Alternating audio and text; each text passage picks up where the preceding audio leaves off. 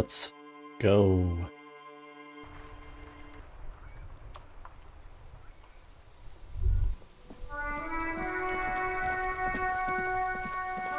Okay, we're trying to find a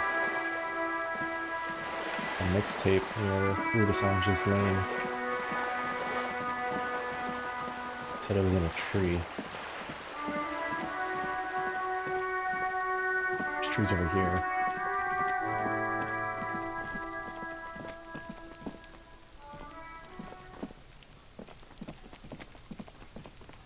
The spread pattern of these bullet holes makes your chest ache. Your breath grows heavier. More old bullet holes, half a century at least, from the revolution. You peer into the faded marks in the stone. They peer back like an endless row of tiny black holes. Sweat starts trickling down your brow. Your chest feels tight looking at them. It's closing in, caving in, ever tighter. Your breathing grows even heavier. You okay there?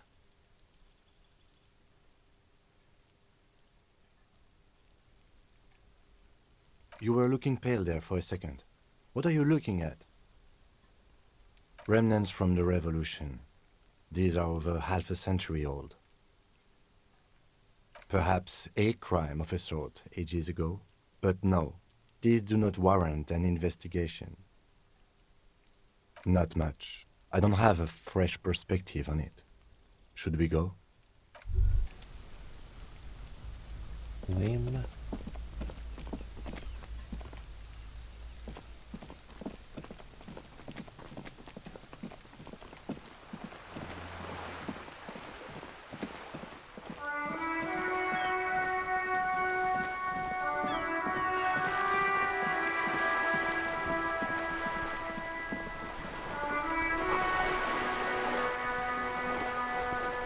See you there, Joyce.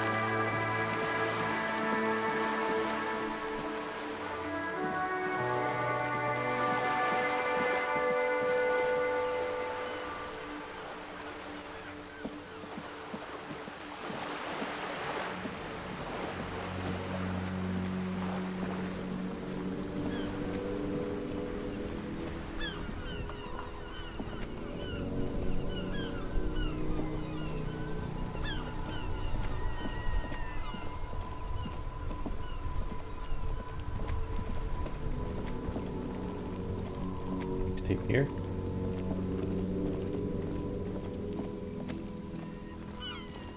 Where's that mixtape though?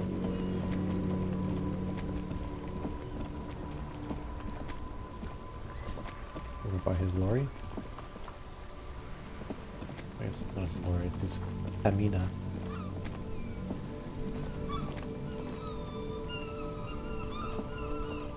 Stuck in the rain.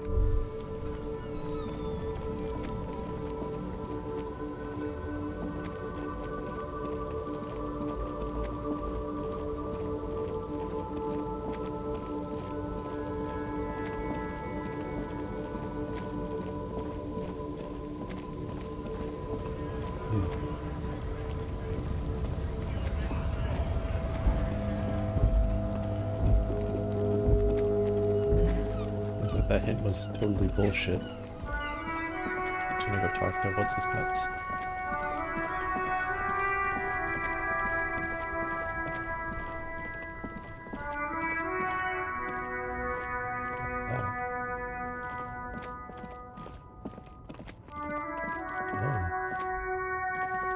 The hawthorn tree on Rue de Sange's lane.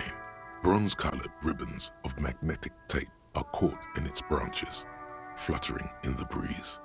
Just like promised, you've stood here for what seems like eons, guzzling the sickly fumes of lorries and carriages. Patting the tree reveals a small sticker which has almost been worn to oblivion. It reads, RCM Emergencies Desk, number 8102, underneath a slogan, Mankind, be vigilant. You tree-hugging pansy. The bronze ribbon twists around and within the branches in an intricately natural pattern. But there's something. There's a twisted logic in this mess. You see the ends of the ribbon, the way it flows, how it twists and turns. It's all starting to make sense. It'll be easier to remove now. With slow and deliberate motions, pulling, bending, and unraveling, you manage to extricate the magnetic tape from the branches. It curls up into a mess inside your pocket. If only you could find a way to respool it so that you could hear what's on the tape.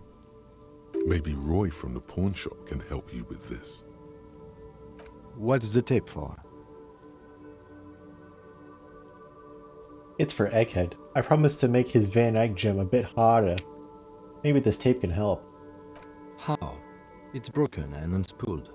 Do you think your new buddy knows how to fix it?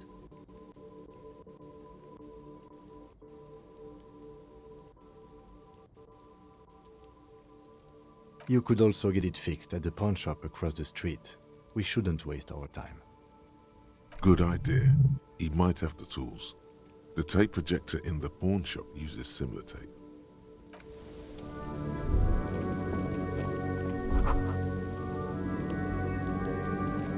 Oh no, what did it say?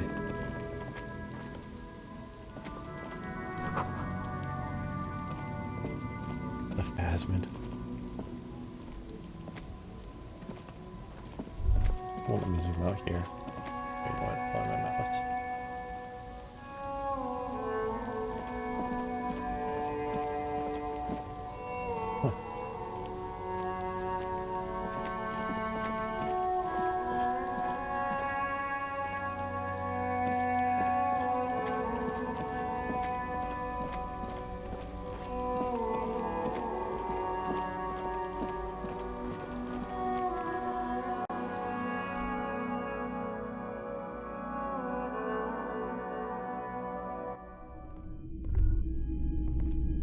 Turn the FPS limiter on this.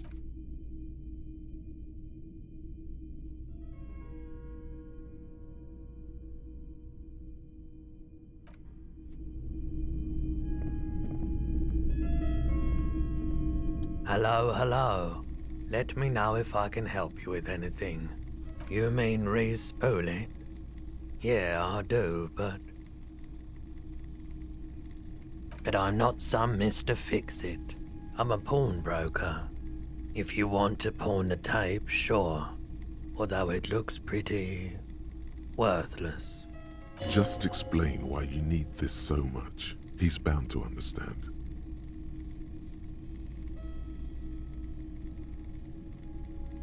Huh? What do you mean?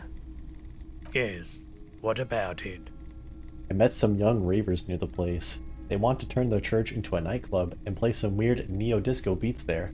They call it hypnotic dance music. I promised to help them with that. Is it any good? The music, I mean. That's the thing. You can't believe how unbelievably thin the beat is. There's nothing to it. No bass. Just goes bzz, bzz, bzz. But this tape can make it hardcore. Man, you're really invested in this. Okay, I'll help you out. It's going to take a moment though, so just sit back and relax. You take some time to look around the store. The play of visuals all around the pawn shop is mesmerizing. Suddenly, Roy turns back to you with a reel of tape in his hand and coughs.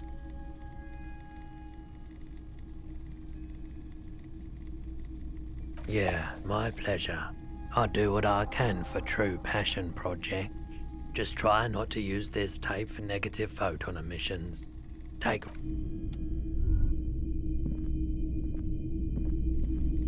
You see rows of toy soldiers guarding the rest of the trinkets displayed on the table. Some on horseback, others in rags, others yet in bright blue uniforms.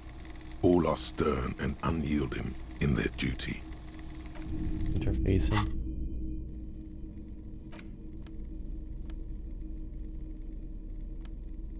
Oh, her face is already at +2. I doubt I can get more.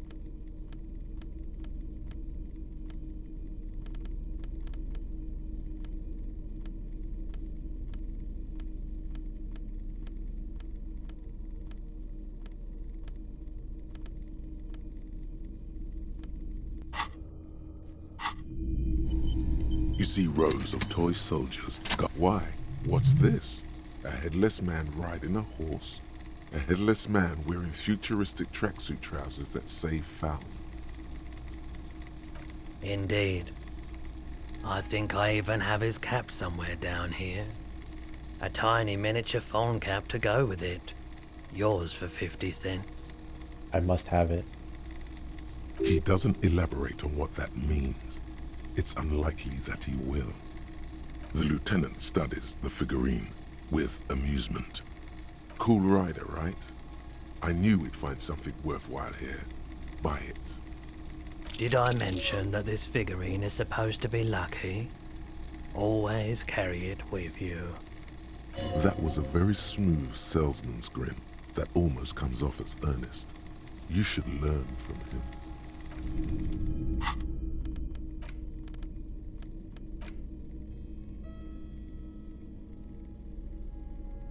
The plastic headless fallen rider sits atop his equally plastic bull, his posture indicating either desperation or pride. Comes with an infamous fallen cap for which he lost his head. It is not included. Yeah. Openays.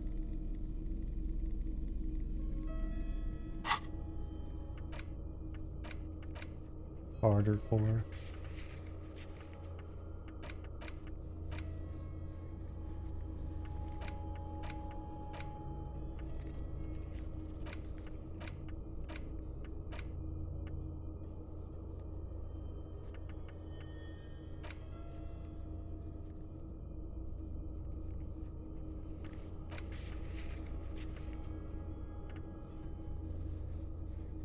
Find someone with technical expertise to contact the coalition. That woman could do it.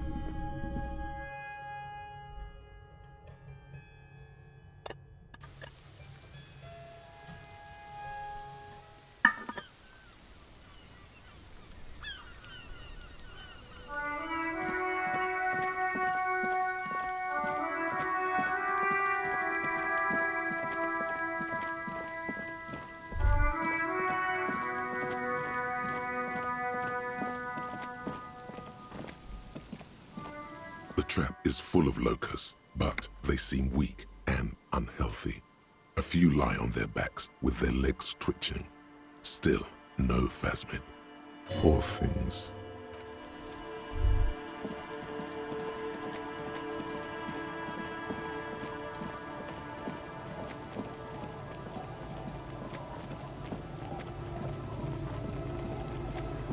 Is that Dr. Halo?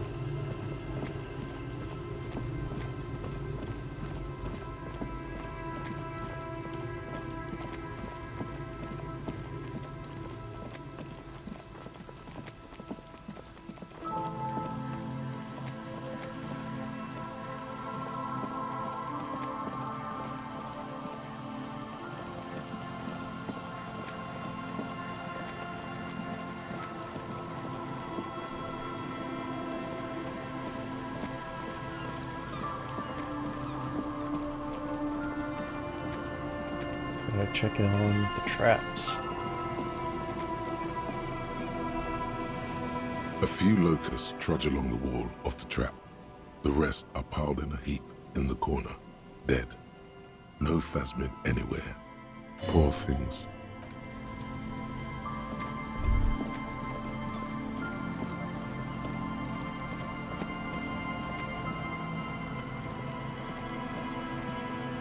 The trap is filled with dead and dying locusts. Most of them aren't moving anymore. You still can't see a phasmid anywhere. Poor things. Damn.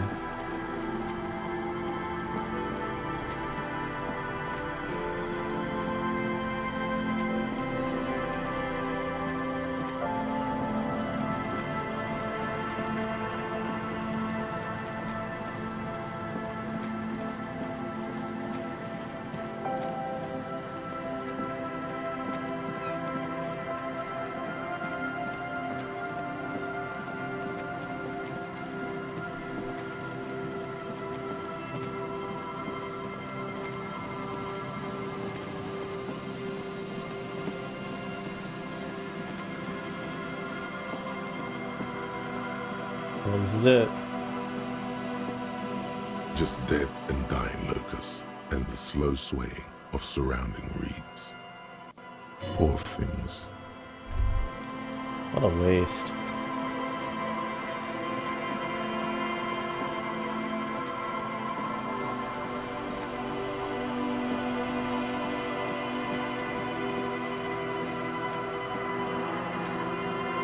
Nice. I'm thinking about doing the same.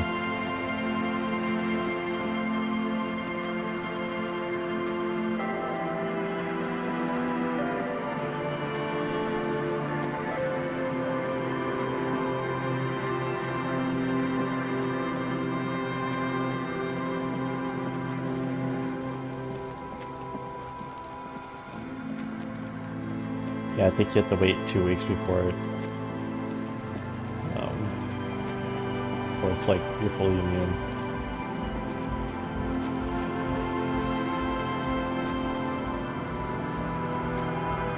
Hello again.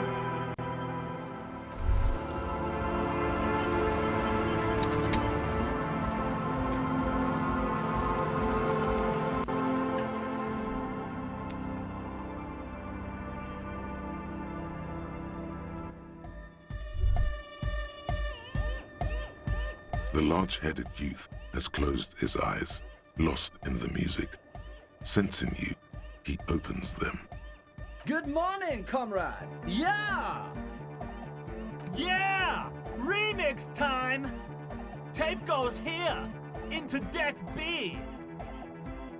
A hand on his ear, he listens to the audio through his headphones and shouts. Wow! Did you get this from Arno himself? A great excitement is bubbling to the surface within him. This is big. Listen, I'm just going to show it to you. Ready?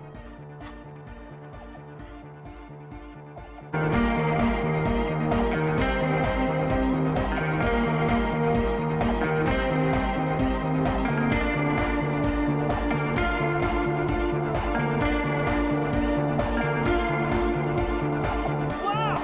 Here's that! The signs matched perfectly!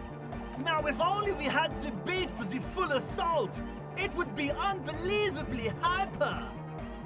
Intriguing. The way I see it, Van Eyck based his remix on some famous original piece, like a folk song, something local. Seems you found an initial part with the main melody. I think it's just happenstance. Chaos in action. Contingencies of our limited existence. That and Egghead's fantastic talent. Noid's right. Egghead's technical talent is the key. No, this is definitely part of the same song. Something cut from it. It fits too well.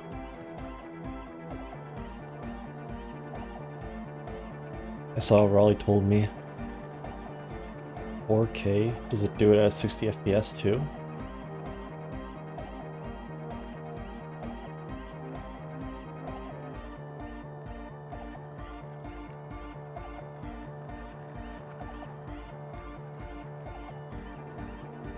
Be how it may, if it fits, it fits! Bring up the volume! What about the bass? Do you have any ideas for that? Yeah, I remember. You said it needs more bass. You can't just leave it without a bass track. Oh my god. Yo, the warrior! The warrior of dance music! Don't be too hard on yourself if you don't figure it out. I think the jam's already pretty ultra. But it could be hyper hardcore! How am I supposed to make it hyper hardcore?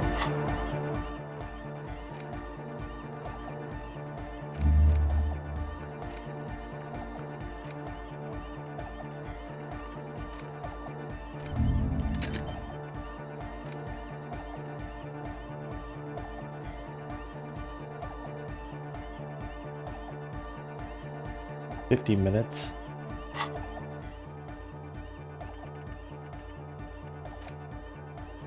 This may take a while. Fuck.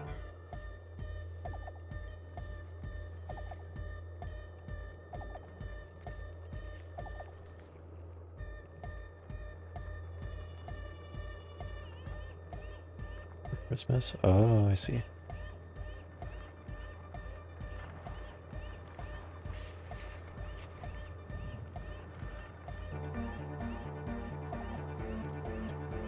And I've never even heard of NVIDIA Broadcast. So, anti their software. Just kind of buggy. Huh? I see you're here again. Offside, man. Did I mention getting us into the church would help? Hi again. So, how are things going?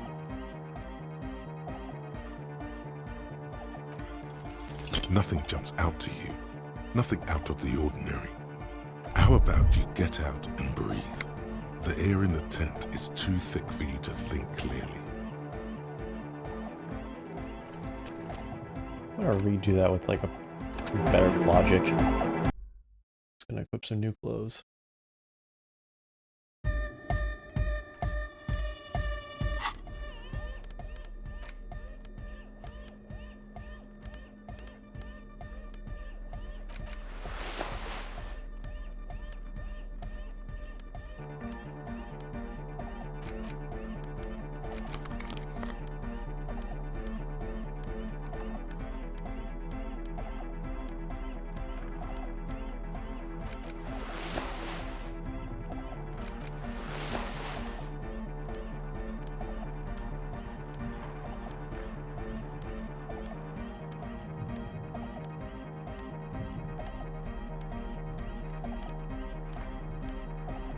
You know, we have +3 logic.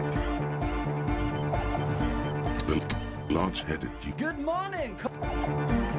Hi again. So, how are things going? 58. A number of things don't add up. Let's take a look. How about gather around, kids? What things? He senses something is wrong.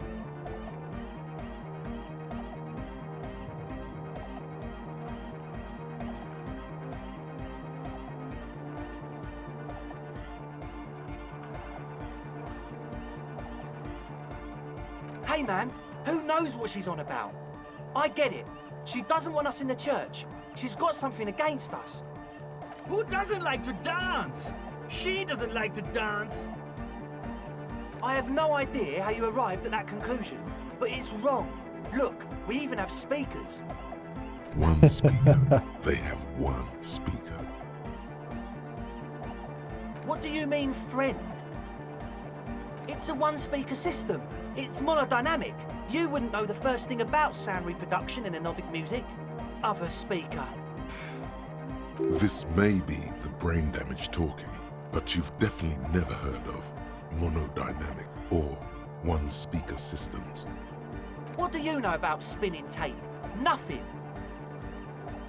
He said it was for his nose. What more do you want? Likely pseudoephedrine, almost exactly the shape of ephedrine. Ephedrine makes you happy, and so does pseudoephedrine. And of all cellular-based life, what's your point, Lawbringer?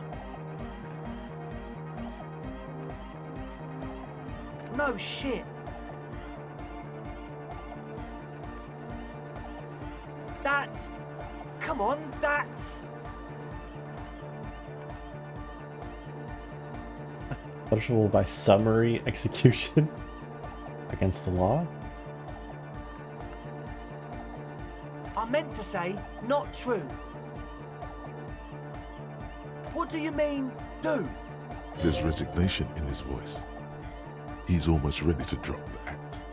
It wouldn't take a lot of pushing. The optimal way to go about this would be indifference. It begins by you telling him you don't care about any of this.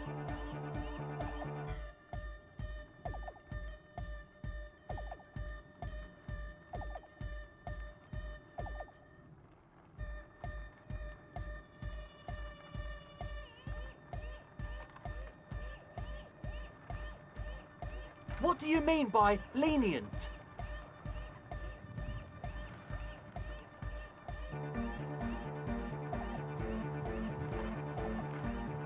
He thinks for a moment.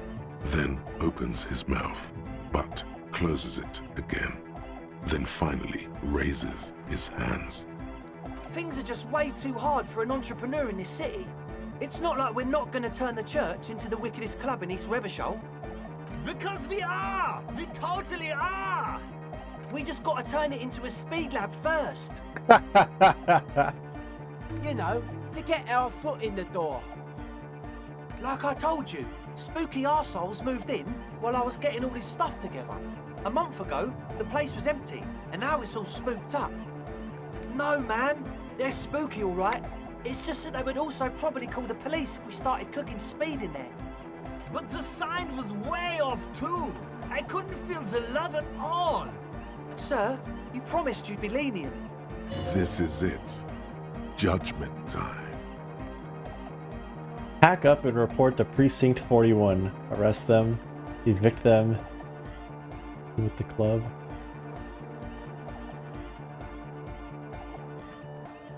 It wouldn't work without the lab.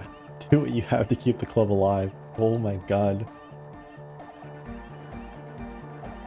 Oh, these are all such fun options. Ask for a bribe. Come on, man. Really? The young man doesn't move. His earrings rattle from the tension. With his jaw clenched, he says, No fucking way. Yes, fucking way. without a word, the other speed freak pulls a red wallet out of the toolbox and hands it to you. The disdain is palpable. His eyes pierce you like lightning as he lets go of the wallet. Now give me the rest. Oh my god. We don't have any more money. You robbed us blind. Ask for a cut. It's the right time to become business partners. Okay, that's cool with us, right? Yeah! 10%. Don't be offensive, Noid. We could use a partner on the other side. It's safer with someone watching over the operation, keeping the other cops out of our soup. How does 35% sound?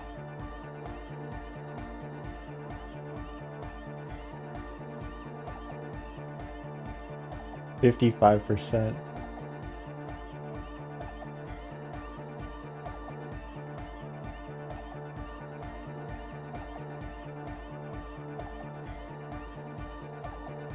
Okay.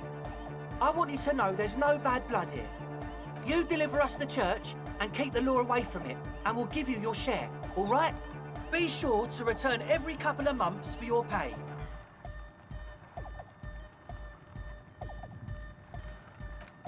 Come now. It will take weeks to get everything set up, start making the produce, and deliver it round to the needy. This is a lengthy process. Okay, we're all cool now, right? What's the next step? What's gonna happen now? And? What happened? Oh man! Who is he? What did you think?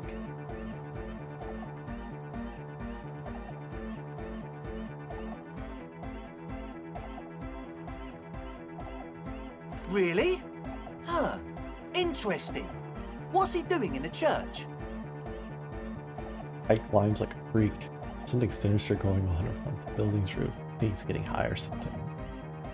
What do you mean?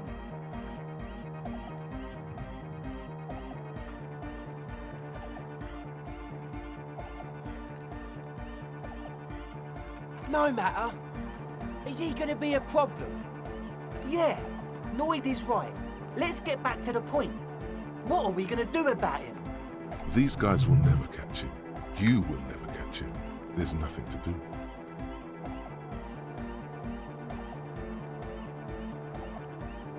I don't know, man. Doesn't it feel like a major hindrance to you? A spooky guy climbing around when all the guests are trying to have nice, friendly hyper time?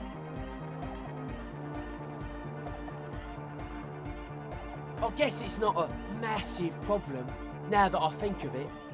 Everyone is welcome to dance till the morning light. Yeah! Maybe. I guess we'll figure something out. Okay, but what about the other spooker? The one in Grandma's clothes? Did you see her? programmer? That's odd. What was she like? Did you ask her about the nightclub? She did not like the Anodic Dance Club idea. What a pity! That's my favourite thing in the world! And she doesn't like it at all! A shame. What can we do now? Do you see a way out of this jam? And into a laser-lit future of dance and unity? Unity! Dance! And you can't just evict her?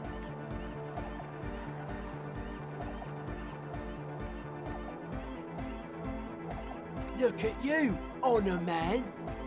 No, Noid. He's right. Maybe we've approached it the wrong way after all. I'm sure there's a workaround. We can make a deal not to bother her. If that's okay with her, we only want to get in the church and spread the joy and ecstasy of music. The lines in the dark exist! Coexist! At least Crabman seems like an advanced being. He's hard. He'll understand. Yeah, he can do his climbing thing in the tower. And the programmer, does she like Anodic dance music? Egghead cannot believe what you just said. It makes him pump the jam a little slower for a moment, but then he returns to the full swing of it. No worries. We'll figure it out. If coexisting fails, you can always muscle her out, right? If it's all okay with you, what do you think? Oh man, but the drug lab was like an integral part of getting the club going. For me, it was my favourite part. Chemistry's great. Besides, imagine all the drugs we could do if we had our own drug lab. I mean, Anodic music is great and all, but drugs, they make you feel really good. When did you last feel really, really good? Oh man, so boring. I don't have time to feel good. I'm a very busy officer of the law. Never felt good in my entire life.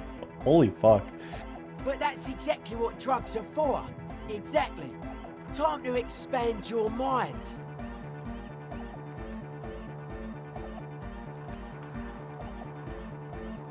Excellent.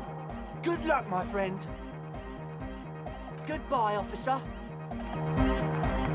Man, these guys are fucking weird.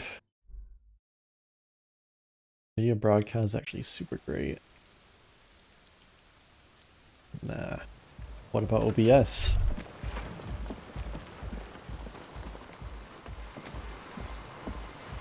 Hello again. I did, and I'm sorry. For what it's worth, which isn't much.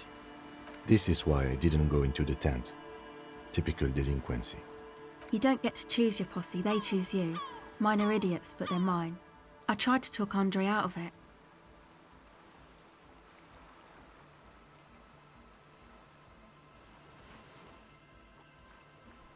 I know. I should have been able to control them, and I will in the future. I promise. May I ask? What did you tell them?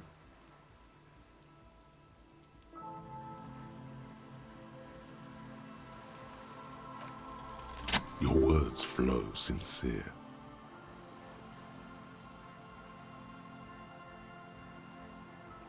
As good a call as any. Better not to have made one at all, though. You lose your mind trying to mediate everything these delinquents come up with. Thank you. I'll get them under wraps, I promise.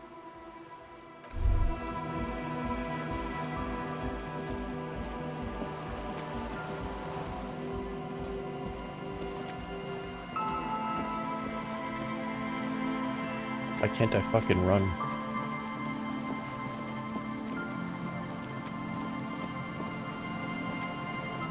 Oh.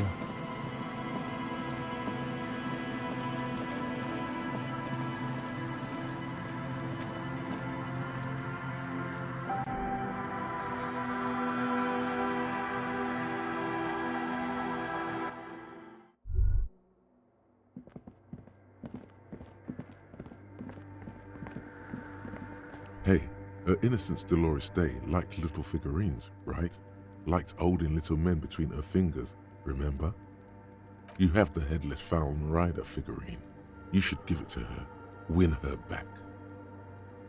Win who back? Don't be so pessimistic. Love doesn't die that easily. so very, very, very nifty. Nifty and mysterious.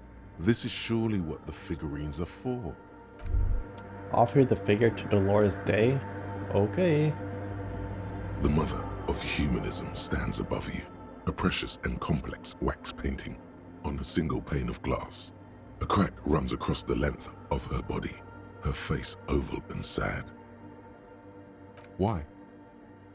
That does seem to be a problem. Maybe you meant something else? I don't know. What are we thinking of? Part of your mind has gone on to other things already. The mother of humanism towers above you. A wax painting on a cracked pane of glass. Why? That does seem to be a problem. Maybe you meant something else? The mother of humanism.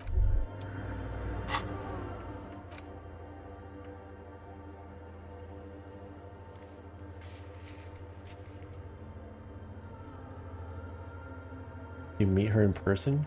How could I meet Dolores Day in person? Did I get any tickets? Yeah, I got Saturday tickets. Yes, what is it?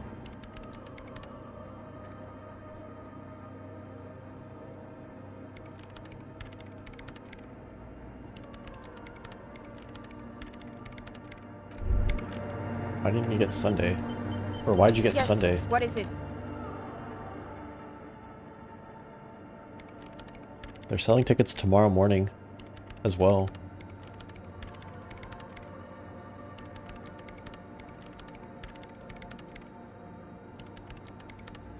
Looks like I'll be going solo.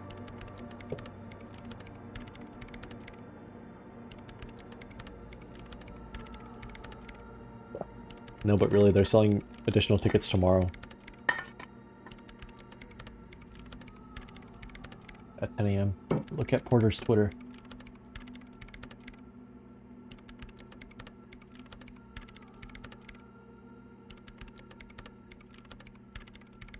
I don't want to make anything work. Yes, anything. I don't want to make anything work.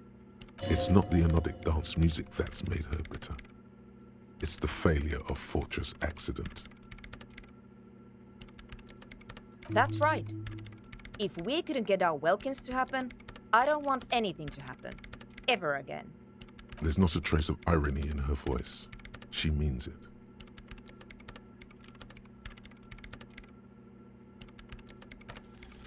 Easy. When her research is done, she can move out. What? No, I don't really need any help with the project. She thinks about it. A glassy look in her eyes. A gust of wind brings more snow in from the broken gallery. It touches her hair. No, I'm not really going with anyone in particular. I told my friend Brian to grab tickets for Saturday. He didn't buy his yet. He's gonna try to buy them tomorrow. Alright.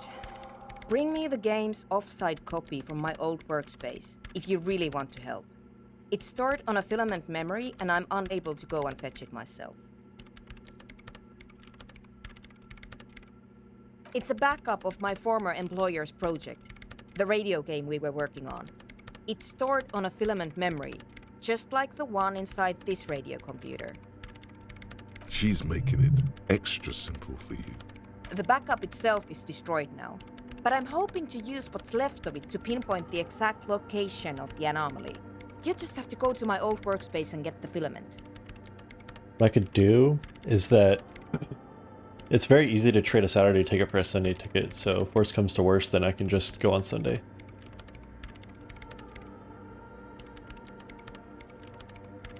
Hold on. If it's called an off-site copy, then why is it still on-site? Oh. I could trade later. Or just go both days.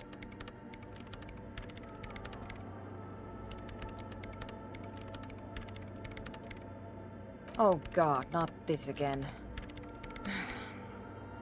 It is not on-site. It is in the basement. Perfectly safe and not connected to the front at all.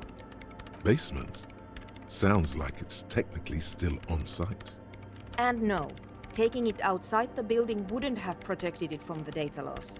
There's nothing wrong with keeping the backup in the basement. What happened was a freak accident that has nothing to do with how the backup was stored. We clear?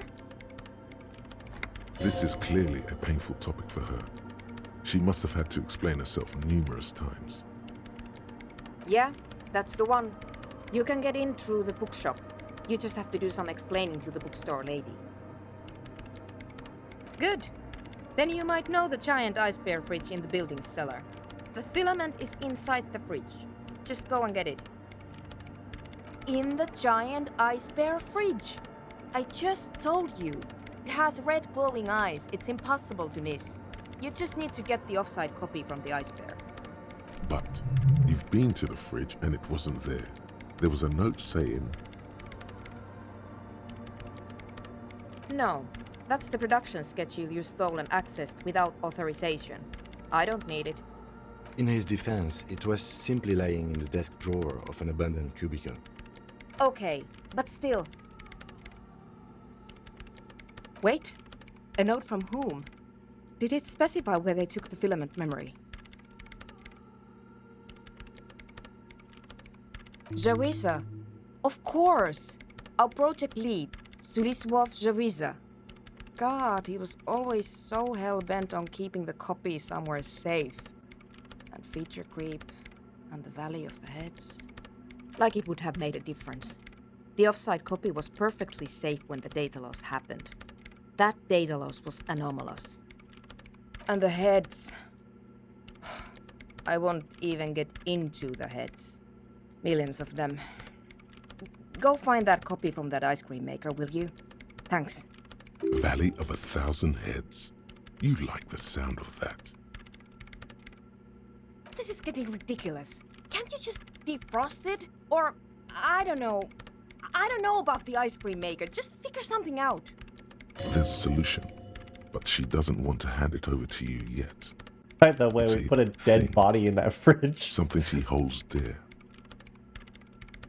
Wait, what? Whose dead body? You know, we don't actually have to tell the entire world about the fridge. Oh yeah, you wanted to keep it a secret. Whose body is it?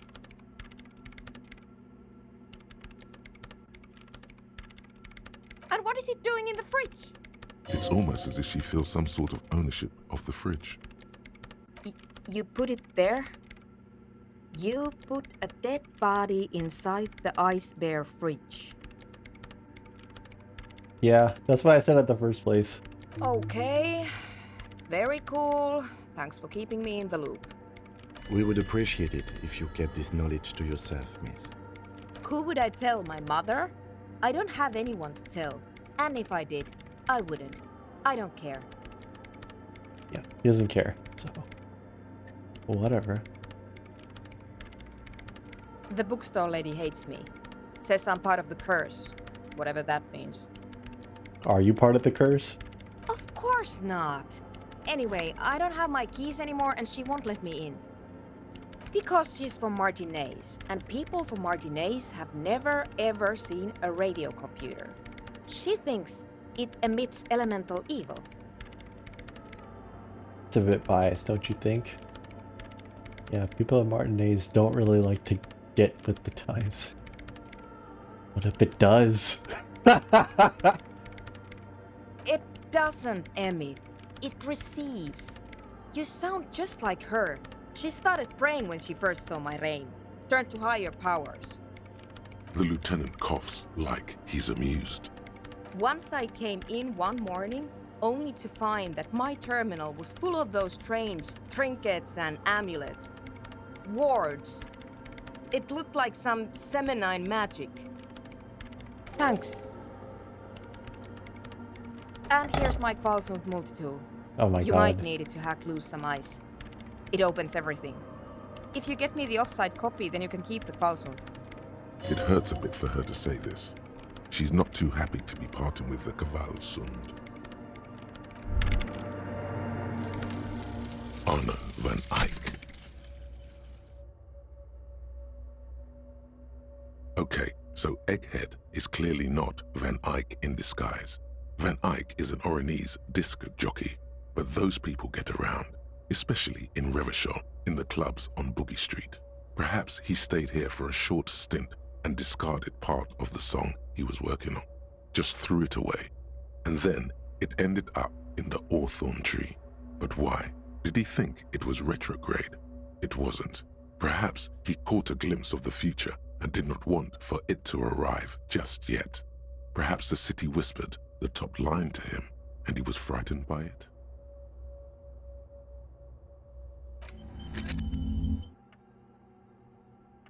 Reveals Arno Van Eyck gig posters around the world. Okay.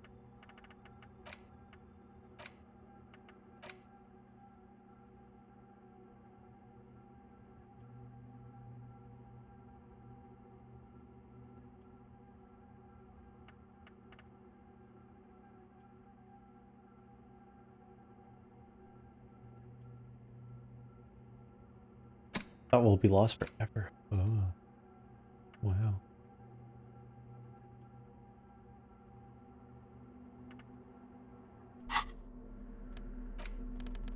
This is the tool that I needed to get into the oh, what does it say? Open containers in the world. Oh, maybe this will get me into the wow, look at that thing. Holy shit.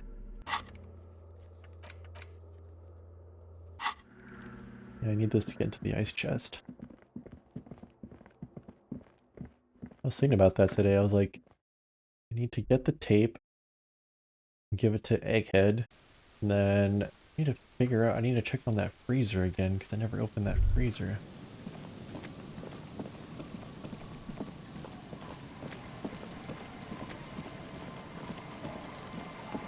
I would hate if anything got stuck for me. Last time I played the game, like, crashed 3 times. It's crashed a total of, like, 5 times for me. That's more than Cyberpunk 2077.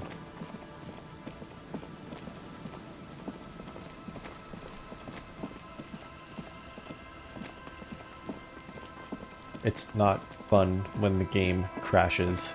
It is not fun at all. Because your decisions are based off of rolls. So basically just have to re-roll everything.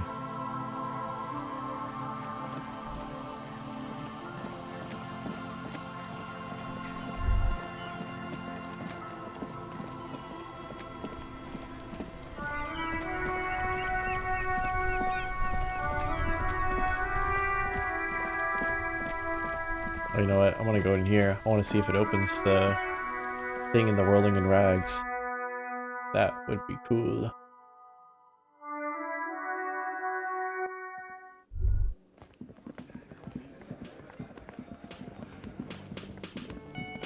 You see a heavy steel door with a prominent dimple.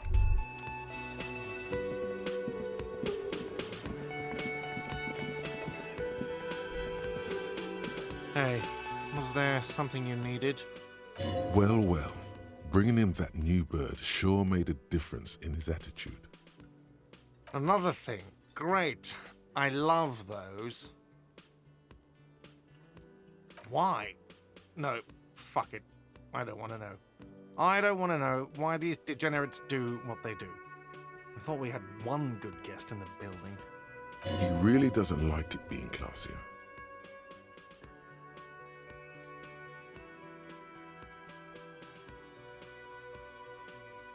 Yeah, well, she's not a guest, is she? Anyway, I'll forward that woman her bill and be done with it. Now, was there anything else? Oh, yes, that door, sure. There's nothing mysterious about it. It's just a door.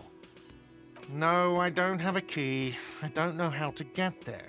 And I don't... Or some boring storage space with a bunch of old junk and dust. Junk and dust.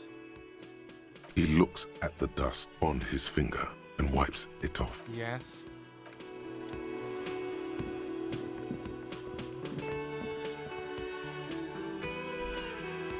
Maybe I shouldn't have tattletaled.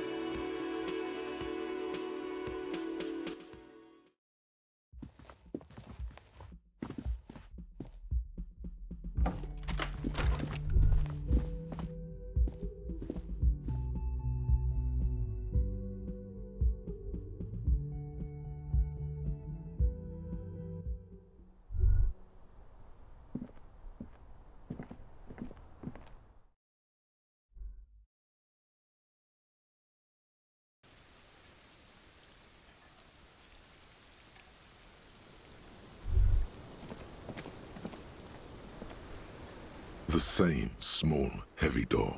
No lock in sight.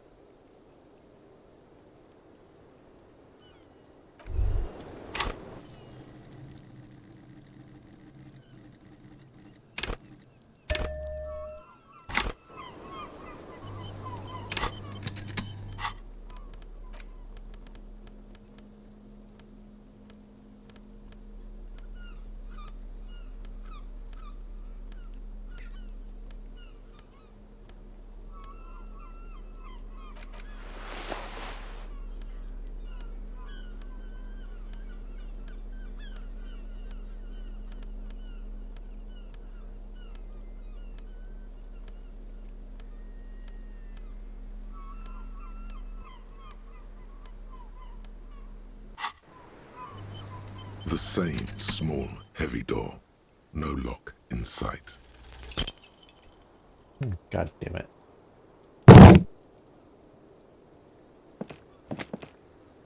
You give it another, more ferocious kick. The door still does not move. Demolish the place. I don't see how this is going to give new results. There must be another way in there. Through the kitchen door, perhaps.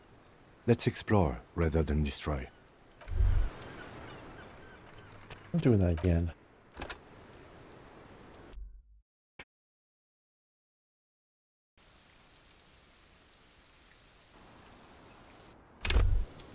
The same small, heavy door. No lock in sight. Oh my god.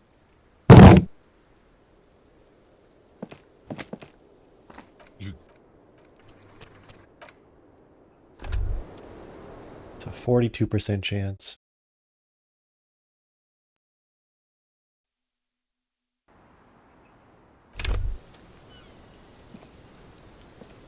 The same small, heavy door.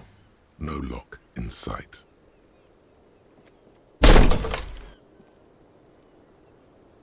This time, something cracks inside. It is an unbelievably satisfying sound, Nice.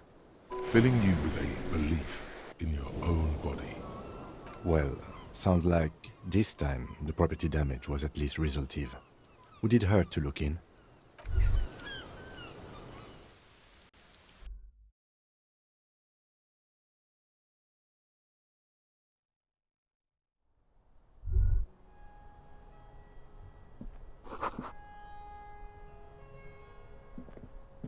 You can almost see the shape of a man and a woman writhing inside, bathed in drug sweat and dirty linens.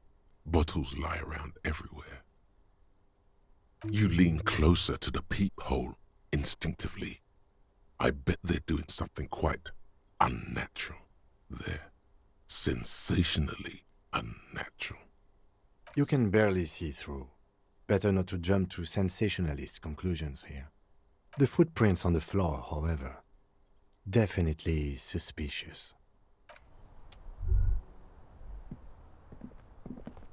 You clearly see footprints in the downy carpet of dust covering the workshop floor. Jackpot. These, unlike everything else here, are new. 3 weeks maximum from the dust coverage. It could easily have been 1 week too. You know, officer. This is good. He likes it. That's a little smile there, in the dark of the workshop. It was a stereo investigation after all.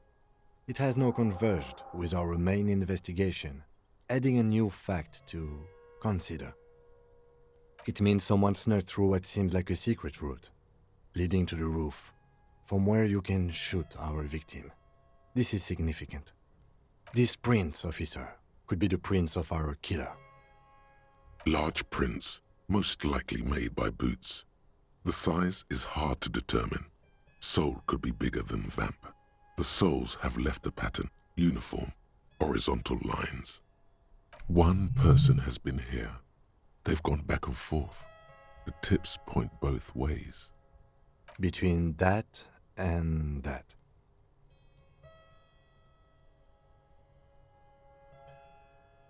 The size looks about the same, actually. They're not the same shoe, but they could be the same person. No. These little horizontal lines are different. They look custom-made to me. Or some kind of foreign print. Hard to say. Still a boot, though. Custom. Everything around you is quiet. The prints crisscross the workshop floor.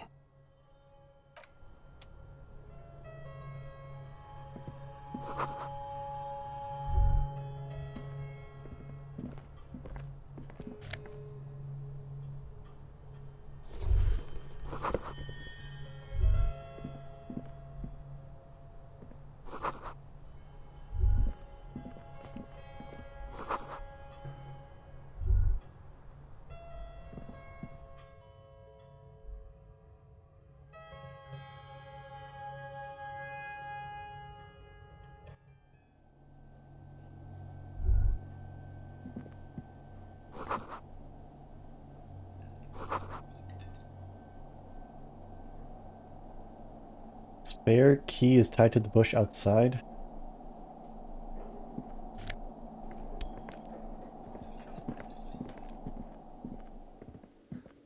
You see a heavy steel door with a prominent dimple lock.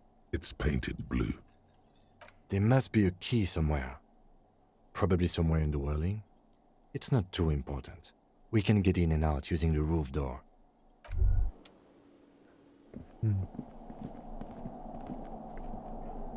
This small elevator is dimly lit by a bulb that's been glowing for ages.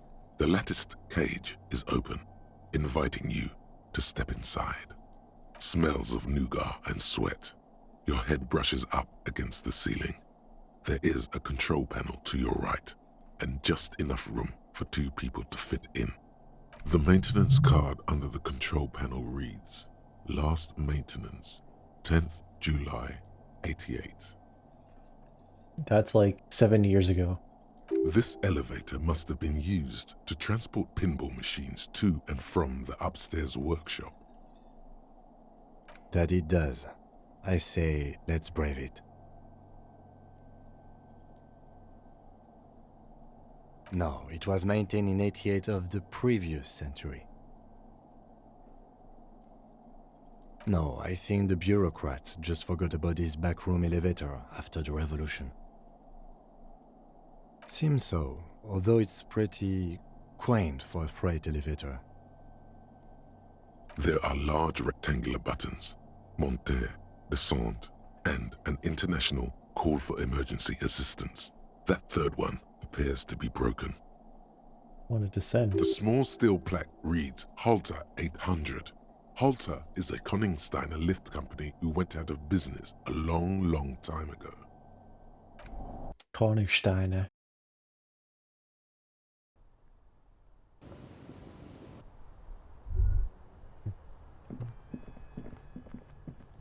So this is where they brought 40 pinball machines to fix them up, a long time ago. Everything is covered with dust now. The lieutenant looks around the dusty, crowded room, inspecting the tools on the shelf. At some point, 20 years ago, 15 maybe, before pinball went out of vogue.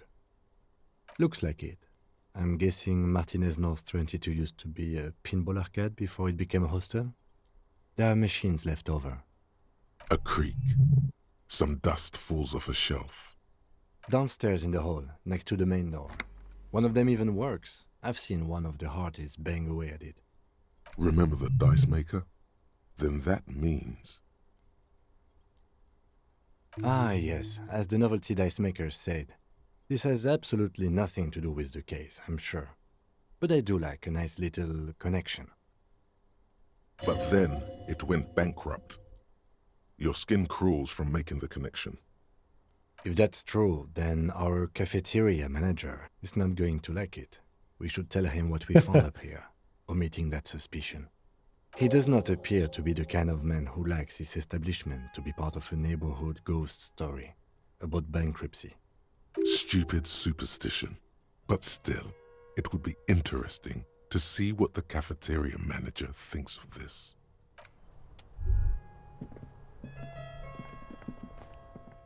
It's funny. Cool thing about this game is figuring out all the little secrets, so when I do my next playthrough I can be like, ah yes, I know exactly what to do. I'll be like, I told on you. I was just thinking, what a nice day for questions.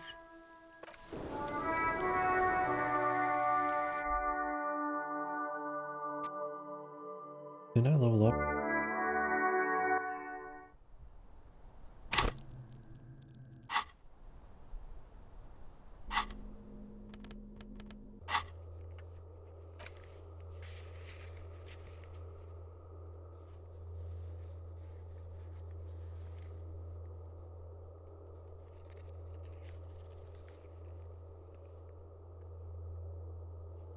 These are ones that I can't even do anymore.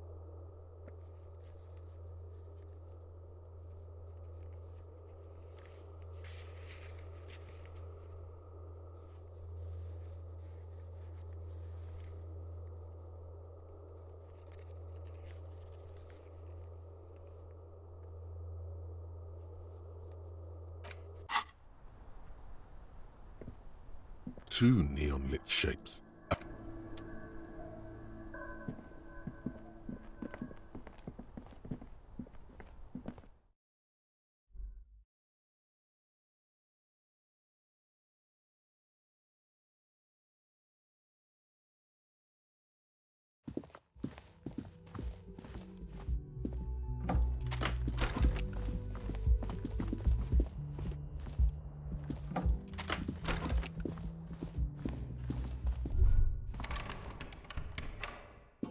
A mirror hangs on the bathroom wall. In it, your clean-shaven face, adorned with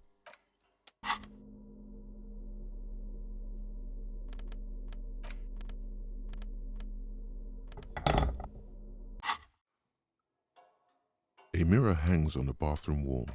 In it, the faucet is quite terribly mangled, but you just might be able to twist its parts into place. You handle the chain cutters deftly, applying just enough pressure. The faucet regains a recognizable shape. The steam stops. Told you that you needed those chain cutters. Everything is connected. Everything has a purpose. The mirror begins to clear slowly without you having to wipe it.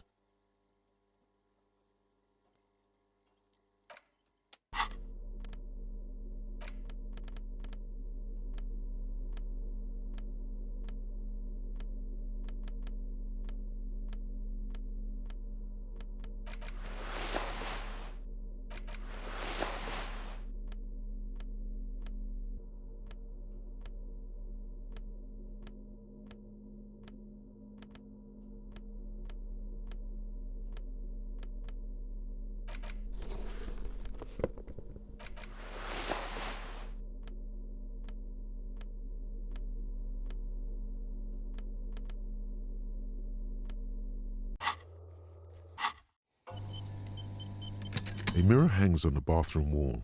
It's barely covered in... It's like something snaps in you. A nerve ending. A thought. A sadness. Your face in the mirror is suddenly clean of the layer that had distorted it for God knows how long. Just like that, it's over. The running gag that your life had become. A sad old man looks back at you. Oh my god. The fucking portrait changed. What the hell? That's so sad. I shaved and now I look like that. Oh man. I want to go back to my cool clothes.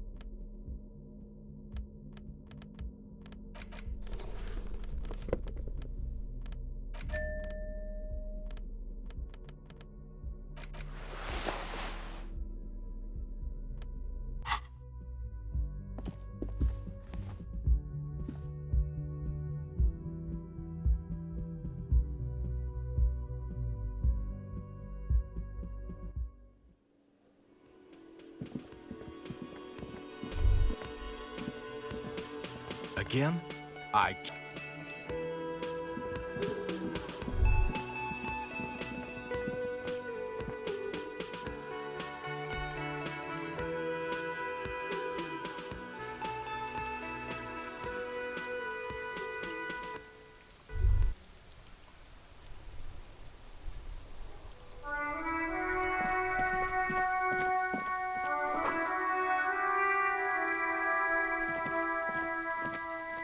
You see a set of tire tracks in the brown The tire tracks were left here by an unknown. Some of that rubber stuck to the tire and Right, then I've seen this accelerated before. straight into the driver proceeded to back up before heading south.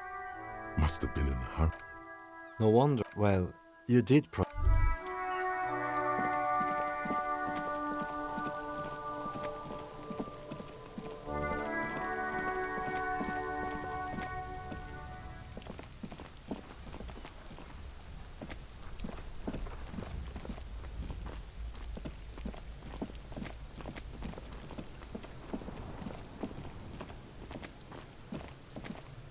It was in a bush.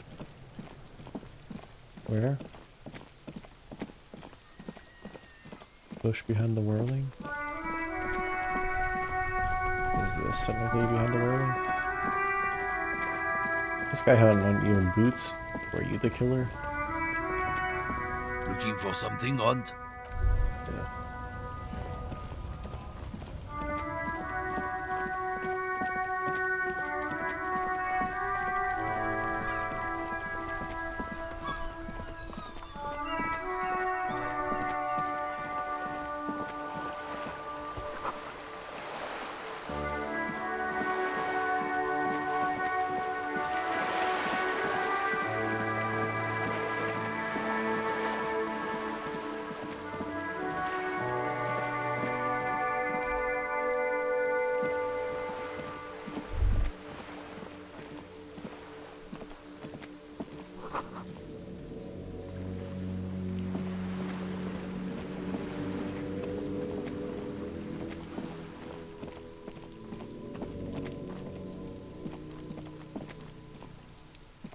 Trying to sneak up on me.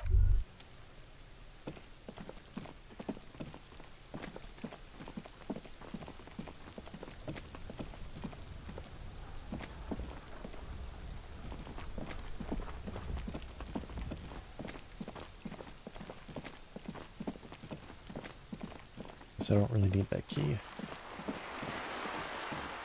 Just not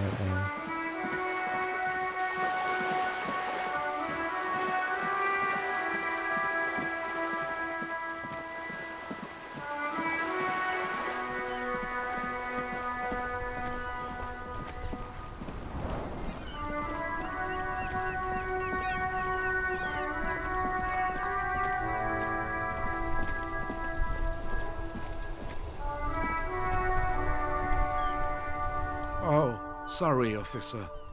What do you want? Officer, I just can't do... Yes?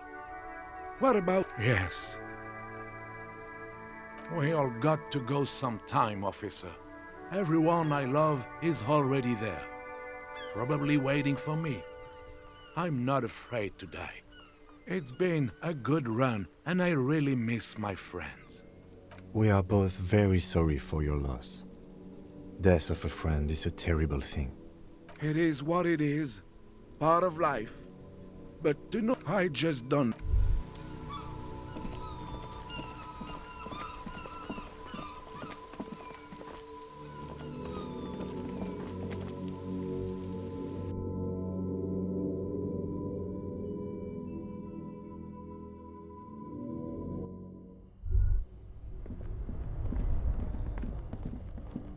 This orange machine is dead still. It has a hand-cranked ice cream churner and an electric freezer. The ice around it slowly melting. You slip your fingers under the frozen lid, but the ice is too cold for you to get a good grip. A pry bar would come in handy here, or something stronger, like the Kvalsund KR2 multi-tool. Didn't Sona give you a perfect tool for this kind of job? The Kvalsund. You should take it out. Maybe I should take out that Kvalstund. This orange machine is dead still. It has a hand-cranked ice...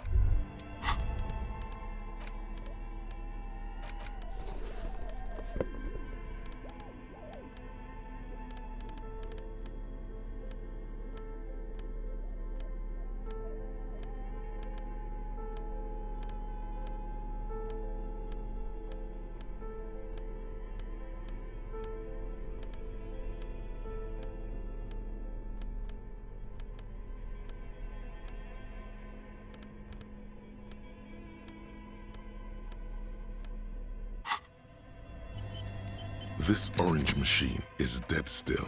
Ice squeaks beneath your Kvalsund multi-tool, but your fingers slip away from the tool. The lid shutters tightly as before, and it's already unplugged.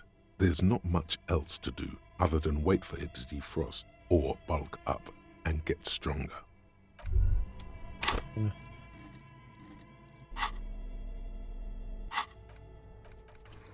so dumb.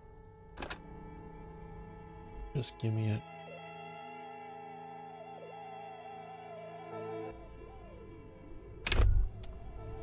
This orange machine is dead. Ice groans and howls under the strain of your giant Kvalsund multi-tool until the lid cracks open. Darkness lies inside, but you can faintly make out an object, intricate and foreign, left there for a sub-zero beauty sleep, a filament memory with the words "off-site copy" written on its side. Disappointment washes over you as you stare into the almost empty ice cream maker. A scoop of ice cream would have been nice, yes. You gently lift the cube from its frosty bedding, careful not to damage it. We should take it back to Miss Lukanen Kilde as soon as possible. I'm not sure how well unused filaments tolerate room temperatures. Yes, but aren't you curious to know what's on the precious filament? There's a radio computer upstairs. Yeah, I'm curious.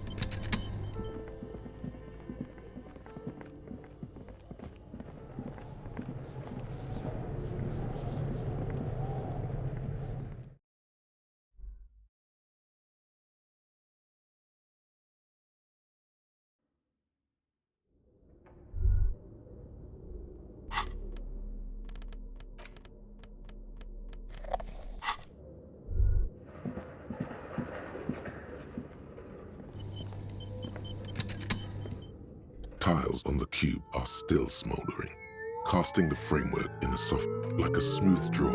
The filament slides into place. The speaker comes. Good afternoon. Please repeat. Is this the good? Good. I've unlocked. Really? She just used the same password? Maybe those radio computer guys aren't that paranoid after all. Fortress accident. Is there anything else I can do for you today? Thank you. Tiles on the cube with a quiet determination. The printer starts printing, a piece of paper unfolding like a handheld fan. A black crisscross of letters covers its surface.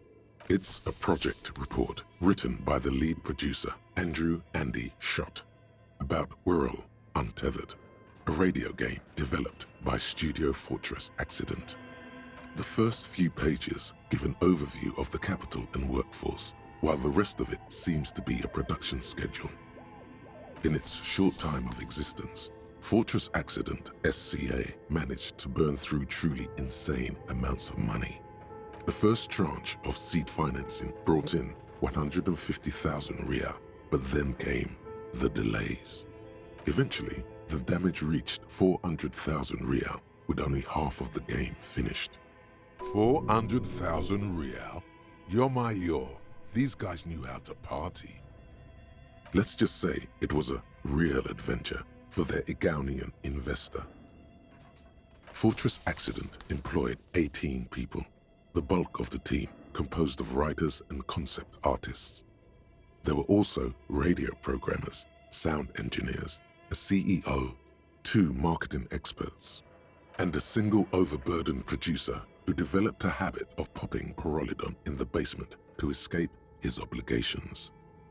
But on the other hand, their obligations were piling up at an inhumane rate, a rate that could only be amended by Pyrrolidon. Why did Fortress Accident have so many concept artists? It didn't. No, definitely not. A few more producers could have come in handy though, especially when dealing with writers, some of whom routinely skipped work because of mental health issues and extremely unprofessional sleep schedules. One of them even managed to steal some valuable company property before skipping town for good. The production schedule depicts their glorious descent into bankruptcy. Not the concept artists. It wasn't even the writers, with their panic attacks and 3-hour lunches. It was impossible not to fail. The project was too large, and no amount of money could satiate the ever-expanding ambitions of the development team. They tried to make a 4 million real game with 400,000 in their bank account. They thought they could bridge the gap with pure willpower and imagination. They couldn't.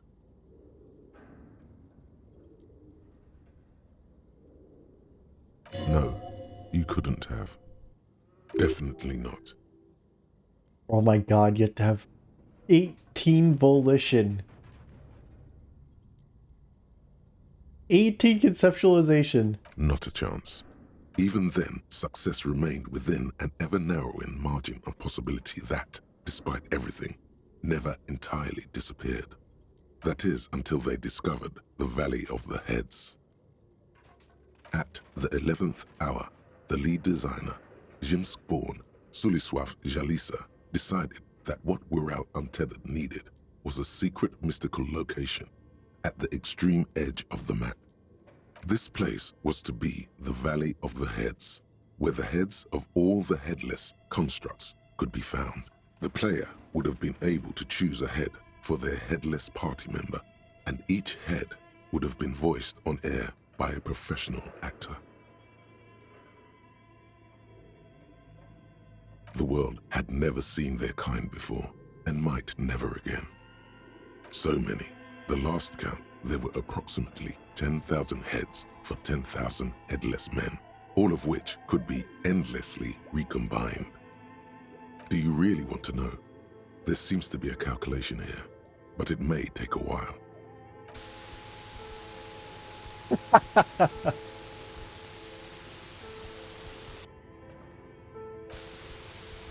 Oh my god.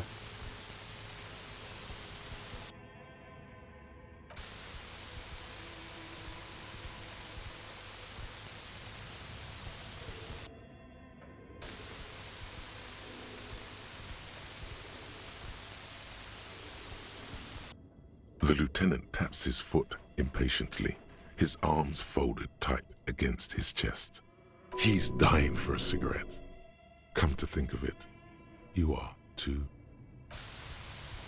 Holy fucking moly.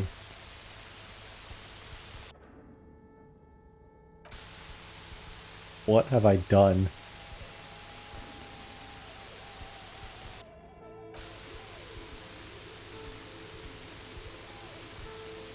Oh my fucking god. What if you broke the radio computer?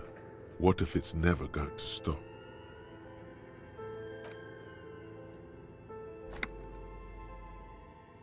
And that's it. Well, yeah, that and the catastrophic data loss. On the nature of the data loss, there's ominously little information in the production log. It comes at the very end, where things get fuzzy and dark, where tables and numbers seem to vanish into an eerie nothingness, before the Egonian investors pulled the plug. What is clear is that one day, an unidentified numeric anomaly occurred on the East Insulindian lintel front, just as the Whirling Untethered project was being compiled that day. When the project was returned, it was completely blank. The team spent weeks on the phone with Lintel, the service provider, but despite their diagnostics, they could never produce a satisfactory explanation or pay for the loss.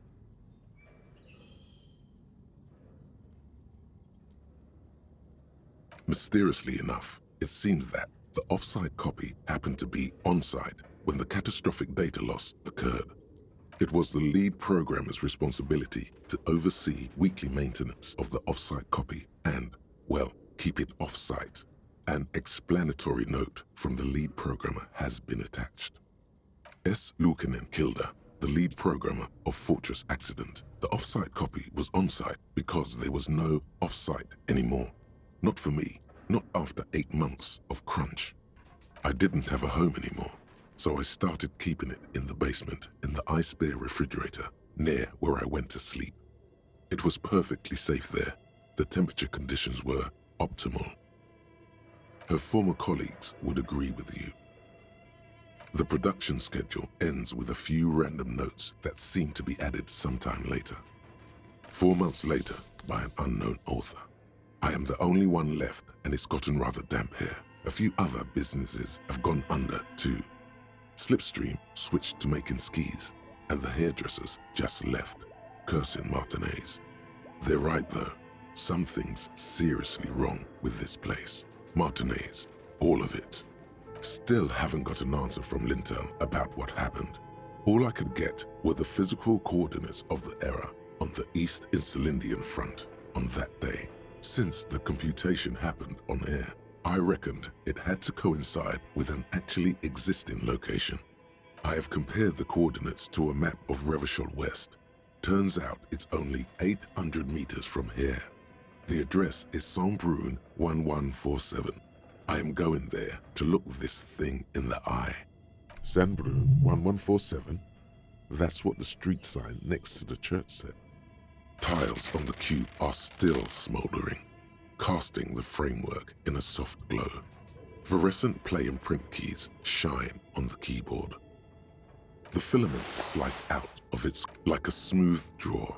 The filament slides into place. On the keyboard, the play key starts blinking. The speaker comes to... Good afternoon. Please repeat. Is this the offset copy? Good. Please repeat. No, that's not it. What does she mean? That's not it. What's the password then? Maybe it's the second part of the leitmotif you saw on the stained glass window. Good. I've unlocked the offside copy. After ending the call, please press print. Ka-ching. Fortress accident. Is there any... Thank you. Tiles on the cube are... It sounds like something cracks before the piece of paper starts filling up with pure black ink. Something's broken. Machines aren't supposed to behave like this. The paper is soaked with ink. Its monochrome darkness spanning from margin to margin. It's not possible to make out any information. Odd. Something is obviously broken here. A single speck of white shines out from the shade. For some reason, the printer decided to spare this one tiny dot of paper. Looks like gibberish. Better get running again. This must be the information Sorna is looking for. She knows how to make sense of it. Tiles on the cube are still smoldering, casting the frame. The filament slides out of its glowing nest. Fill the fucking filament.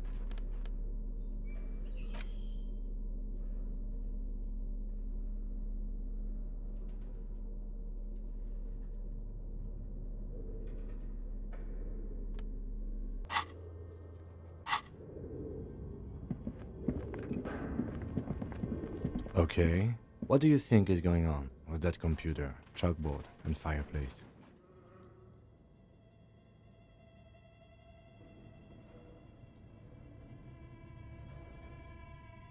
Yes, I got that. What I meant was, what were they trying to achieve with this damn game? What were their ambitions? Because this here looks rather advanced. He has respect and curiosity for this failed endeavor. This is way above your tiny little policeman head. Okay, well, I think... Like he's ready to lay out a fine theory, crafted together like a puzzle box.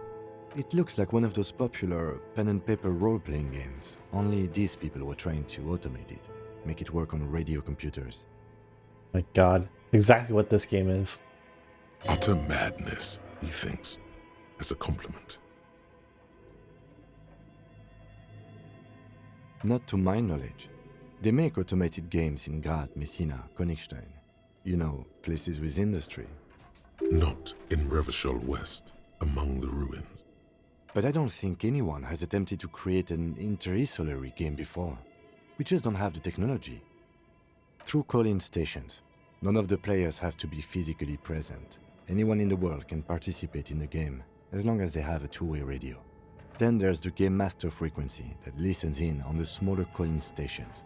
I think that was supposed to coordinate the stories, functioning as a master of ceremonies of sorts. His fascination has swept aside other concerns for the moment. He's a little hooked. Coordinating so many games would take a whole switchboard of people, possibly divided into sub-frequencies. Indeed, those Welkins are a dead giveaway. Role-playing people love that stuff. The world looks like a modified version of the Whirling board game, with hit death thrown in. Super cool. Someone should give them millions of real immediately. This game is too good to be left unfinished. Indeed, it's ambitious and untethered from reality, but... yes, especially in here. Okay, let's keep moving.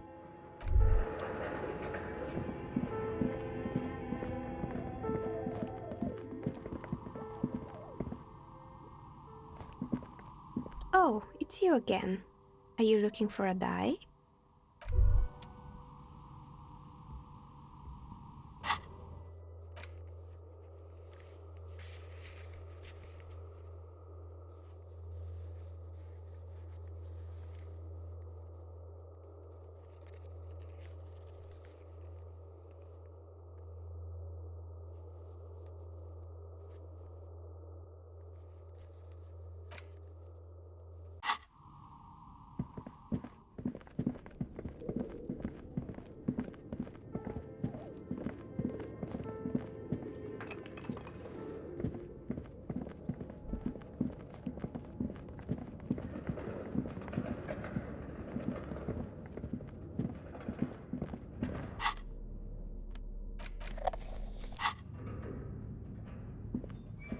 The barbell waits patiently on the floor, like a dog for its master.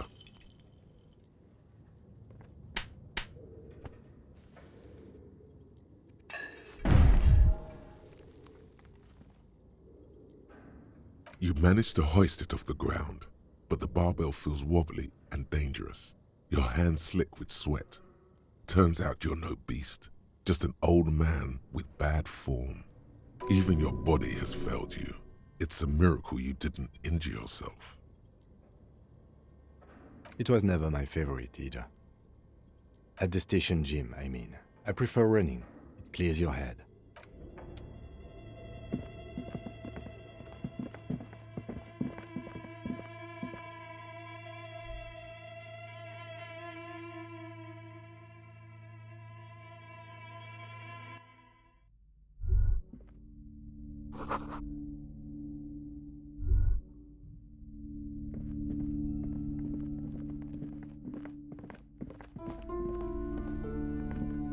Hello again, esteemed officer.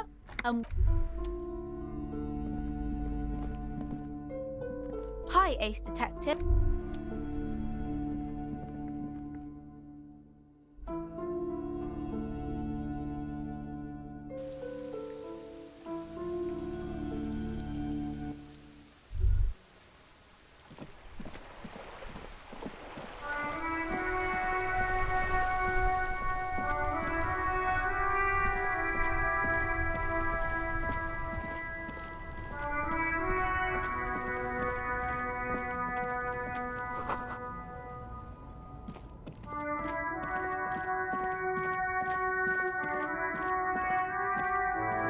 The gnarled hawthorn tree.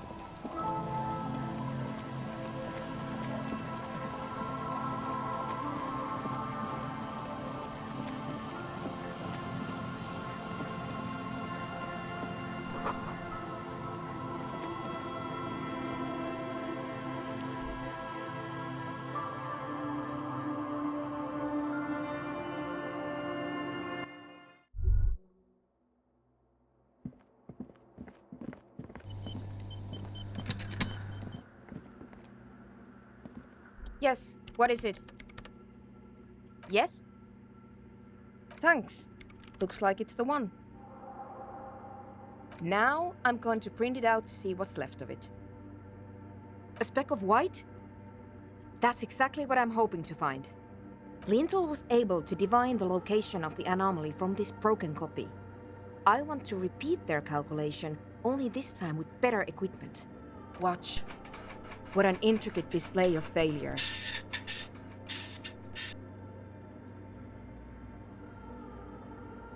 The paper gets soaked in ink again, its evil blackness shining in the light of the mainframe. It looks eerie. Sona doesn't reply, her hands running over the printout. She's looking for something, for her morning star, eyes scouring the millimeters. Here, I found it.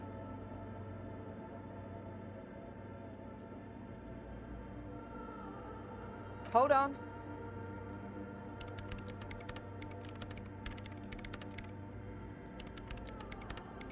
Shh. Just give me a second. I'm almost... I've never witnessed a programmer work before. done. I've got it. I found the location of the anomaly.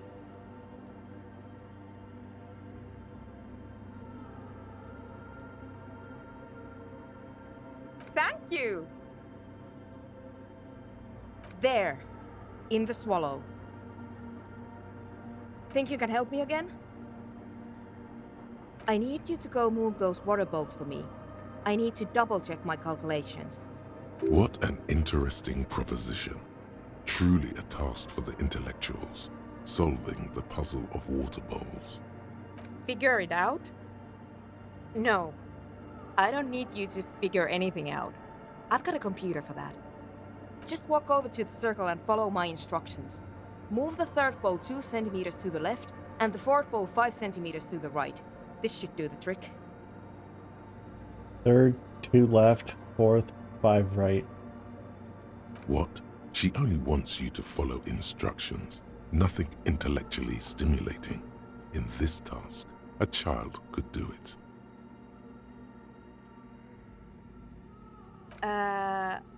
Come on. It's not about your brain. Even I couldn't figure it out on my own. Can you please just go and move the water bowls for me? Thanks. I see you've talked to them. Good. Drugs are illegal, and I'm not leaving this church. Especially because of some corrupt drug lab idea you've cooked up in that tent. Wonderful. Now this place is also going to be a drug lab.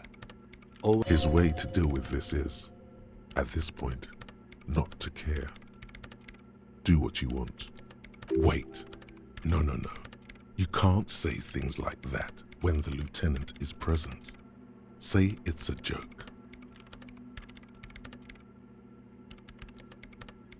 Just messing with us. Right. Well, just to be completely clear, I am here to conduct a citizen's investigation into a radio anomaly, and I want nothing to do with the local vices of Marginaise. Got it?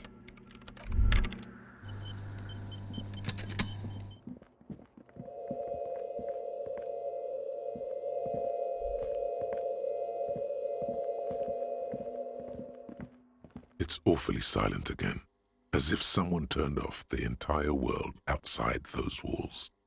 Water inside the bowls stands still. Measurements have been marked down around the bowls, each chalk-drawn line representing a centimeter on the floor. It moves like a ghost without creating a single trace of sound. This task is an insult to your mental skills. Some water spills out of the bowl, wetting the floor. The lead programmer sends you an encouraging thumbs up from across the hall. Time to run back, or maybe walk. This is a sacred place after all.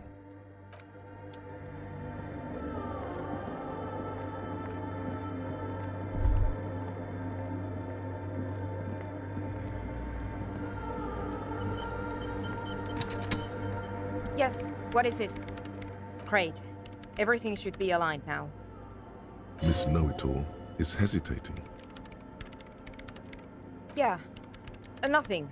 Now the only thing left to do is to unmute the headphones. If we got the location right, we should then be able to hear whatever sound this anomaly makes. Honestly, I'm a little scared. I don't know. That's what I'm scared of. I don't know. It could be anything. I mean, what sound does the nothing make? How can you even listen to something that doesn't exist? What if silence is only what surrounds it, but the swallow itself is... I don't know. I'm just scared. Maybe it's going to be something terrifying. Maybe it's going to tear the world apart. Like that evil ink that filled the printout, erasing coherence and meaning. Maybe. Maybe I'm just tired. Let's think about this logically. Why would nothing be terrifying if it's, well, nothing?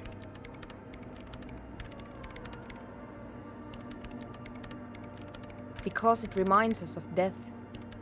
And we humans tend to think that death is pretty scary. Yeah, you're right. Let's do it. The lieutenant takes a step back. And then, nothing. Nothing happens as Sona Lokanen-Kilda presses unmute on her keyboard. Nothing but silence. You can hear some small animal cross the floor in the chancel. It's that quiet in the sanctuary. She doesn't talk. Her eyes closed and brows knitted together in a state of deep focus. One hand cupping the headphone. Damn it! No, of course not. Nothing happened. Let's move on. Despite her fear, she was hoping for something extraordinary to take place. No. No. My hypothesis was wrong. According to this, I should have heard something, if I got the coordinates right. Like I said, silence is only what surrounds it. But this is just another failure. Silence sounds like silence. That's all it is. You can try on the headphones. See if you can hear anything. But don't get your hopes up. This can't be it. You should have a listen.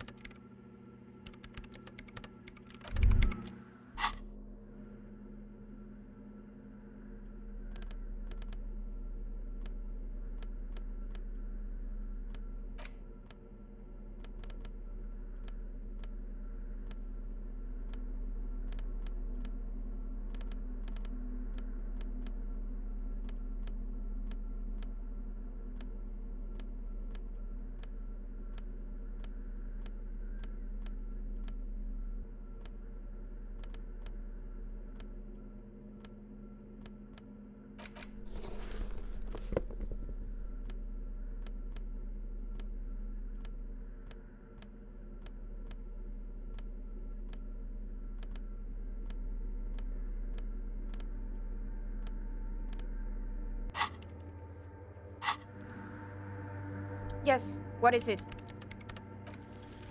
Everything disappears. You are draped in silence like a drowning man staring into his puny little headspace. And then the pressure changes. It feels like flying on an aerostatic, or when your ears pop, or like a subtle difference in the atmosphere, a weather change hanging in the air. What if the sound you're looking for is too low for you to hear it? A better sound system? Alright, but where would we get one? Suddenly, a rhythmic beat permeates the walls, causing a small patch of decorative stucco to crumble onto the wooden floor. They should really allocate some renovation funds to this place. No. What they really should do is shut down the disco men for disturbing neighborhood peace. You mean the speed freaks? Of course, the speed freaks.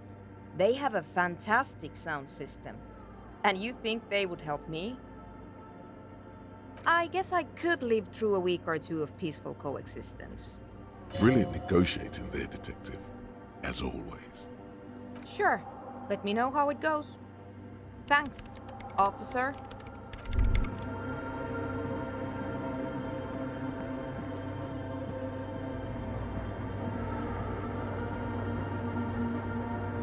Stories are converging.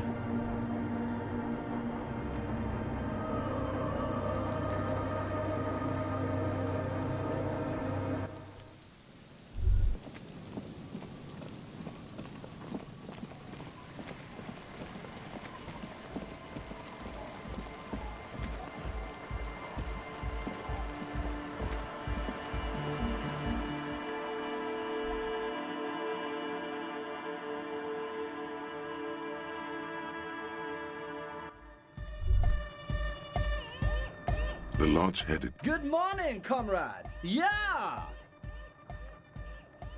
J'adore! God is close by, but maybe he doesn't have good enough ears. Let me turn it up so we can lure him here. Huh? Hi again. So, how are things going? Yes? What's the deal? We are grateful, Copman. You're a true ally and the augury of a new era of Anodic dance music. That's fine. We can manage. And you haven't changed your mind about our little side business, have you? No. You don't get to squeeze out every drop of us and then change your mind. We're setting up the shop. It's too late to turn around now. Deal with it. It was your decision, cop man. Deal! All right. It's going to take us a bit to move our stuff inside. A couple of hours, maybe. Come check back later. Let's get moving.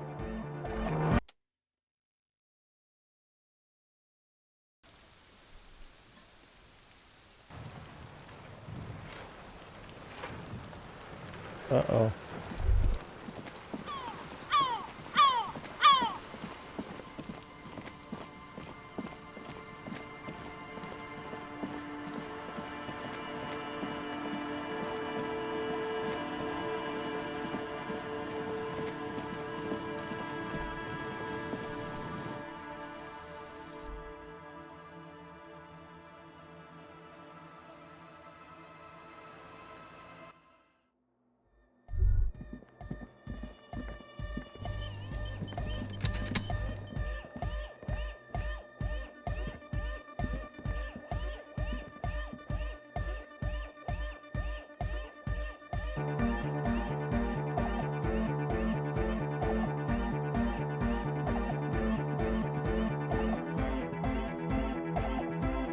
You got us in, cop. I can't believe you got us in. With wonder in his sharp eyes. Between you and me, I don't know if you've noticed this about me. I'm a little suspicious of authority. But you really came through for the hardcore underground. Yes, you really came through for the hardcore underground. How come? Andre is busy cutting some slightly less lame, but still quite ungainly shapes on the church floor, sweating profusely. Estelle using her contact mic to listen to a tree underwater. The one with the large head is blasting the dance track on repeat, while the stained glass window behind him is rattling from the bass. Sire, the tent. 'Twas a security risk. And in here, sanctuary. 'Twas only noble of you.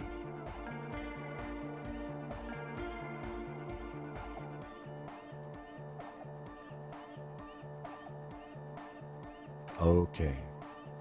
What he means is, you're right, actually. The tent was a safety hazard, and this place was deserted anyway. You sure that's a good idea? Those are some serious frequencies you want to mess with. Come on, Noid. I think we owe him. Estelle's right. He's one of us now. Guess it would be pretty soft core for me to say no, wouldn't it? Yeah, alright. But if you're going to sync up with them, you're gonna need a serious wave generator of your own. You understand what I'm saying? Not likely. Scoped that spot a while back. It's short-wave stuff, mostly commercial. Plus, it's all rusted out. Build it ourselves! We built this nightclub, we can build anything! Yeah, maybe. Tech-wise, radio's not the spookiest thing around. Hard part's finding an antenna big enough to align with those mega low frequencies. An antenna hardcore enough to shake the whole world! Maybe not that big, but pretty big.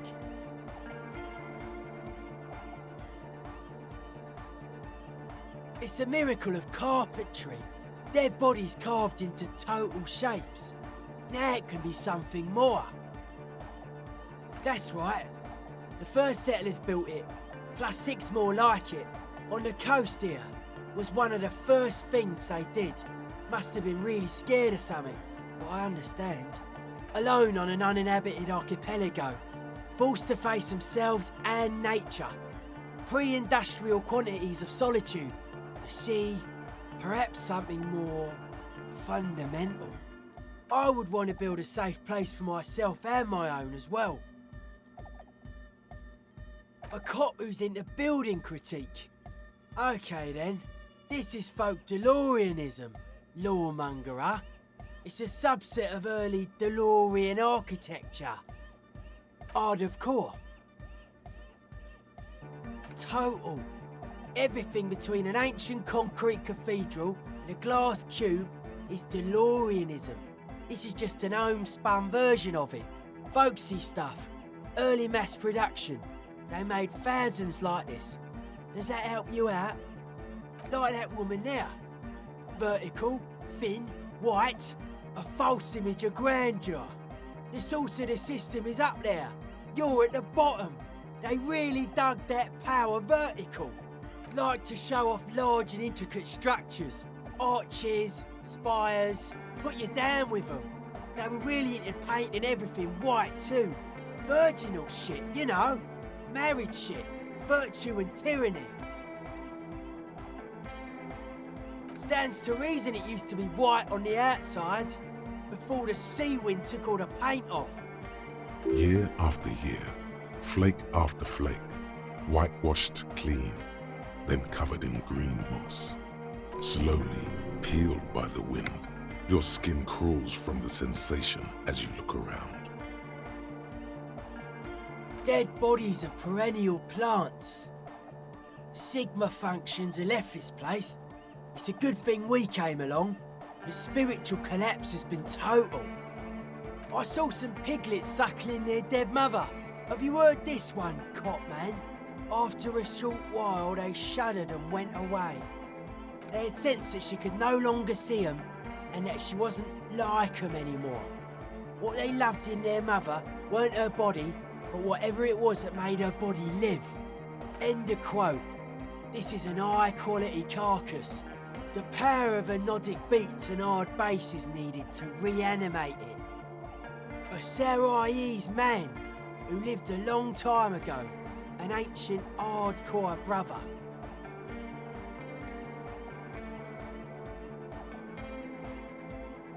It never was.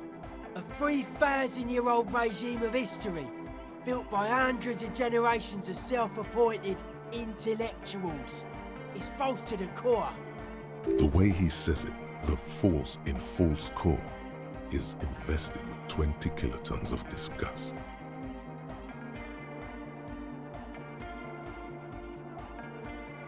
Anodic dance music. Regular dance music wasn't hard enough. And yes, I do. You know what this kind of stuff goes well with?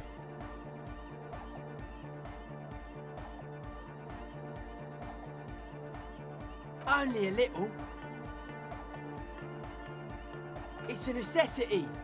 All large human gatherings are narcotic. It's just the way of the spinal cord. There is a difference between narcotics and group elation. One kills you, the other does not. The supercharged humanism that the innocentric system has been feeding us on giant city squares, that's not a drug. The sugar and wheat it feeds us is healthy. Forget it. It will become an imbecilic discussion. You two continue. It's more hardcore that way.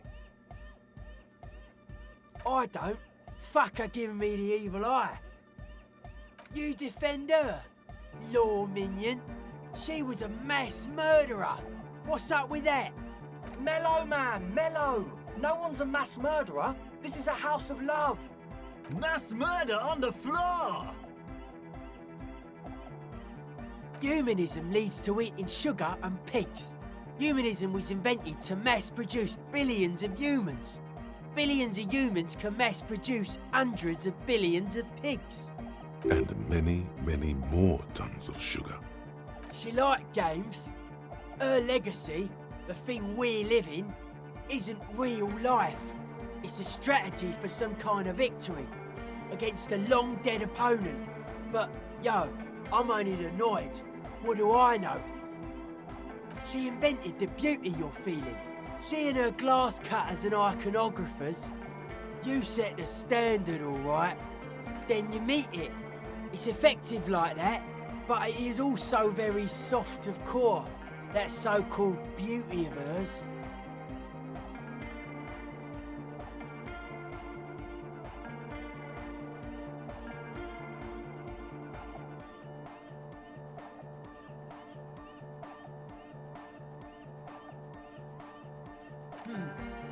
You may be onto something, Copper Man. She's got those mass-murdering hips. What the fuck?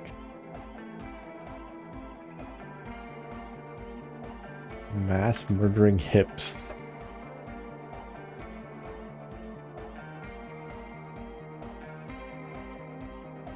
No one says Arno van Eyck is a mass murderer. The Anodic pioneer Rietveld is not a mass murderer. He is not accused of mass murder. Likewise, no one says Jermaine Egghead or Andre are mass murderers. You can live entirely outside that suspicion. Billions of people go about not being guilty of mass murder. Just not her.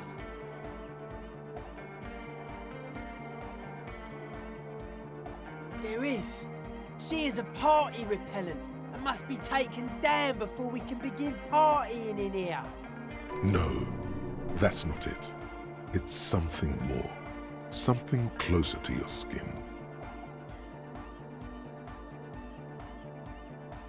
The speed freak's eyes narrow with suspicion, as if he's looking at a man possessed. It's not coming down. People are gonna love it. It'll be like our thing. Plus it keeps the cold and the rain out. The world spirit does not have a body. It has organs.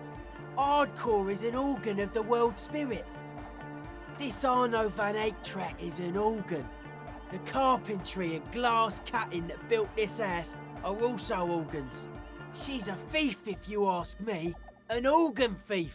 All innocences are.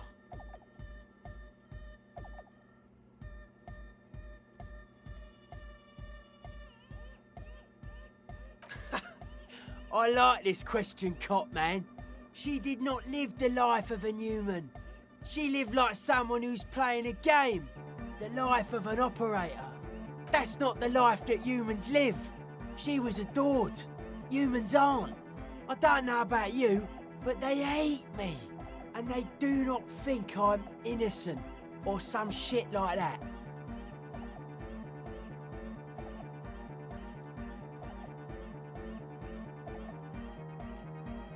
Well, they loved her. They put all their love in her and forgot all about the rest of us.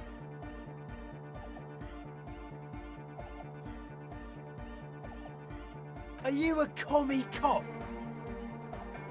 Then that's why. Communism's just a bloodier humanism, if you ask me. Has her love all over it.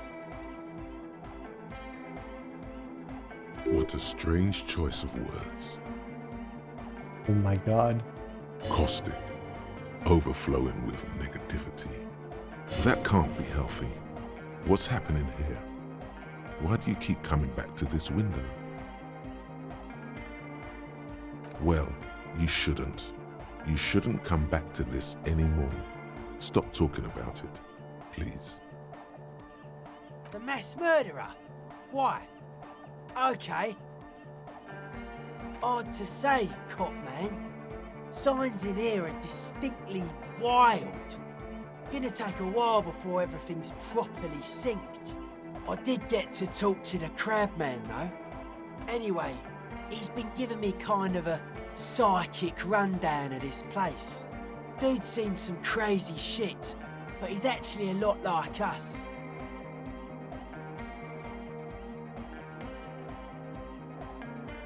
Have you been listening to what Egg's been saying? Love is hardcore, man. And the mother's love is the hardest core of all. The man picks up on stuff. And he knows a lot about the church. I got a lot to learn from him. Good thing you didn't squash him. The crabman's been lurking here for a while. He's experienced things. Things that give off bad signs. As far as we can tell, the Ubies built this place about 320 years ago as a sarcophagus.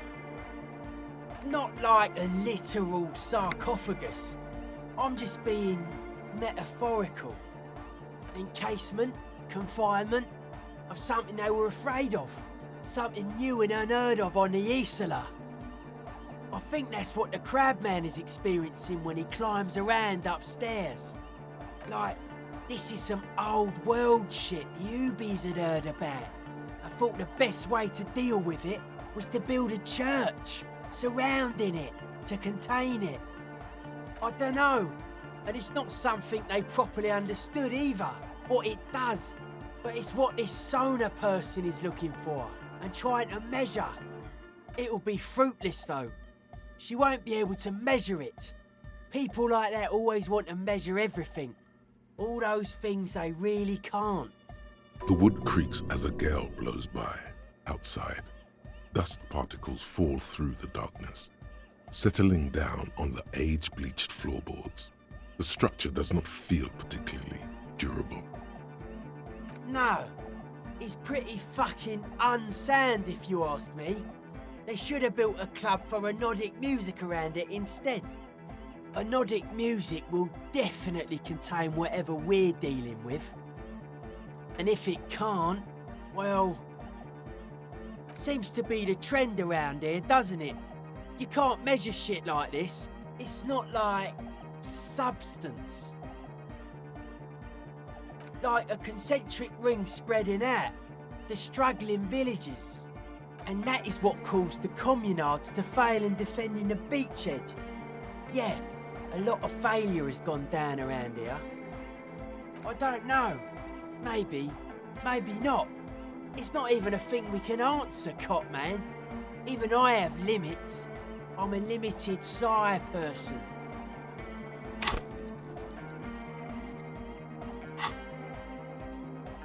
Maybe you can figure things out, Cop Man. I think we got on a good level here. The signs are syncing up well. Dead body, spirit entered, sure. Suspicious people are esoteric people. We don't go around spilling everything to Johnny Law. They don't call me Noid for nothing. It took us setting out for this whole enterprise to get our signs synced. It's short for paranoid. A reasonable question. Say I get hurt. I want to make sure it never happens again. So I analyse the situation. Exercise caution. Caution is suspicion. It'd be easier to list stuff I'm not suspicious of. I'm not suspicious of sound and colour. Mechanics and chemistry also have a trueness about them. Most anything else deceives. Wants to steal your life away. I don't have a top 10 list of things I'm most suspicious of, but if I had one, the left-right complex would be number 1. Number 2 would be their sole accomplishment, the pig-wheat paradigm. What? Something is off here. You feel like it should be the other way around. No, politics is an inert complex of daily corruption and inane think pieces. The real paradigm is economic, and it concerns pig and wheat. This is where the innovation happens. It's only a theory, but I suspect they're breeding a pig-wheat hybrid. Probably in Grad. Mental illness is a term the powers use to homogenise people. I think I don't reach mental illness. I am merely politically ill, a suspicious element. I prefer not to. Both ask the wrong questions. Any spark of light from either one is accidental. Their combined movement's only concern is producing enough pig and wheat for everyone. The end goal of humanity. The original mistake was assuming that words have more being than bodies. That's what led us astray, far from our true lives, but we may yet find a way back. Whatever this true life is, you feel it's the real centerpiece of this mythology. It's only our shit. We should make better use of not being animals, or cereal grain, ourselves. Yes, having food is means to an end, but the left never talks about the end, only the means. Caps are likewise suckers, constantly sleepless in worry. His eyes flicker. They're hardcore. They're just clothes. It's just a style, you know, normal hard style. Anyone can wear it. The life is true if it's free from fear, an internal division among oneself. In others, mankind has seeds of greatness in it. A germinal will come, a return to trueness. It will be hardcore. Beats and bright lights to shatter falsehoods. Nerve impulses for the collective body. We are very much alike in basic structure. An hard enough beat would awaken everyone to a truer calling. In unity. Just like that. The speed freak is right in your face. His eyes burning. His comrades look on worriedly. The young man is dead serious about this.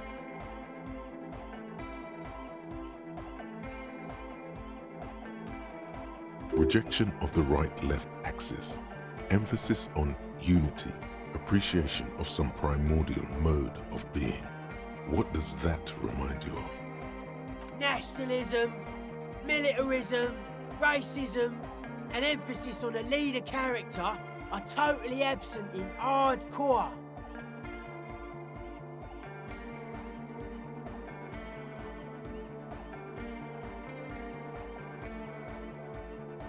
If some want to lead and others want to be led, I think they are welcome to it. Many non-Occidental cultures share a beat at their art. Thus, they are closer to true, hardcore life. There's just never been enough of them, and they had to rely on some extremely basic percussion. Utmost dedication, thoughts from the spinal cord, is a potent superlative as well. The term also signifies certain varieties of pornography that depict penetration, just so you know. Egghead usually has a better concept of the hardcore. He just really likes saying hardcore. Hardcore! That's a pretty hardcore coincidence, don't you think? Yeah! Many non-Occidental oh yeah, sure thing.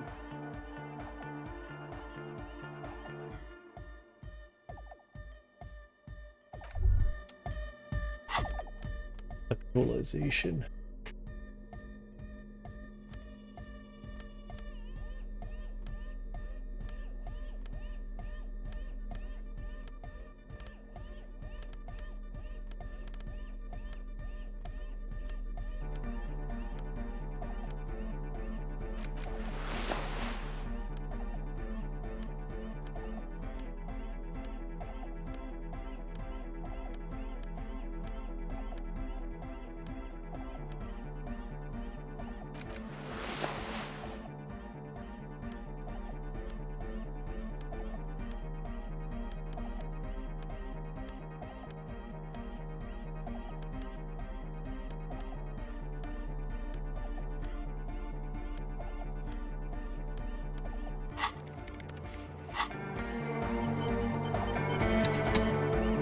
All of them have this like crazy amount She's of whistling a dialogue. melody.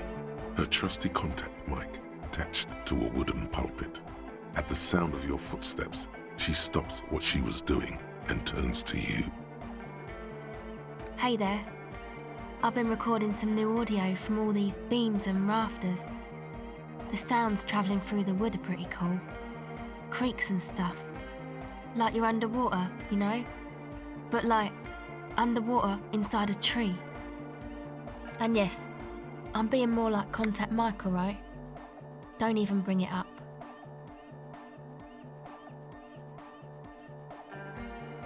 No. I actually wanted to thank you for getting me and my friends in here. And we even found some new associates, such as they are.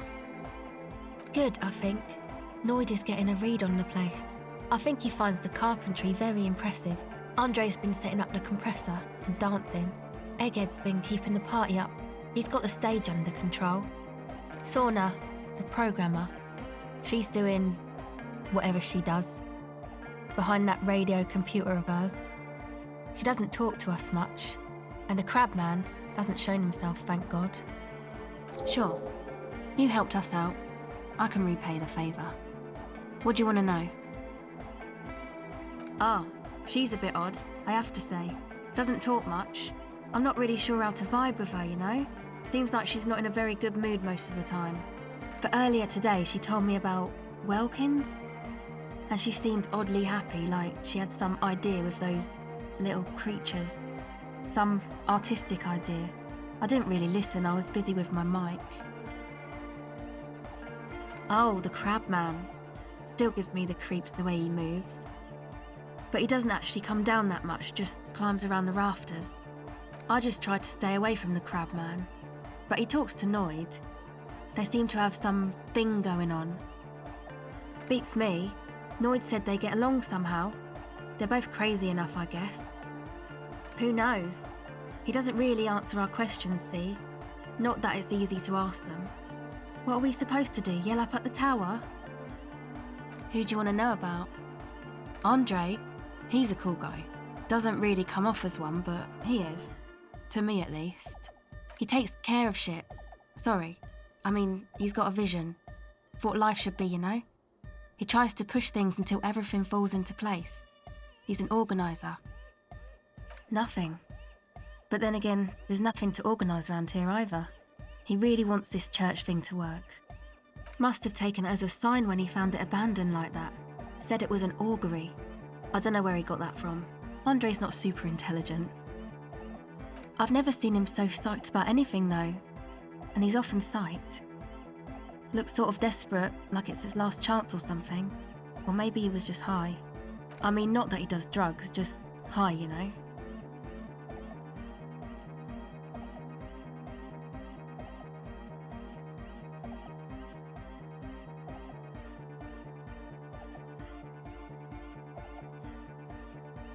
Yeah, drugs, shit, fuck. We don't care. Yes. Anyway. Yes. Who do you want to know about? He's a four-burger, I guess, like the rest of us. Okay, maybe not Egg, I don't know about him, but Noid and the rest are from Forberg, making the pilgrimage up north to visit the Elysium. He's real hardcore about the lifestyle. What do you mean do? Like for a living? He's a carpenter, trained and all. He's very good, he just doesn't have the mindset to work like that, in a shop somewhere. Not to sound too dramatic, but I wouldn't make light of his belief system when he's around. Noid's a serious person. He's serious about the lifestyle. It's just something poor Forberg kids do every spring. To pass the time, we walk the entire length of Boogie Street, up to Jamrock, or as much as possible. I don't know, man. Have you been down Boogie Street? It's a little bewildering.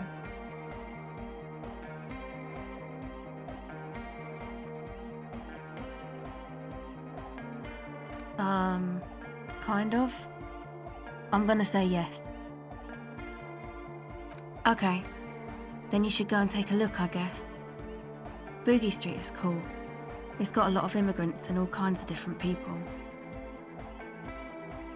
Yeah, I hope you do. Who do you want to know about? What do you mean? Oh, that. He's the party boy. Anodic music doesn't really do vocals in the traditional sense. Vocals are thought of as rock. That's to say they're a bit backward. No offence if you like rock music though. Rock music's cool by me.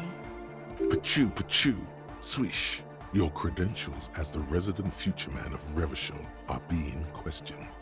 Show her you're hip with the times, Gramps.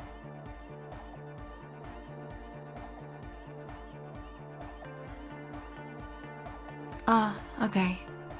Anyway, even if you don't have vocals, you still need someone to say something every now and then, right?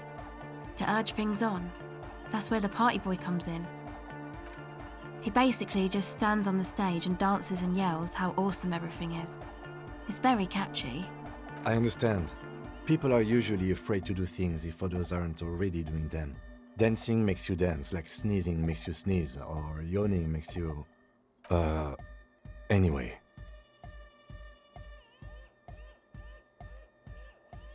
Actually, we don't know where he's from, or who he is, really. One time we were out partying somewhere in backwater Forburg.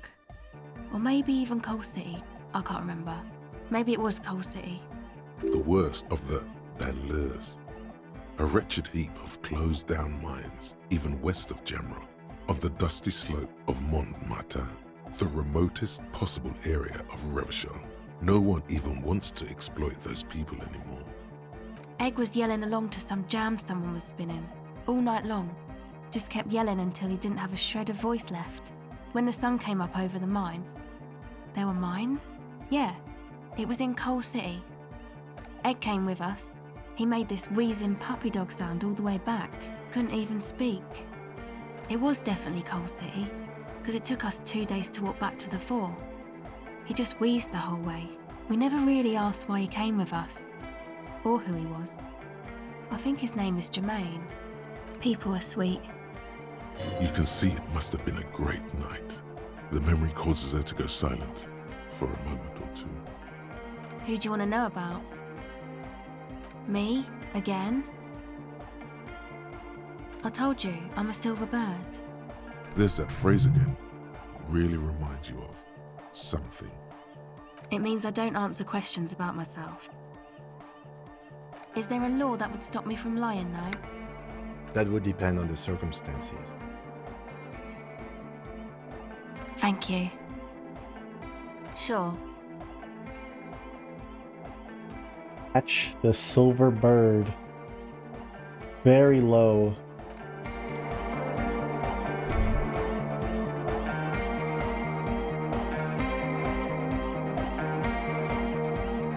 Yeah, it's all set up, man. Can you already imagine 1,000 people in here? 10,000! Ecstatic vibrations, totally transcendent. And I've finished setting up the new compressor too. Now the only thing left to do is the name of the club. Will you do the honours, detective?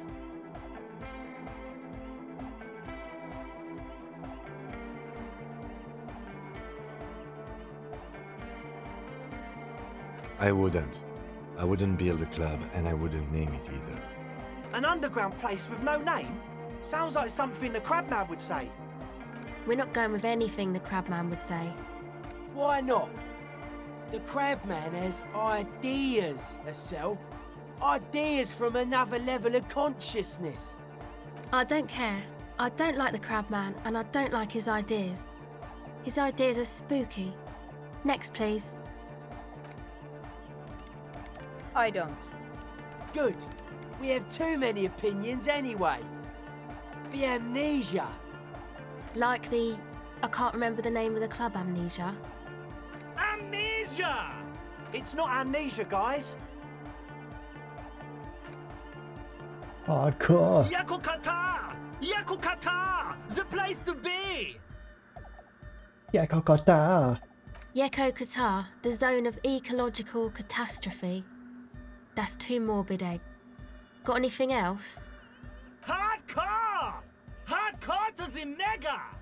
No, it has to be bigger than hardcore. Yes, it has to be even bigger than hardcore to the mega. It has to be bigger than the scene. How about something simple, like the club?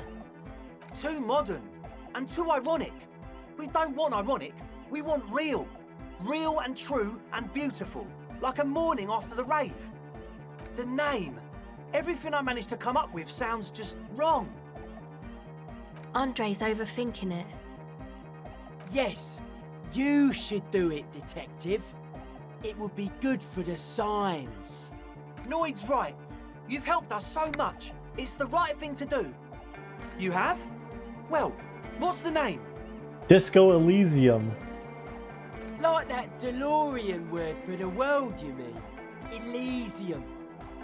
But Disco Elysium? Isn't it wacky? Disco's kind of gone, isn't it? Forgotten. The past is the future, but the future is dead. No, it's beautiful. Beautiful and brave. Like we want it to be. And short. And memorable. It's settled then. Everyone welcome to Disco Elysium. Nice. The stream name is called Finding Out What's Disco About Elysium. And we finally said the words in the game. Oh my god. He didn't say it with Joyce, he said it with this group of kids. Amazing. Amazing. I can't believe we did it. We actually said Disco Elysium as a dialogue option. Oh, I love it. Andre breaks into frenzied dance-like motion to celebrate the name. Someone turns up the beat. You should go with the flow. Join in on the experience. It feels good. It feels right. But what is this? What is this thing that Andre is doing with his limbs? I'm dancing.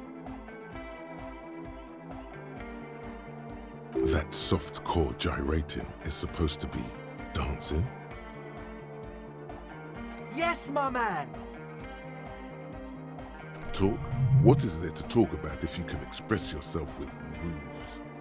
Audio waves thump against your ribcage. The speaker setup makes everything sound much better, but the beat is still so weak. Damn it, I want to dance so bad. Goodbye, officer.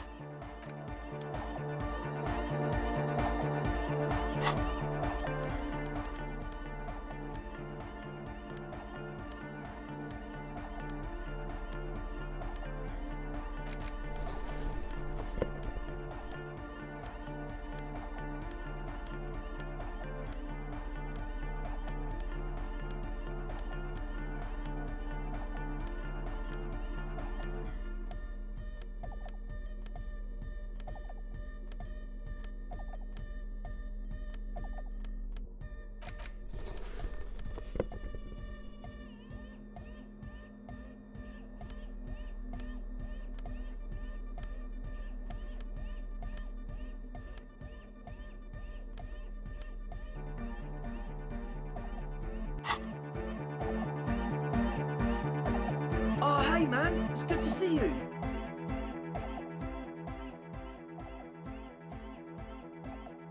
It's to express my individuality. Is that a bald spot? It's hard to tell for sure with the fused together spikes, but it looks like he's balding.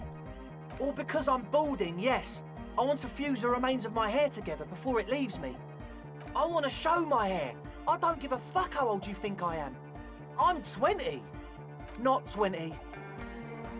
Of course it is. Otherwise, I'd just be another poor guy with no education and no money. General issue, man. Now I'm all that, and I have radical spikes. Maybe it was a bad idea. Anyway.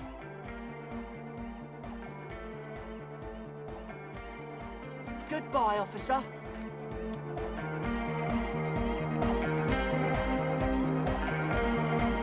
DeLorean Church, the place to be! Make some noise, my church people! Vibrations thump through your blue soul. The music sounds much better in the church. A hawthorn tree on Rue de Saint-Gislain, tangled in its branches, something bronze flutters in the wind. He stands on stage behind a table. nodding along to the music and waving his hand in the air. In front of him, the audio mixer, one reel spinning. The other reel deck is empty. Cables run hither and thither. On one side you see an auxiliary line in with the number 4.5 written next to it. Darkcord Hardcore! Jermaine Egghead! Basically, yes it is. Yeah! Back on the case! No disgrace! Bring it down to party place! The first page of the second chapter! Could it be? Maybe for him, you only have a chapter or two left in you. Last of the penultimate, more like.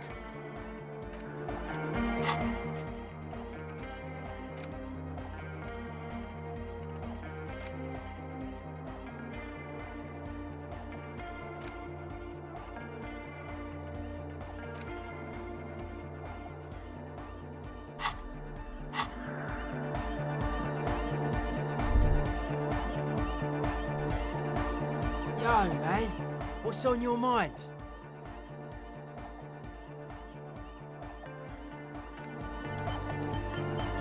Yo, man, what's on your mind? Aggressive, monotonous, but also somehow sacred, primitive, yet futuristic, like a machine man. Nothing exists but the here and now. All are one purpose. All you've managed is a list. The parts don't form a whole. Close your eyes. Unfold your mental map of Martinez. It's morning. You're standing on the plaza before the Whirling in rags. The wind pushes a piece of tear across the cracked tiles. From the north comes the malicious laughter of two children. Beyond the unkempt backyard rises a monstrous assemblage of concrete, plaster, and corrugated sheet metal. From behind you, a low, spectral voice whispers, "Nay." Oh, the statue? You turn around. The morning sun is blinding. You bring your hand to your brow, and a great shadow materializes before you. A towering beast, frozen in mid-air. Centaur Man is made of metal. With the right gear, we could make it work. Yeah! Connect the centaur to the lorries! Unite the whole roundabout in hardcore waves! Huh? Sounds like Egg saying you could use some of the spare cables to rig up the stalled motor lorries and increase the wavelength, which would pretty much make the old roundabout one giant antenna. One roundabout! One wavelength! Hardcore!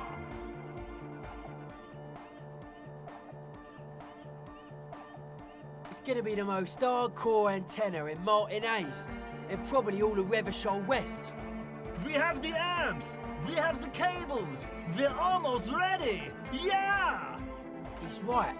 All we're missing now is the transceiver itself. Soon as you find one, we'll be all set. I don't know, buy one? Steal one? I don't know your cop ways. And before you ask, no, you can't have the radio from my kinema.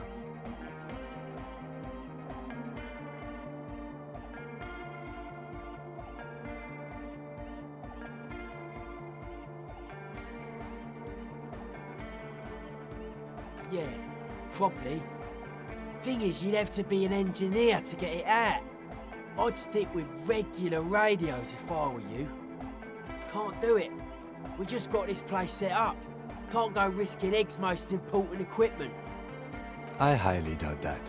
When I crank the volume on my Dana Wave, it's like you're in a luxury box at the National Concert Hall. A cop-on-cop challenge. Not bad. Let's see what you come up with. Though I have to say, cop cars and lorries usually pack the best equipment in town. Some equipment from Harbour could work. Worth the legwork at least. While you're gone, me and Egg will get the rest of the gear together. Meet us back here when you got it.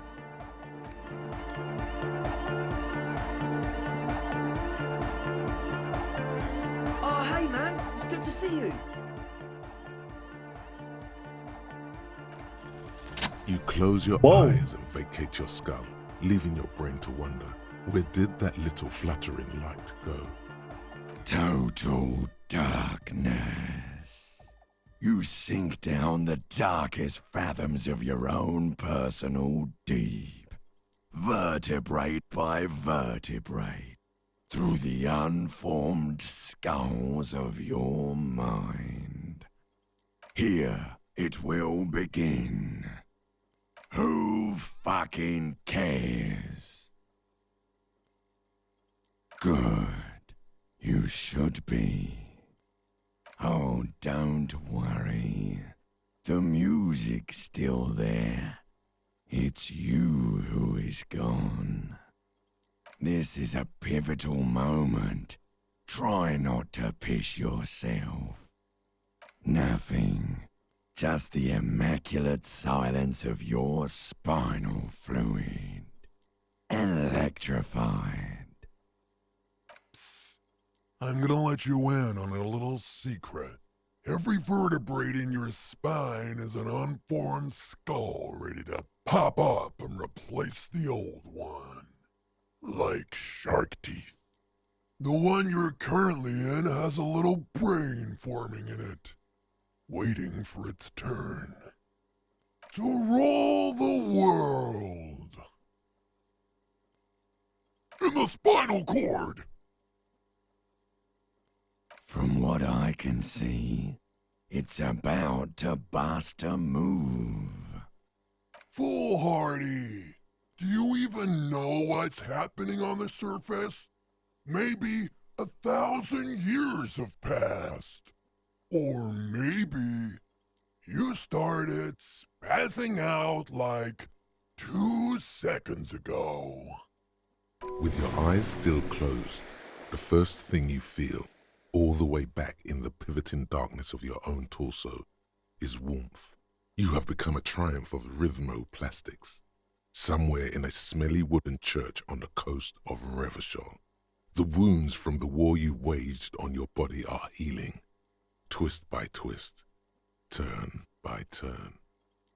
You have become a flawless interlocking mechanism, a flesh and bone approximation of the throb coming from the speaker setup of the one called Eggheads, entirely, rigidly imbecilic, without pity or fear.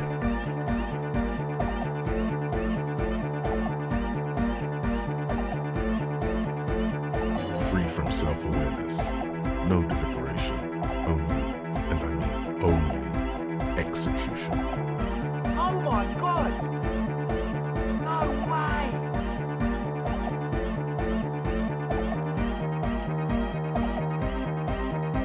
With his reel-to-reel mixer blasting the anthem of a future that will never come, the young man observes your moves for a second. He throws a screwdriver and a bunch of drill chucks into the corner and explodes into dance. What he lacks in sharpness, he more than makes up for in violent enthusiasm. The young woman lifts her headphones up slightly and raises her chin, looking at you expectantly. Asil, are you going to dance? No, recording. The lead programmer throws the other young woman a knowing glance before turning her attention back to her own work. She's still at her mainframe, pressing buttons, reading printouts, but she started nodding her head along to the music. The young man immediately bounces up and down, then assumes the same dance pattern, embellishing it with some sort of waving motion. What's going on here? Delinquents. This is clearly a Code 31 emergency. The lieutenant squeezes the bridge of his nose. The lights reflect off his glasses. He's obviously having trouble adjusting to this new reality. The Code 31 emergency? Really?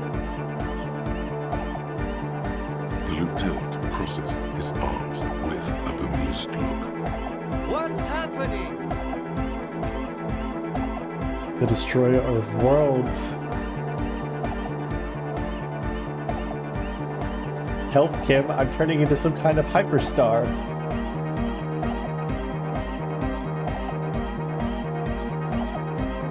I'm undercover. Good for you. Rock on, then. What?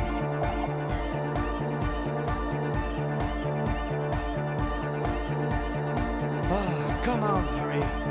Did that just cheer him up a bit? Could be. It feels like the lieutenant cracked a little small. That's it. Don't let the lieutenant leave without getting his hardcore on. Who's the one in charge? You Are you kidding me? Get my what on? Sheesh, okay. Okay, you psychopath. I see what you're doing there. It's jacked up footwork, plus is that Ubi folk dancing? Nah, it's not Ubi folk. It's hardcore. Yeah, whatever. Oh yeah? I did 15 years in the juvenile crime unit. I can do age inappropriate. Now, check this shit out. The lieutenant begins to hit the Yeah. church floor with such intensity, it's reasonable to fear he'll kick a hole right through it, causing the floor to crack and the pillars to collapse, bringing the church roof down on all of you. Oh my god. It doesn't look like he'd give a shit either. The dynamic motion of your flailing body is bordering on the extreme. You're going off the charts. You feel as if turning on the hyperdrive would be a point of no return. Feels almost memorable. Are you sure you have the entire posse along for this?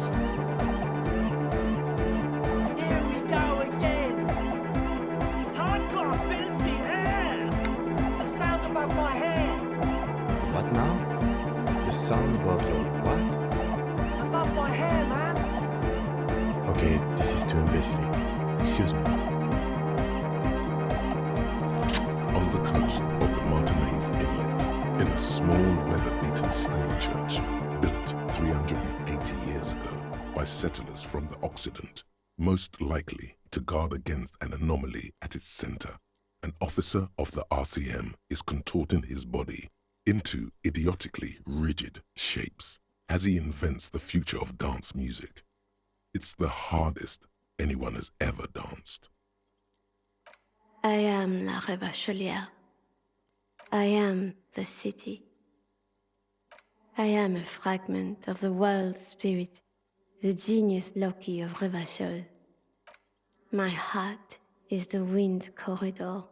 The bottom of my air is red. I have 100,000 luminous arms. Come morning, I carry industrial dust and let it settle on tree leaves. I shake the dust from those leaves and onto your coat. I've seen you. I've seen you. I've seen you with her. And I've seen you without her. I've seen you on the crescent of the hill. The modulations of my voice are noted down with thermometers and barometers. You feel me in your nostrils, on the little hairs on the back of your neck. I also reside in your lungs and vestigial organs. Everywhere there is space. You are an officer of the citizens' militia, Jaunt and Rebut. When you wear your coat, you wear my soul. You move through my streets freely, in motor carriages and on foot. You have access to the hidden places. You also circulate among those who are hidden. I need you. You can keep me on this earth. Be vigilant. I love you. An officer of the RCM is lying on the floor of a small church with his eyes rolled back and his tongue lolling out. Several others are standing around him. He slowly comes to. Had a good rest there? Fuck Yeah. I bet you did. Those were some advanced moves, man. That's all great, but we should really get going. We spent enough time doing aerobic exercise for today. What the fuck? You might be imagining it, but it feels like Egghead turned the volume down. Such is his respect. Man!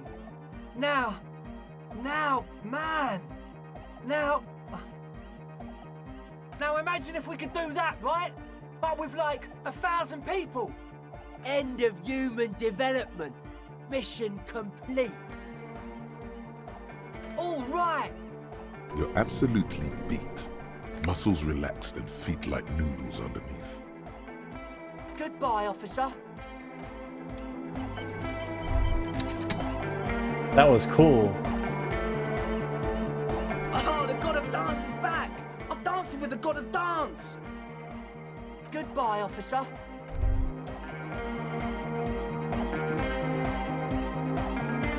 Yo, man. What's on your mind?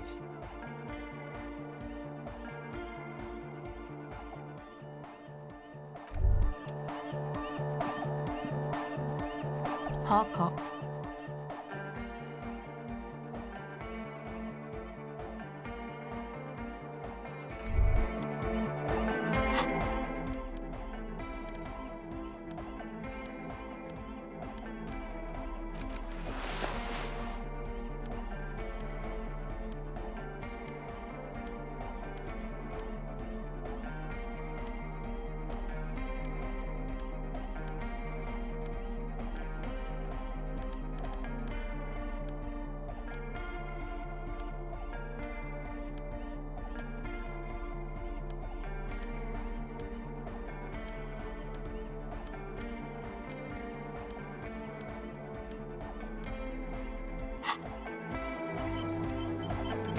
Hardcore.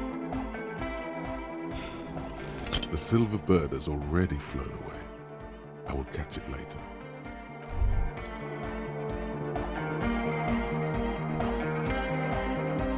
Good morning, comrade! Yeah! Harder car!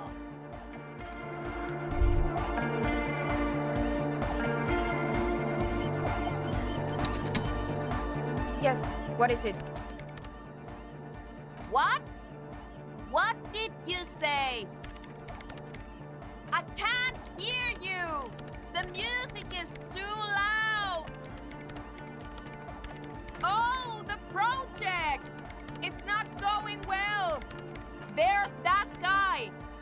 I need him to plug a 3.5 cable into the auxiliary input so that I can route the audio signal through the mixer into the speakers.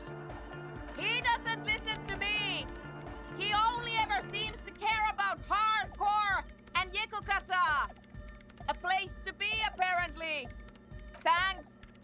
Maybe you can get through his magic rhymes! Let me know how it goes!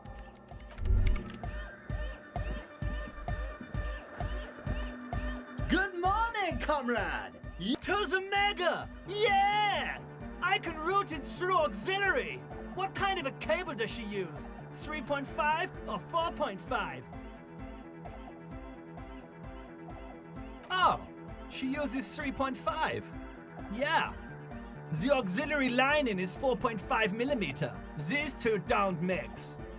Oh no, we're going to be in this church forever.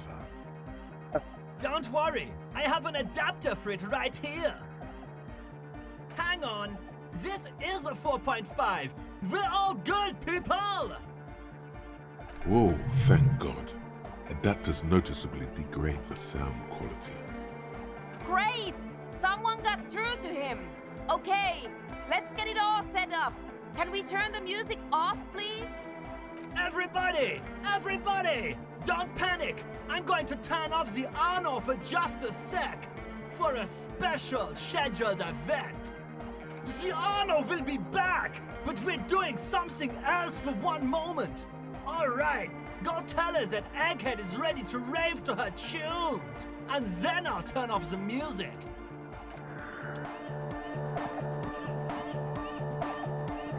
Yes, what is it? Okay. okay, but think you can ask him to turn the volume down a bit? Just in case. Maximum! Maximum is the only way! I know it is, but could you please turn it down just this instance? Just this one time? Maximum is not the only way, okay? Pump it to the brick! Pump it to the hard master! There's no other way! Glue style! Glue style? Okay, there literally is no other way. The mixing desk is glued to maximum. What the fuck? See? He pumps it to the hard master. It's hopeless.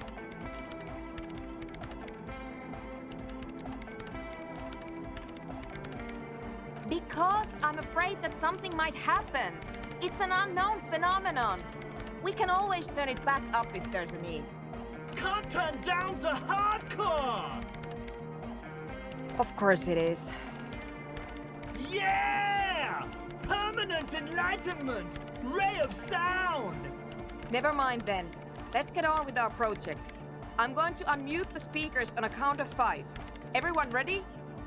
Egghead pumps his hand up in the air, waiting for the beat to drop. Born ready.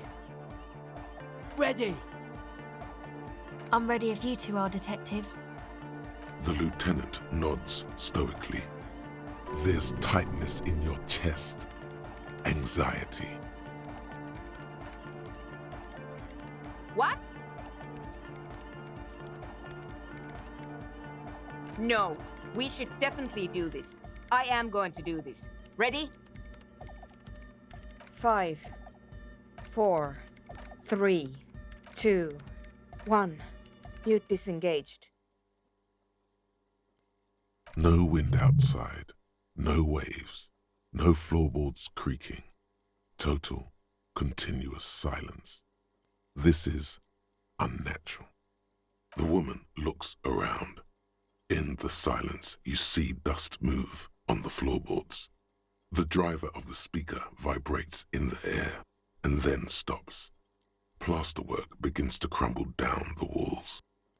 In the silence, a low hum starts creeping up your spine. It's a song inside you, not in the speakers, not in the room.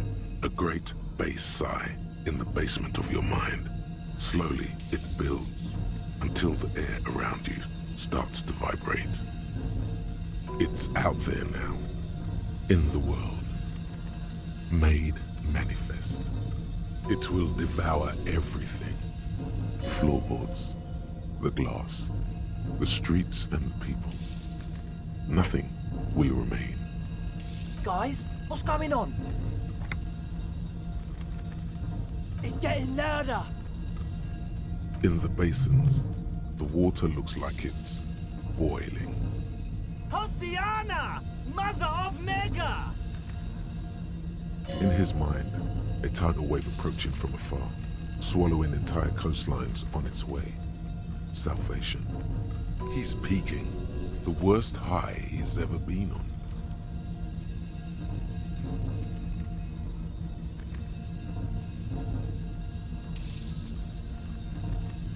The beauty and the beat! The future of dance! Planetary! No, Egg! It's the window! In the corner of your eye, the lieutenant steps aside, cautiously, his eyes searching for a possible evacuation route. The window is going to come down. No, the roof! Cracks appear on the stained glass window. Cracks run up the wooden pillars in the dark. Come down to Earth! Love! Below it, all the bass grows, like the jaws of a giant compressor gnawing on metal and wood. It does not sound benevolent at all. It's shaking the building's foundation. The floor twists. A great pulse arises in your flesh. That's it. I'm muting it.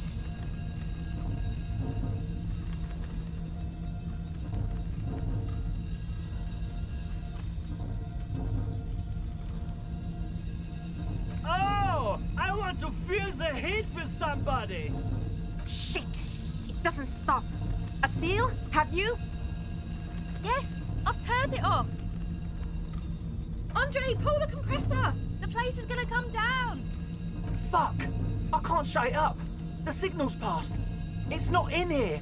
It's... In the mixing desk now, building into a positive feedback loop. This is it. A great roar. The vault of the roof twists above you. Glass shatters somewhere near the door. It's coming down. But then it stops. Totally and utterly. As if there never was a sound. Only your ears still ring from the shock.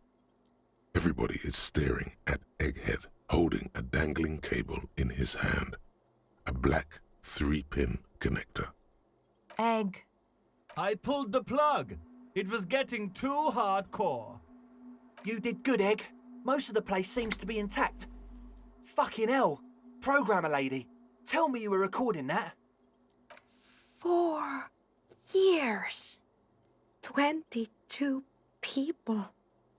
Millions of reals. All that time? This is what we were up against. Just erased it. Suliswolf isn't gonna believe this. Yeah, but did you record it though? It was dope. I think we can use it. Yes, Andre. I recorded it. Damn, I need to send some letters now. Thank you all for doing this. Eggman, you too. And you, officer. I don't know what we've discovered, but I know what it sounds like now. That's a start. It was very hard not to. I think you're right. There is something going on here. And you need to be very careful with it. I promise, officer. We will not play it again. It was mathematical information from the anomaly, presented as a waveform. That's what it was technically. Theoretically, I have no idea. I've never even heard of anything like this. A voice seems muffled in the silent church. It's your ears adjusting after the exposure. Yes, our lead designer. And maybe some of the producers too. And some of the writers. If they're sober enough to open a transmission. They need to hear. That it wasn't her fault. Or theirs. They need to hear about this. Don't worry, I won't send the recording. Although I doubt they have the speakers to produce the frequency anyway. Stay here.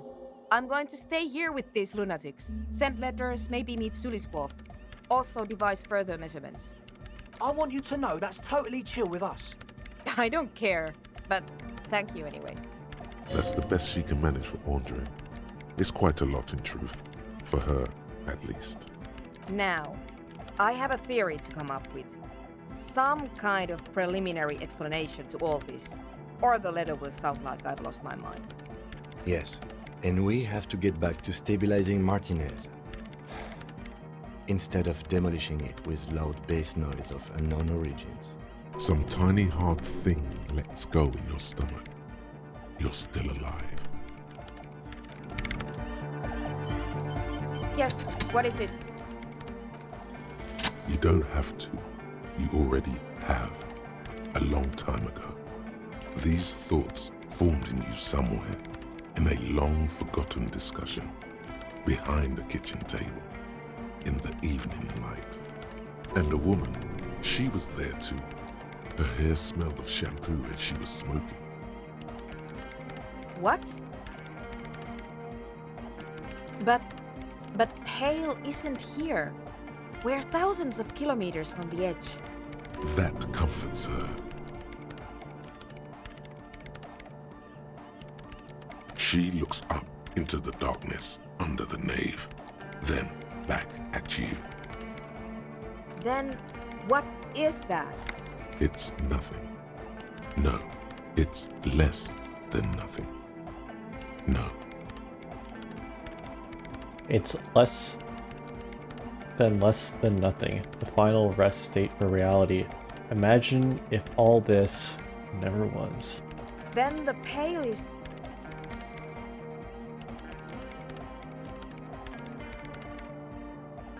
But the gradient, it clearly hasn't started yet. We're here, and the Pale is not. I understand. A theory of the Pale where instead of an outer ocean, it metastasizes, like a cancer or a mold, erupting in points inside the world. According to this, how long and information causing data losses in the East Insulindian front. Have you considered why it's formed in a church? And also when or how it might start growing, or if it has other effects in addition to sound and data? An intellectual hunger fills her now, casting fear aside. I also have a question, since we are piling them on. How do you know this? I'm not doubting you. I'm simply curious as to how a detective of the RCM... Of course! A pine wood sarcophagus, or a containment facility of some kind, built by the first settlers. I have considered the same. The bad news is, there were 7 pinewood churches built in the first decade of provincial settlement. Most of them were burnt down during the revolution, or repurposed before, during the suzerain. I'm not saying all of them have one in them, but... Some of them might. A black grain hanging in the air. You think the presence of that puncture has somehow influenced the outcome of events here? Even, say, software development? Well, definitely. She already made up her mind when she heard it. Some kind of great and uncaring force had to play a part. It wasn't only them. I told the producers we need to go and move to a normal office building with amenities. But no, the artists like the milieu, the writers like the history. I told them. You mean Plaisance and the Dice Maker? There was almost no one left when we packed up.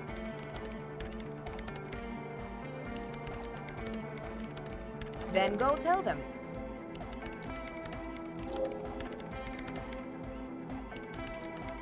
An amateur anthropomedic police officer. I'd like to say I've heard stranger things, but I'm not sure. This is a hell of a guess, however. Well worded, I might add. Yes, it is very interesting. But I wouldn't say you know. This is a guess. One that's going to have to be proved by anthroponetic scientists. She falls silent. The wind blows in through the hole in the stained glass window, cold and moist. I'm going to leave that out. But the rest, some of this I can use to start to explain this to the rest of the team. Maybe I'll sound mad, but... Man, you will certainly sound mad. One more thing. Maybe a club for anodic music isn't the worst thing you can erect around this particular point in space.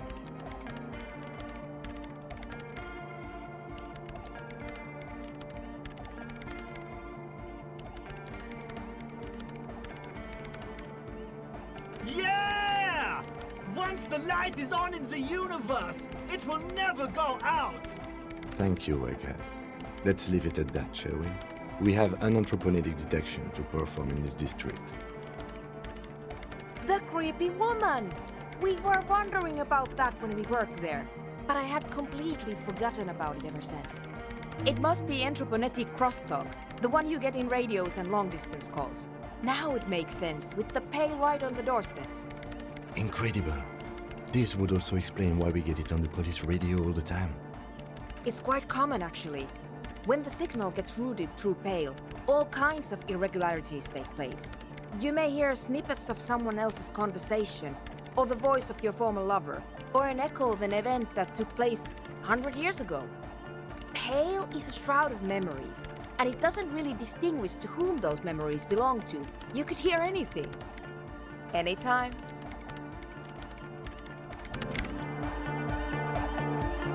I can't believe there's like a in-game explanation for all this shit. Good morning, comrade! Yeah! Huh? Yeah! It was awesome! And scary. Very hardcore. Too hardcore, in fact. I couldn't control it. At all. It sucks up all the air in the mix until it's the only thing left. Starts compressing itself and everything around it. Completely fills up the headspace. Extreme. Inside your chest, the heart beats still with the after effects of the sound. Imagine if you could harness that power, making it pulse.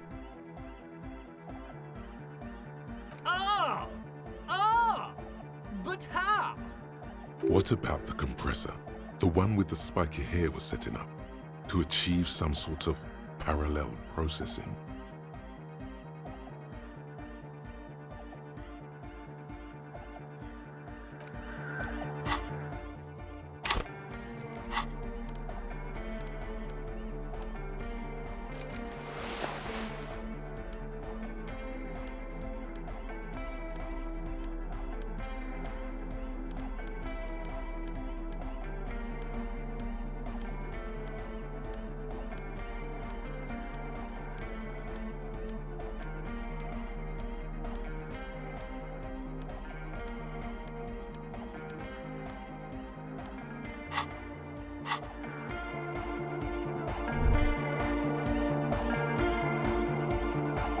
Oh, hey, man. It's good to... Goodbye, officer.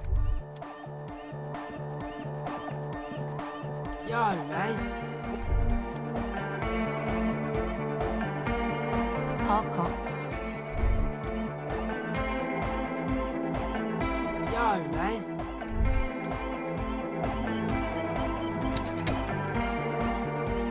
Good morning, comrade! Yeah! Harder car!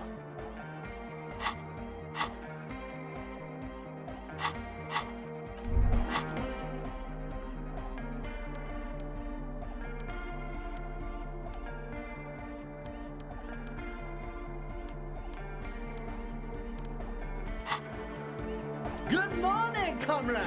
Yeah! Bzz, bzz, bzz, goes the track in the background, never ending. You can't grasp what's missing, but you can try to make something up anyway. The young man bobs his head to the music, much as before.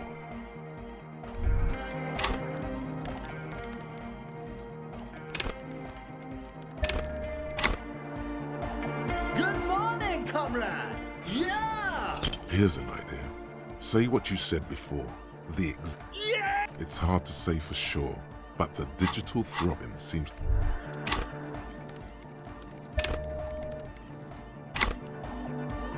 Good morning, comrade!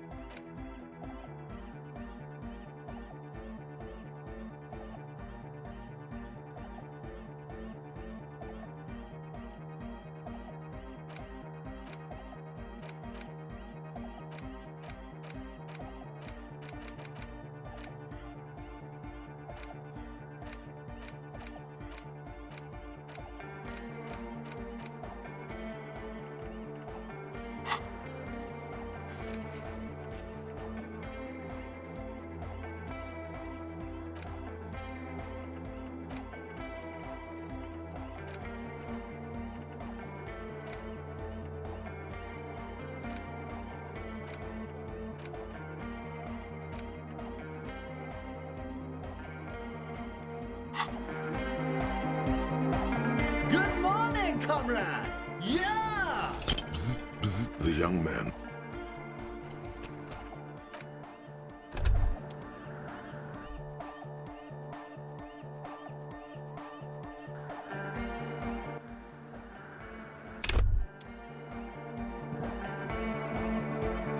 Good morning, comrade! Bzz, bzz, bzz, goes the track.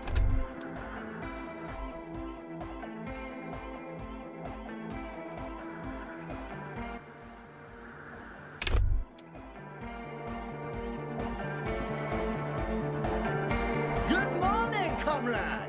Yeah! Bzz, bzz, bzz, goes the track.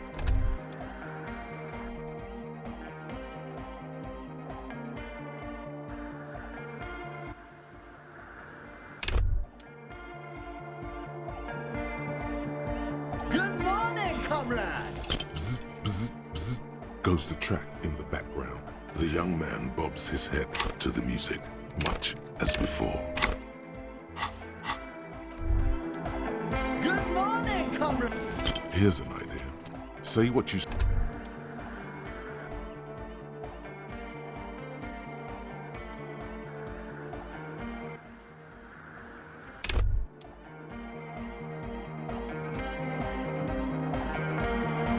Good morning, comrade!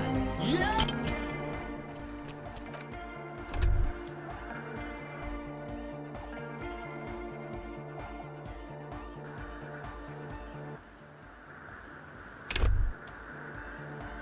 Good morning, comrade! Bzz, bzz, bzz, goes the track in the back.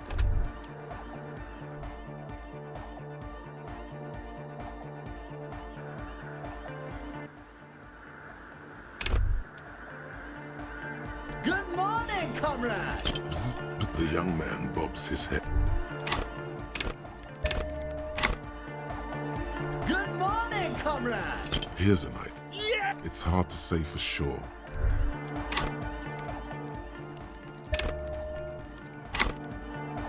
Good morning, comrade! Here's an idea. Say what... Yeah! It's hard to say for sure.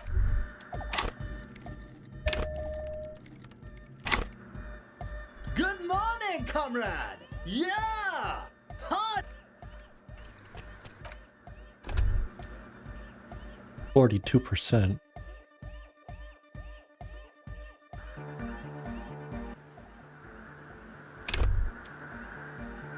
Good morning, comrade! Bzz, bzz. I think I'm okay at like reloading the quick save here because it's not like the story drastically changes by you giving them new music. It's just like the end of a quest line. Bzz, bzz, Like, bzz, goes the track in the... I don't have to improvise or do anything special. Like it doesn't make the story any more like, it's just like part of the story is blocked off. Good morning, Bzz, bzz, bzz.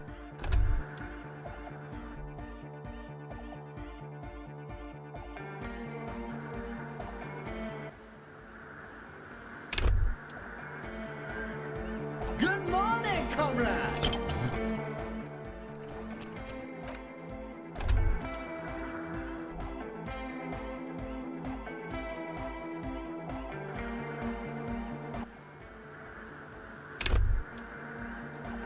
Good morning, Bzz, bzz, bzz. Oh my god, it's 8%. How many times do I have to try it? 20? Good morning, comrade! Bzz, bzz, bzz.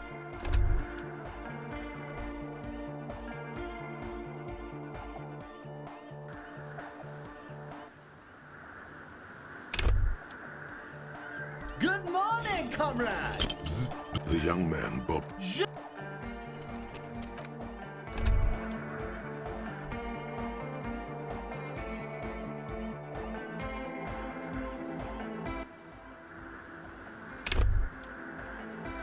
Good morning, comrade! Bzz, the young man bobs his... Good morning, Here's an idea. What the hell?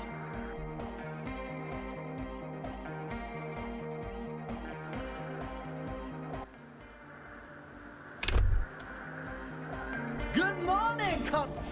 Bzz, bzz, bzz.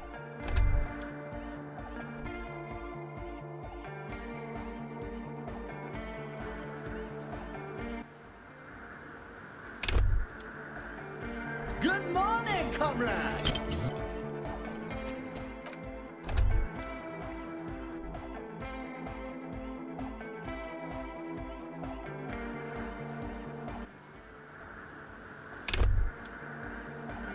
Good morning, comrade! Bzz, bzz, bzz. Goes the track.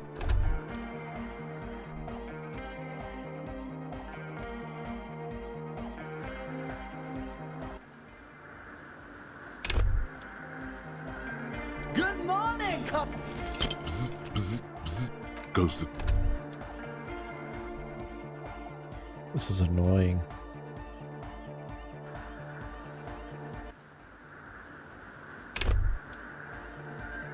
Good morning, comrade! Bzz. The young man bobs.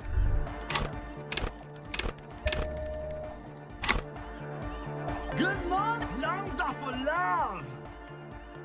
When Dolores Day was anointed innocence, her lungs started glowing through her body. For the world loved her, and she loved it back.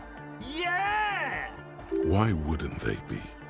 Are the lungs not the place where you hold the breath of your soul? I think so.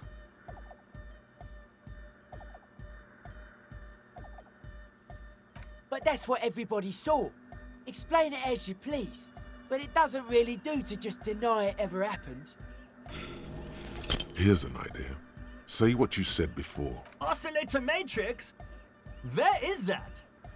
Top secret cop tech! Mega cool! You gotta bring us some, big sheriff! The future of hard sign depends on it. Don't listen to him. He's making shit up. There's no top secret cop audio tech. There's other top secret spying on people tech, most likely. But cops don't care about music.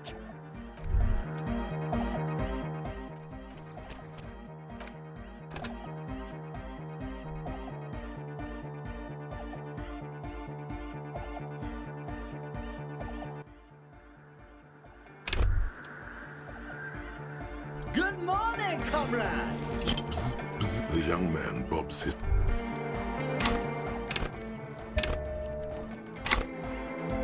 Good morning, comrade! Here's an idea. Say what you said. Yeah! It's hard to say for sure. Good morning, comrade! Here's an idea. Yeah! It's hard to say for sure. Good morning! Lungs are for love! Communism forever! Sidechain the beat. I don't want to put 3 points into interfacing.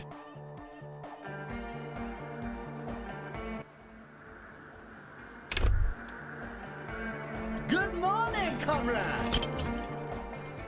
Oh my god, this sucks.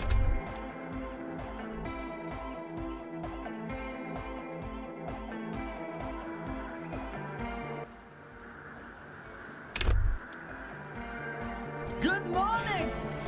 Bzz, bzz, bzz.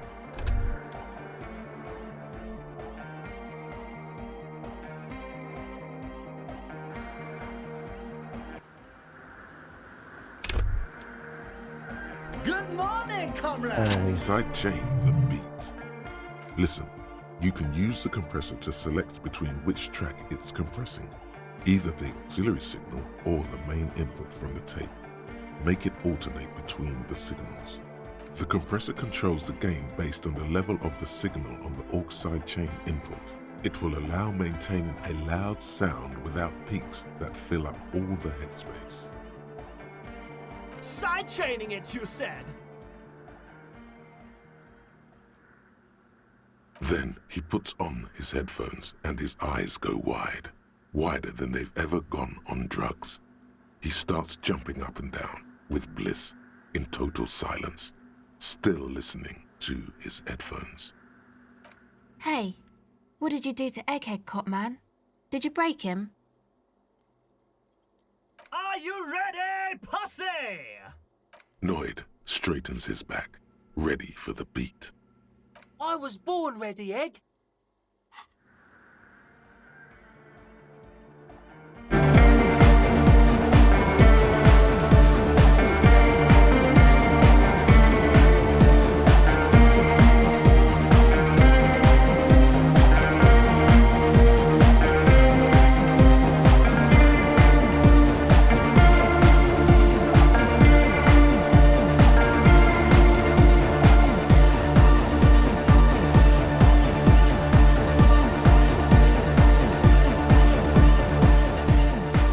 The audio assault is glorious.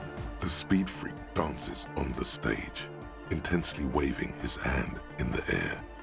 This is beauty! This is life! What in the world is going on?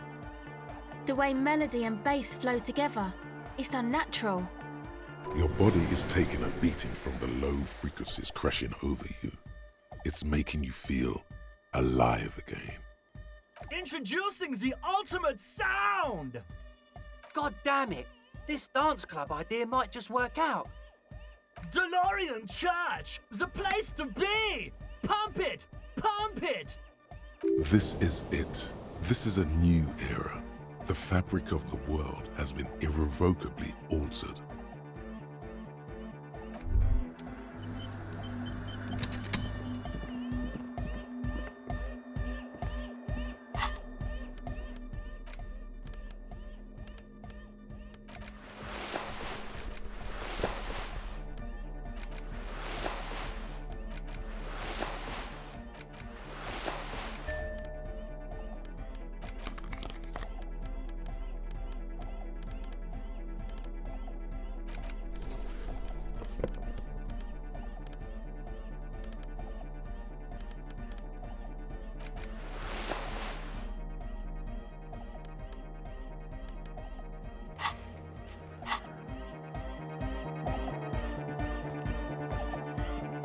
Oh, hey, man.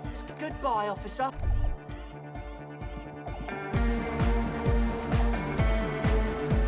Good morning, comrade! Yeah!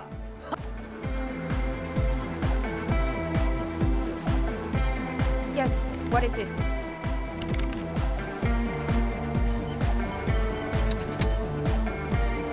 Yo, man. What's on your mind?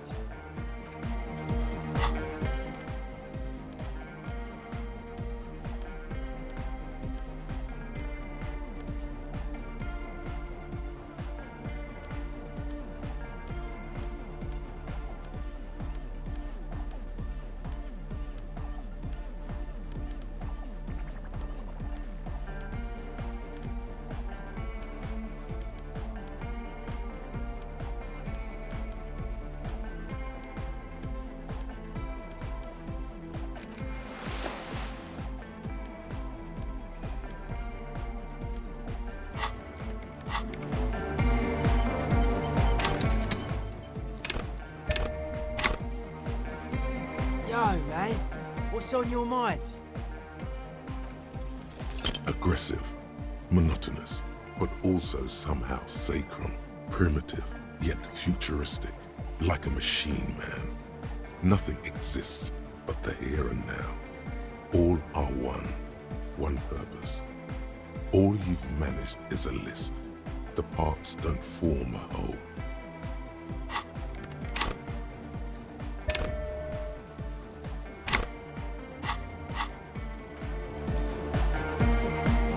Yo, man.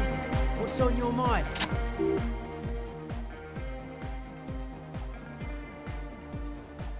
Test your limits. Surpass them. Dance till you drop. Dance till you die, if you must.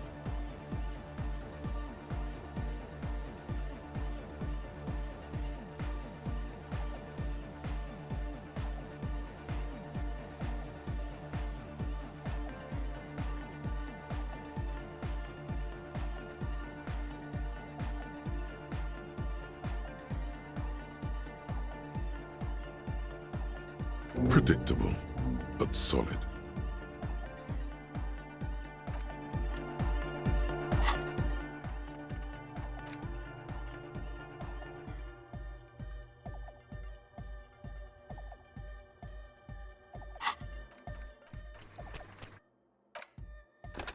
Ooh, that hardcore aesthetic.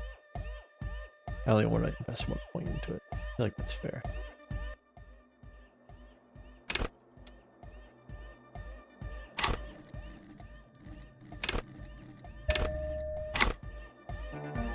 Yo, man, what's on your mind? Aggressive.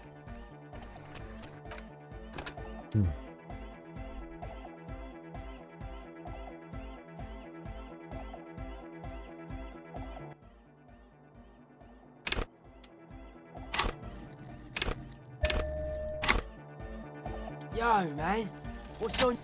Test your limits. Surpass them. Dance till you drop. Dance till you die, if you must.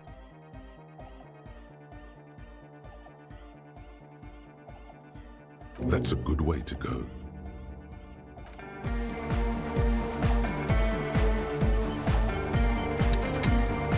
Hardcore.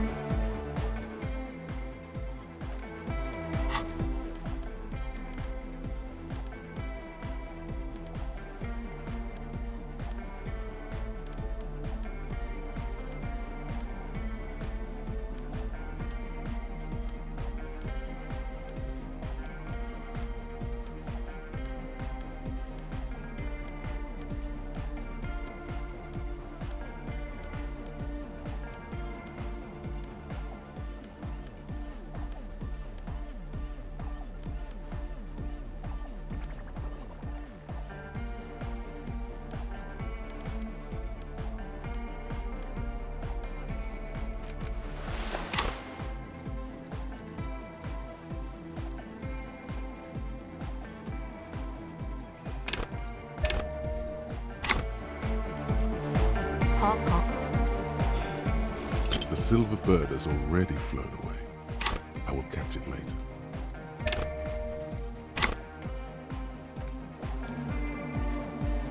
Hardcore.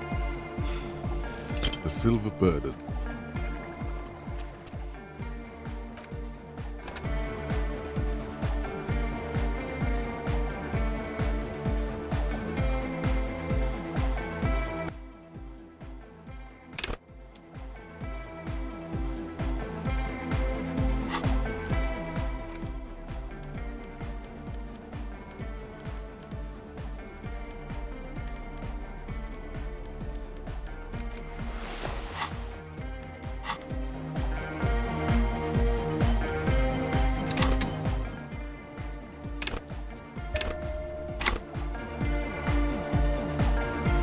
Hardcore. The silver bird has already... Hardcore.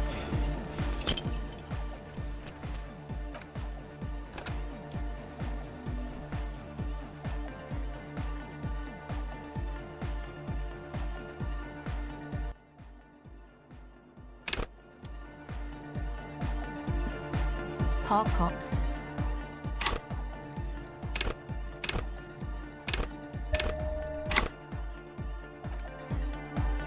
Hardcore. The silver bird has already flown away.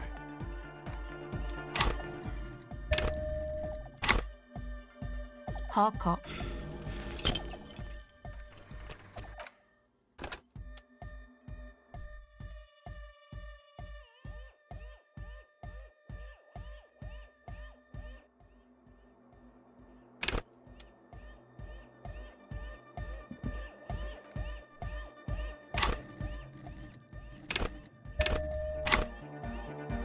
Hardcore.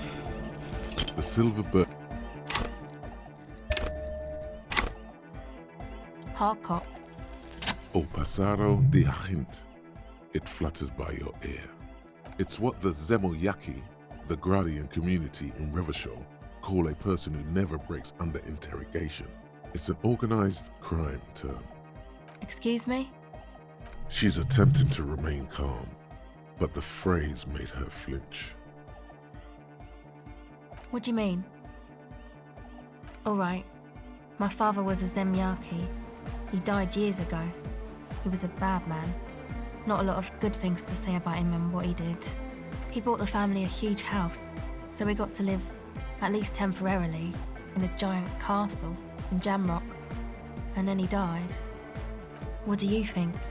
The competition came and took everything away. It was like in a war zone. So after his death, we had nothing left, and we were in danger. My mother had to change her name, mine too. We left it all behind. It was a stupid idea, and I'm still disappointed I came up with it.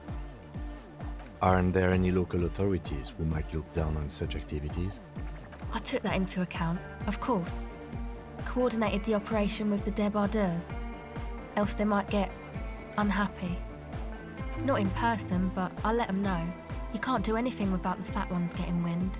It wasn't too difficult to convince them, really. It's a good thing you ended that mess, though. I felt I was turning Dadwise into a corrupt business person. Unpleasant. Hear that? Set justice on its feet. Confront Everard.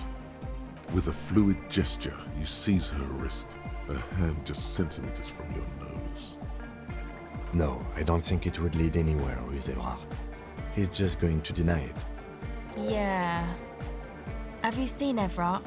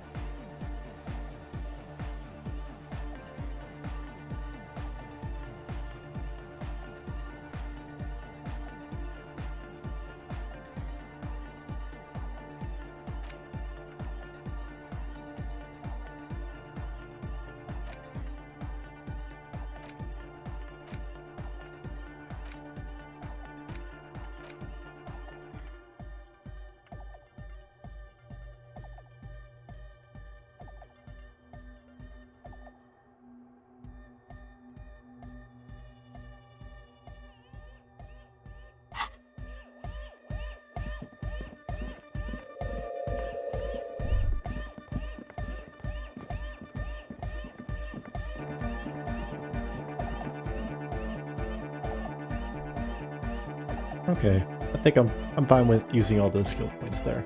That was fair.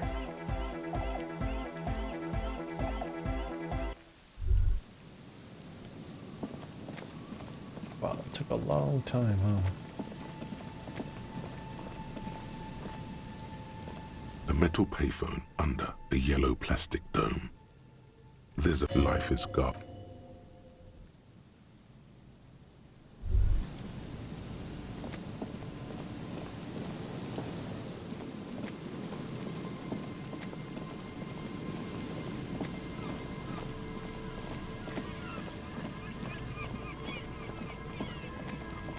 Why is he still here?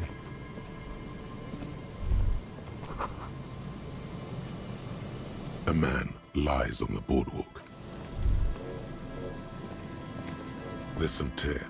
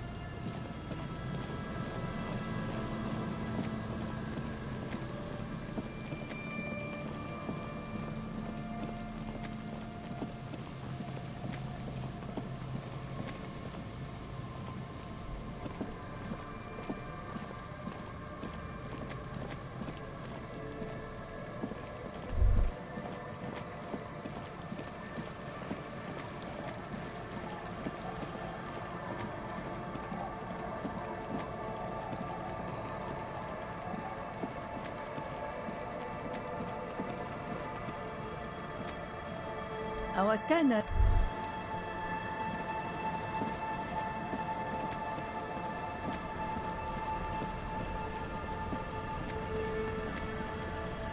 You're back.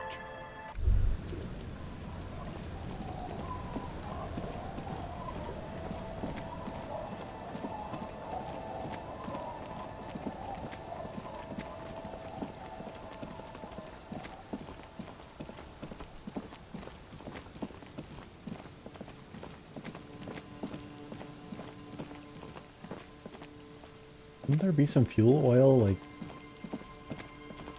in the vehicle itself?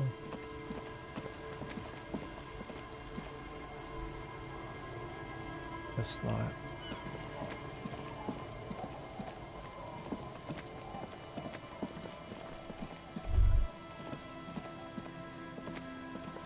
The trap is for poor things.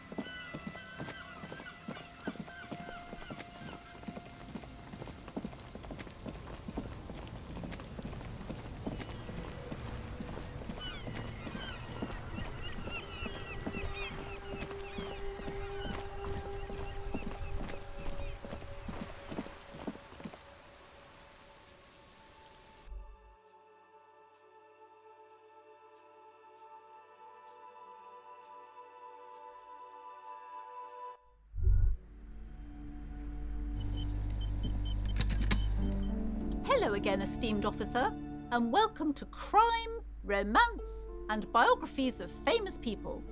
What do you mean, the actual source? Earlier, you told me there was no curse.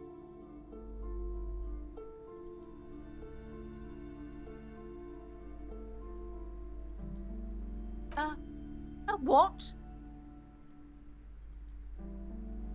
A tiny hole, in reality, may be connected with Pale, an origin point of sorts. It would explain why historically so many things have ended in failure here in Martinez. Ma'am, what he's saying is true. We found an anthroponetic anomaly in the small Pinewood church down the coast. I don't mean to be an alarmist, and more research is needed, but it's not looking good. But that's not in any of the ancient texts. How am I supposed to protect my bookstore from that? She's too afraid to even say the word.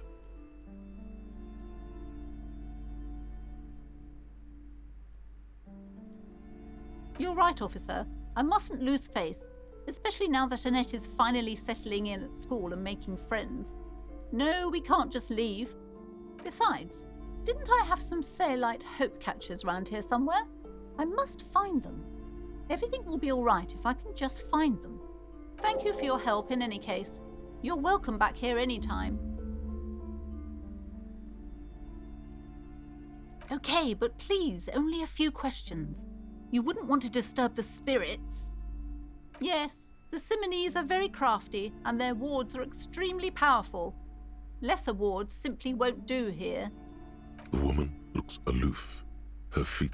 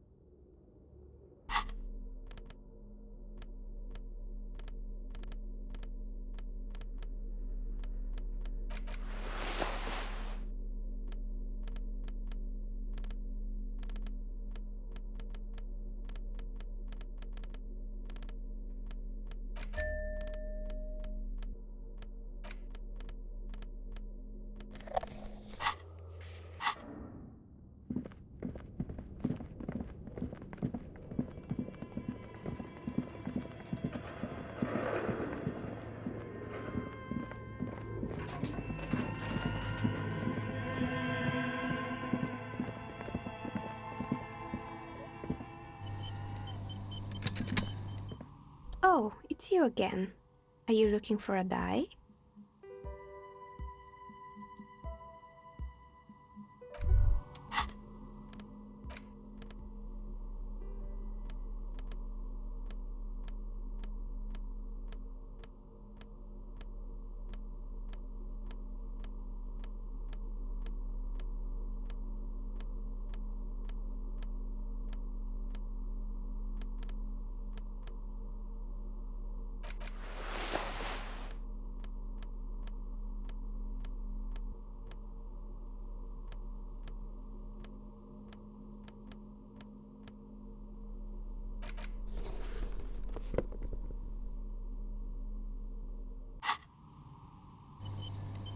Oh, it's you again. Are you looking for a die? A gust of cold air sweeps through the chimney.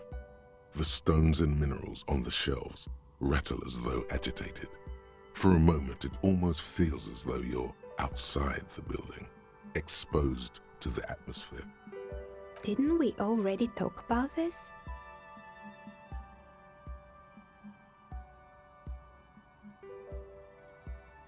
What are you talking about? My address is exactly the same. Rue de Saint-Guilain 10. No, the old coal plant that used to be here was subsumed into the new venture. Its ruins swallowed up, yet it has a different address in the heart of the city. This doesn't make any sense. Are you saying my business was spared because of a technicality? Where is this coming from?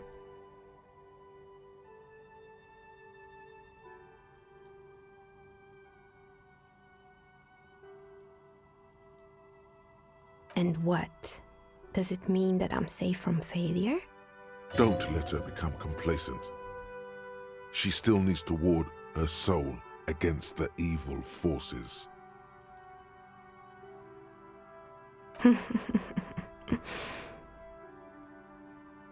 Do you know what this is?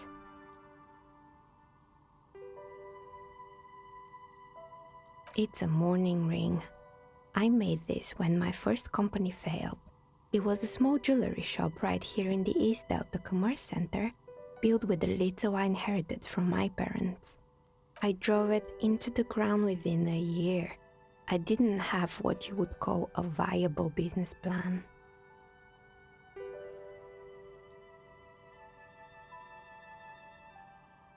It wasn't just the jewelry shop either. I always thought that it was just the world that you were supposed to try again and again until you finally succeed. And now you're telling me what? That it was all because I didn't run my little shops and ventures from a dump inside an abandoned chimney?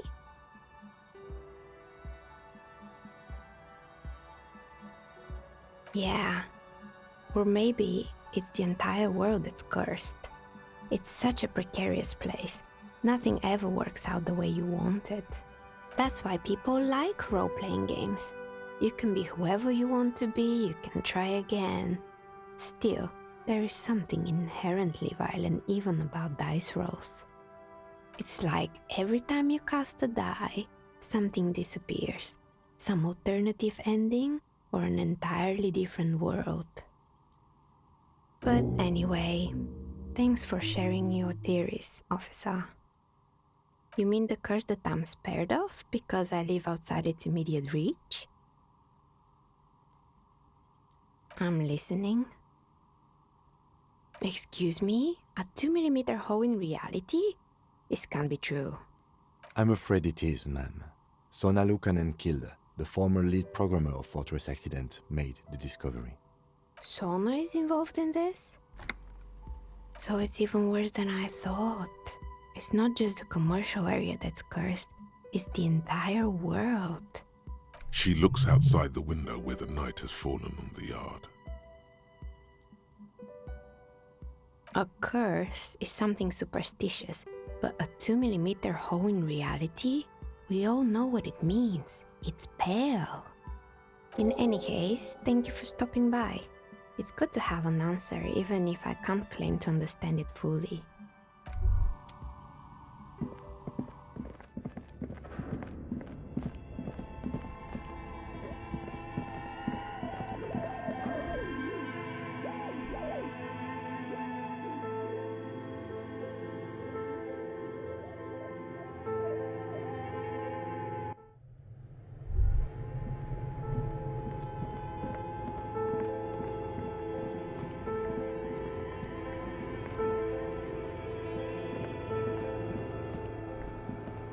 A few bricks have fallen off.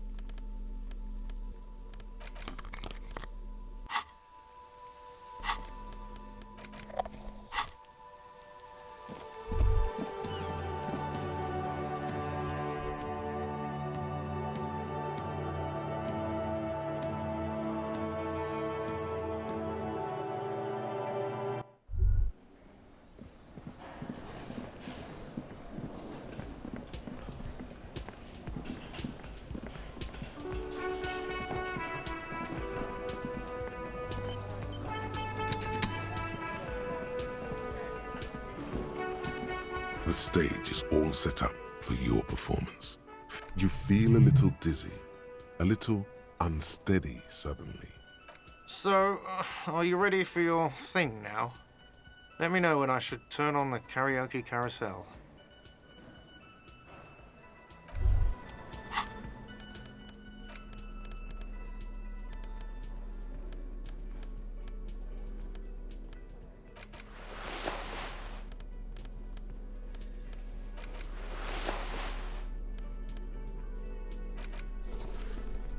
What the fuck?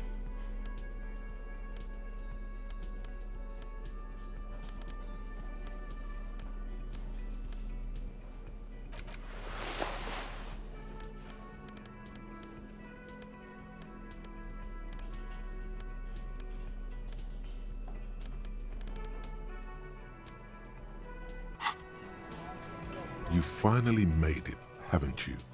People point fingers at you and whisper to each other when you pass by, wondering to themselves, where did that man get such a cool jacket? Did he receive it upon graduating the École Normale Supérieure de Badasserie? Is he dangerous? You are very dangerous, my friend. Dangerous and cool. In fact, no one dares to say a single thing about the jacket. But believe me, they are all very impressed. Thank you. The stage is all you feel. So, are you ready for your... The air is thick with anticipation. Someone dims the lights as the music starts.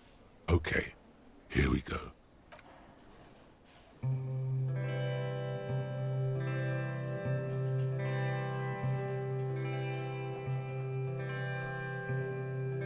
Oh my god, is Harry gonna sing?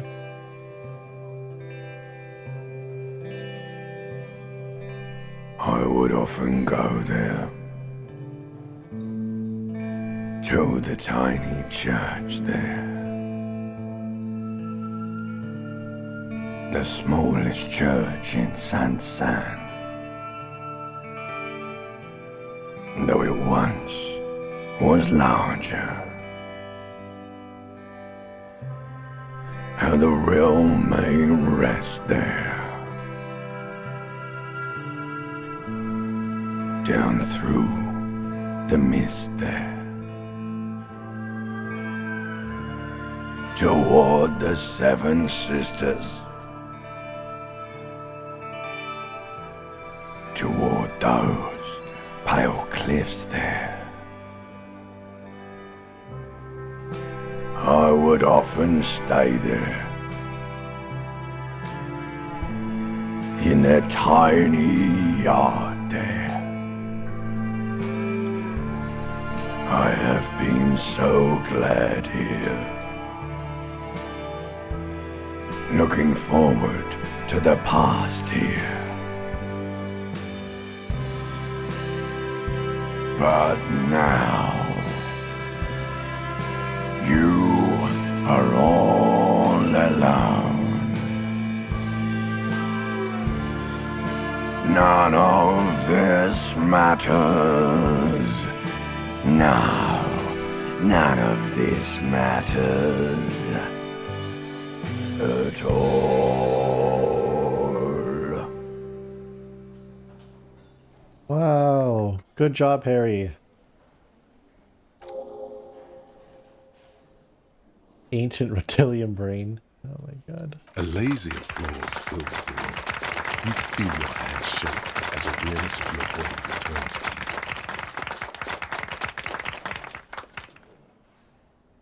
This guy really carried you. I want to dedicate this song to whoever wrote me that fucking letter. I still love you. Thank you very much, asshole. Ooh. Guard. Pay to the pale. Nothing that will devour this world. Nothing that will devour the world. Contact Mike. Everyone else sucks.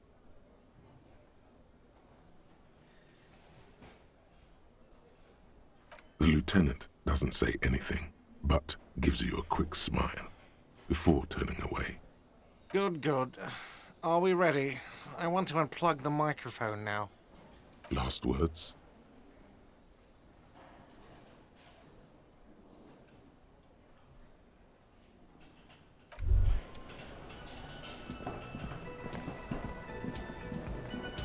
I did it.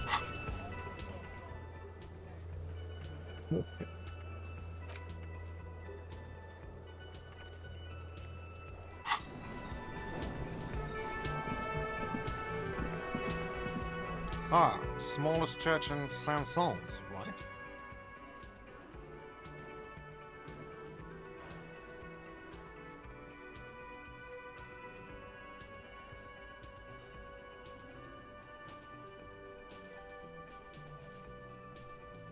Cool. Now, what can I do for you? Another thing. Great. I love those. Oh, okay. Well, I did hear you make noise back there, so good for you. It takes a lot of willpower not to ask. Obviously, he's been wanting to know what's behind the door. Okay, what is back there?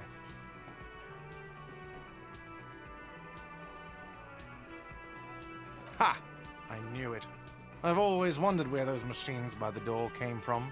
And they told me there was some kind of pinball thing here too. I knew it.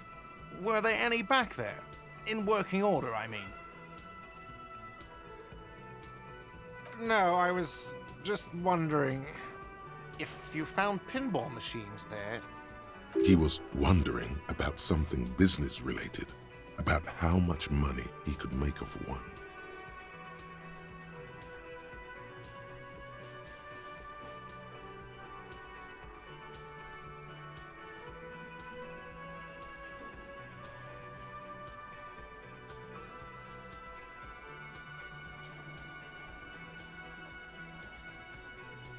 I feel a capitalist plot coming up.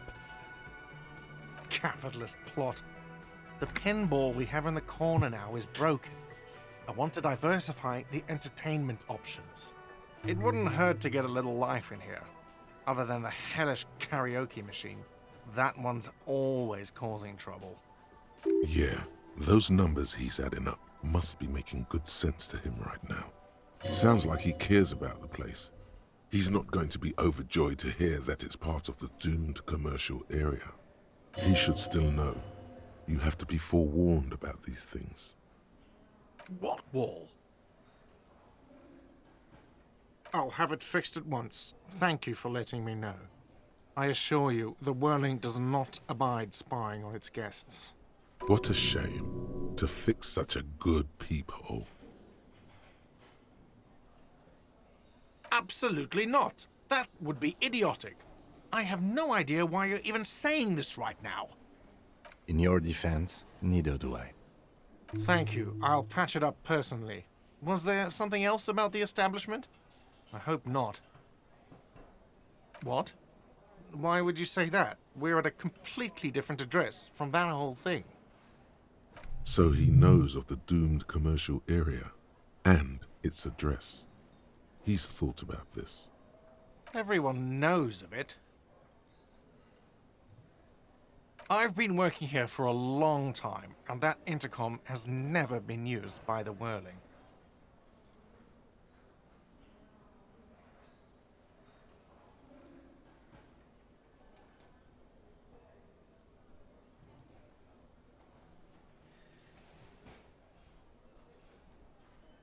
Does this look like part of a doomed commercial area? This pre-revolutionary tilework? These high ceilings? The nice rooms? Well, most of the rooms. For 14 years, man. That's how long I've worked here. I've kept this place up through hail and through sleet. Fuck me, if some doom ghost... He's done a fine job too. Though he's spoken of the place dismissively before, the hostel is actually very important to him. Yeah, it's slowly growing on me again. It's beautiful in its own way, especially for this neighborhood. I've been trying to keep it that way, even if it is part of the damn doomed commercial area.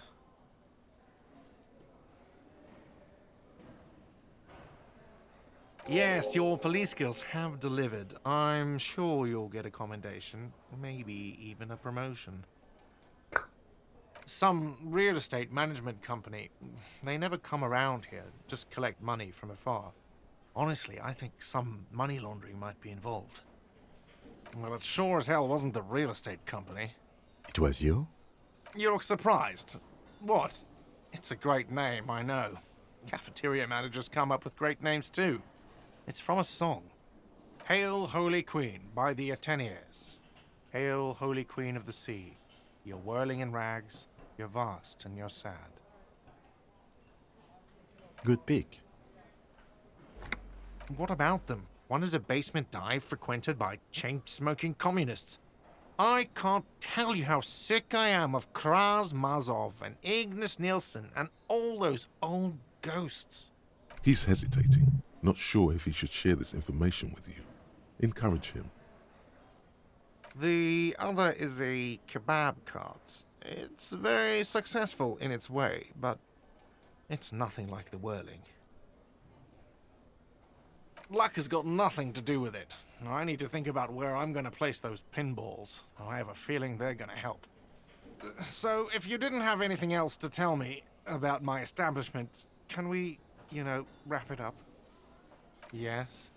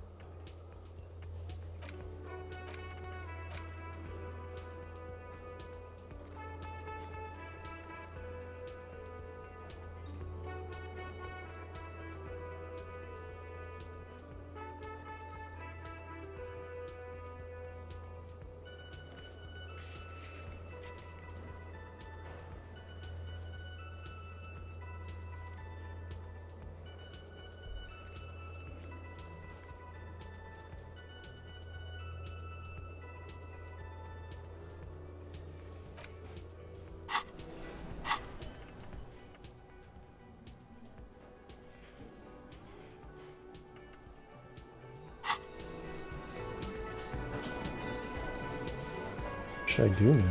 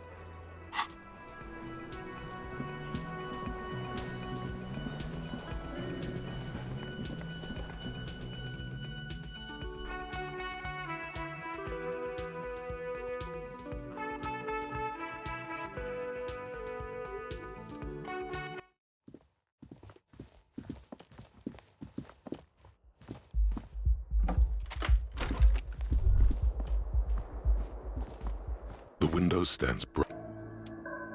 The window stands. You see some light. You see some light.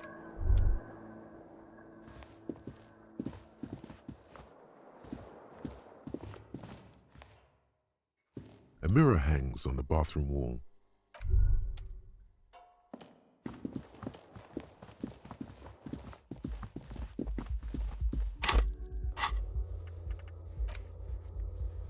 Okay, so I'm guessing these ones are just like I cannot. Yeah, I don't think I could do any of this. Makes sense. Abandoned lorry. Challenge.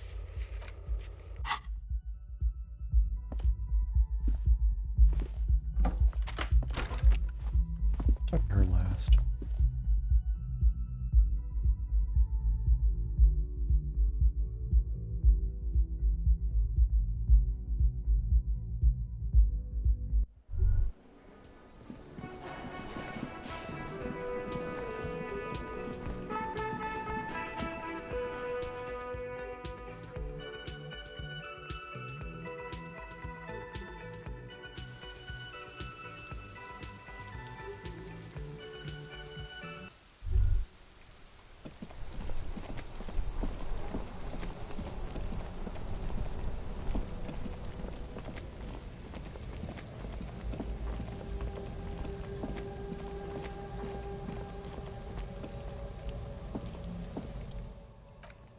Not a good. As you look up, you notice something with great kinetic energy seems to have impacted the cuirass, around where the heart is. A bullet? Someone shot him in the heart. Interesting. Okay, I can't see it, but I take your word for it. Well, Martinez is riddled with bullet holes. This place saw a lot of action during the revolution. But the statue is recently renovated, so maybe a joke? Target practice or a political statement? If we connect every bullet hole in Martinez to the murder, we'll get an overwhelming amount of loose threads. But then again, our guy was shot, and that hole would be recent. It's not completely tangential, at least worth noting down. I wouldn't hold my breath, though. The king stands high above you, surveying the bay, mute and indifferent to your sightings.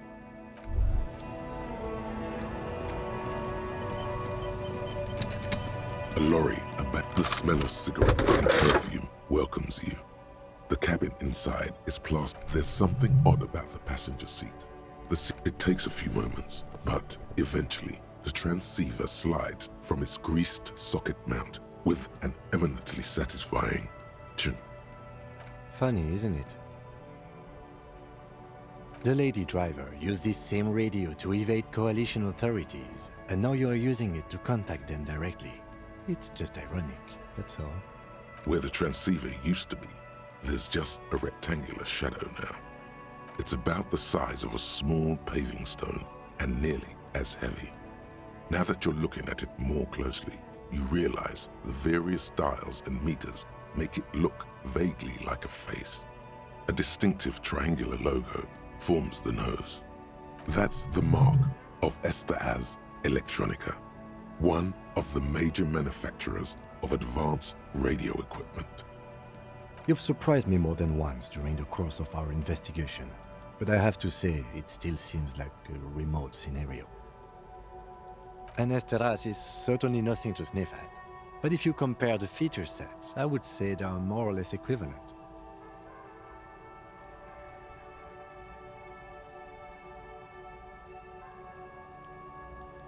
It should, assuming we can find a way to replace the frequency dial. The movie stars are still smiling. You wedge yours, but what sandpaper adds extra grip? Sandpaper, yes. Which means at least we can now ask Titus some concrete questions about it. The movie stars are still smiling. Voila. Bonne prise. This lot told there. Hundreds of thousands of motor. This wind. The final. These looks like the smugglers have infiltrated the road network belonging to East Motor Tract. So it would seem. The RCM patrols most of these auxiliary roads, though apparently not all of them. It's definitely not the Union. Here's bad news. Lieutenant Kitsuragi is a brave man for saying Madre's name without the winces and whispers that usually accompany it. Especially bad news for cops who may have something in their past they don't even know is there.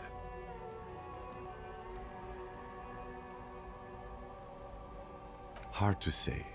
The Besmati is a with coolness. Best not to. The stack of maps looks just like a metallic drawer slides out from the seat. It's an issue of, it looks like these. The Ulan frequency system? I've never heard of. It's an issue. It looks like these. The Ulan frequency. Pulling the toolbox slides back into its nest. The red. Voila. Bonne prise. Best. The stack of maps looks just these. One of them. There's definitely perfume. The remnants of a sweet. The actress is. Wait. This is.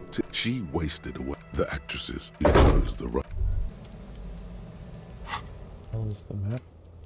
There's abandoned lorry. Musical instrument. Oh. I can't do that one either. That one's already gone.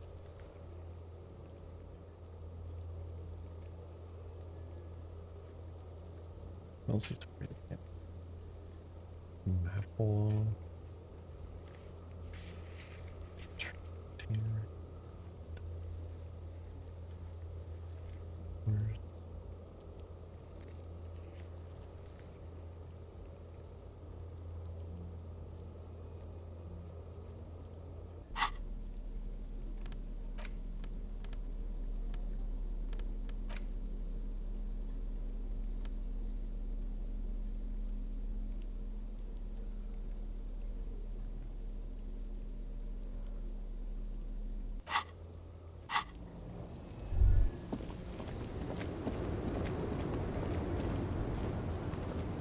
The woman looks.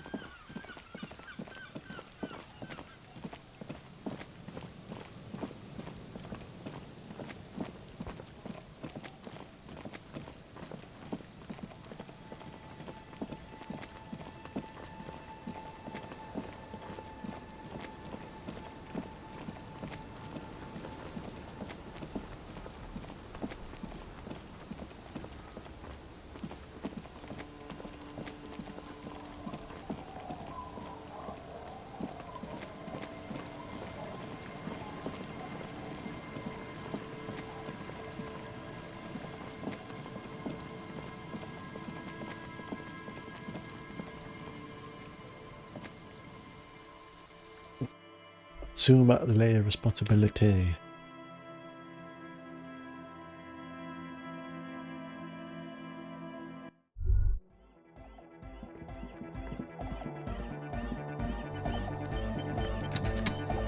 Yo, man, so your cop ways came through again. Impressive. Let's see what you got. Thought I felt a special sign coming off this one. I'll just have egg pop in a frequency dial here, and we should be set. Rarely has there been a more apt pairing of man and transceiver. This is a portent of great success. All right, Lawfarer, we're ready to do this. I have to warn you, though, once we commit, there's no stopping until we've seen it all the way through. No pauses, no second chances. This is our shot. You got it. So any cop prep you got to do it now. We'll wait if we have to. Don't sweat that. Egg found something down near the waterlock. Some maniac abandoned a perfectly good power source. Maniac is obviously you, which makes the power source your half-sucking Capri 40. That explains why it was covered in cop colours. Old thing's totaled, but lucky for us the engine on the back is still perfectly good. All I have to do is run a cable from the engine up the Centaur Man's Memorial. It won't last forever, but it should buy us enough time to get you synced up with a big bang.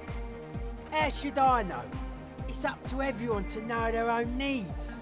Whatever keeps your body and soul in top working condition. At the very least, you should make sure you're wearing a good pair of gloves.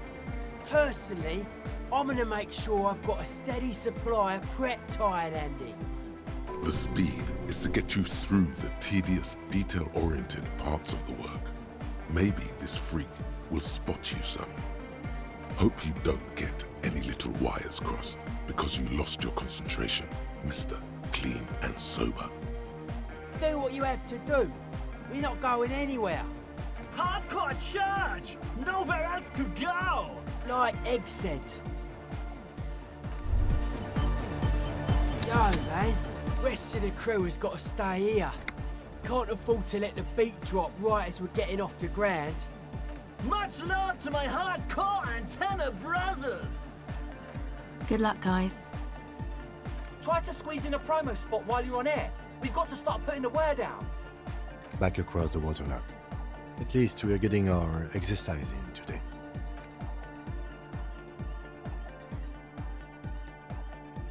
Grab that amplify, officer.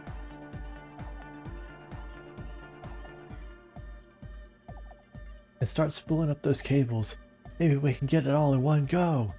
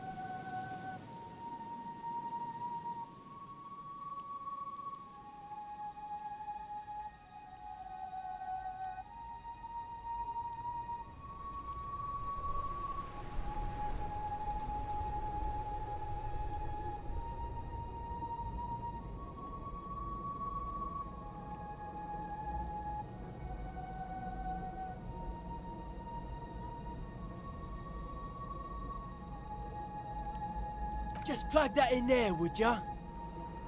It's done. I believe we are ready. Yeah, as ready as we're gonna be. Grab one of these can sets, both of ya. I've got it rigged so that we can all listen, but only your cop talk will broadcast. No idea what we're gonna hear when I turn this thing on, so be prepared for anything. Trick is to keep transmitting your request until the big bad acknowledges ya. You got that? Honestly, that might be for the best. Like I said, the signs coming off this whole project are seriously uncharted. Don't know how much juice we've got, so we better get to it. You ready? No time. We're live in 2, 1... A soft rustling between your ears, a winterscape with fast falling snow.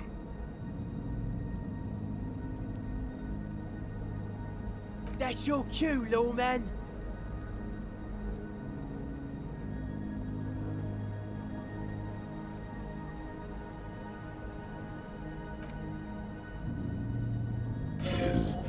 Is there anybody there? The lieutenant looks up at you with a nervous glance. Nervous? For who, though? You cannot say. Give it another go. Perhaps you're simply imagining it, but it seems as though you're learning to pull apart the fibers of this auditory felt. You focus on one strand in particular, one that sounds very nearly human. Nein, Liebling, das lasse ich nicht zu. Wie kannst du unseren Jungen bloß auf einem dieser Dinger nach Bredeport schicken? Marianne hat mir erzählt, dass Oskar nicht mehr derselbe ist, seit er auf einem Luftschiff aus Graz zurückgekommen ist. Natürlich halten ihn die Psychologen für vollkommen normal, aber sie hat das Gefühl, seit seiner Rückkehr mit einem Fremden zusammenzuleben. You can't make out a word of this gibberish.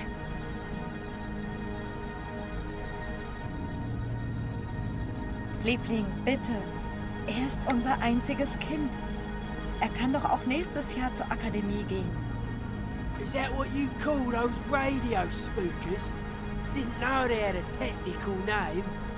Either way, you gotta keep it up till we get through. Again. It's cold now.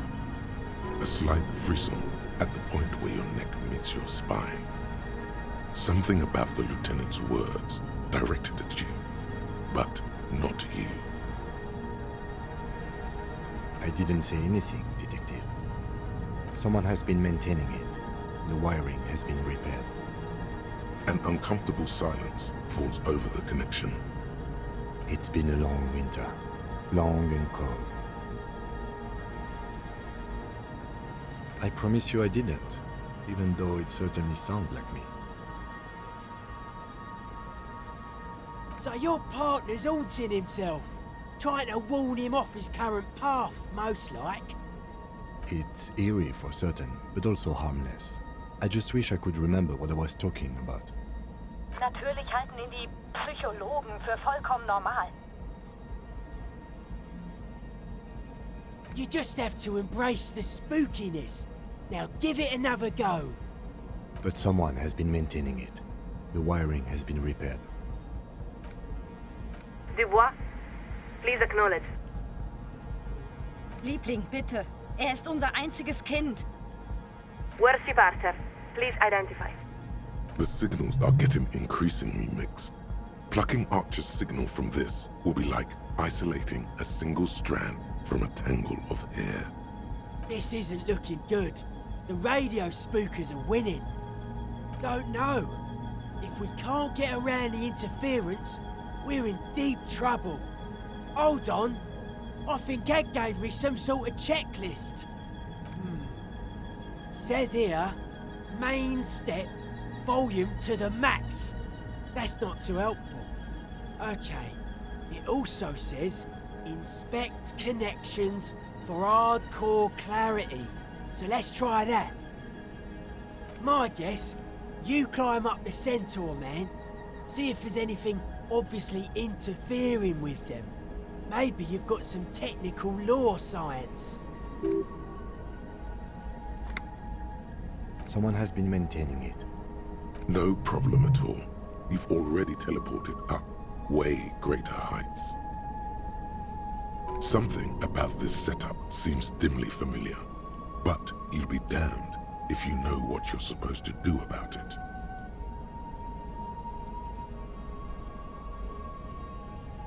It's gotta be you. I'm manning the decks down here. You actually haven't, but you have proven that you are a relatively capable climber. Maybe you break an arm, maybe you break your neck. Could go either way, honestly. But that's what the Invalids Fund is for. So don't worry about it for now.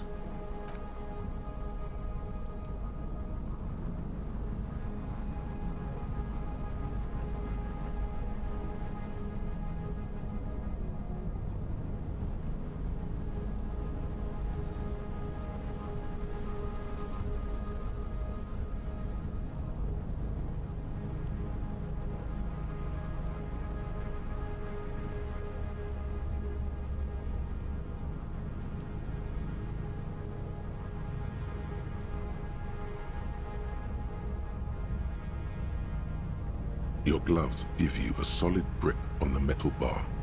This feels pleasingly familiar. You don't exactly cut a lithesome figure, but after several moments of scrambling, you manage to hoist yourself atop the monument.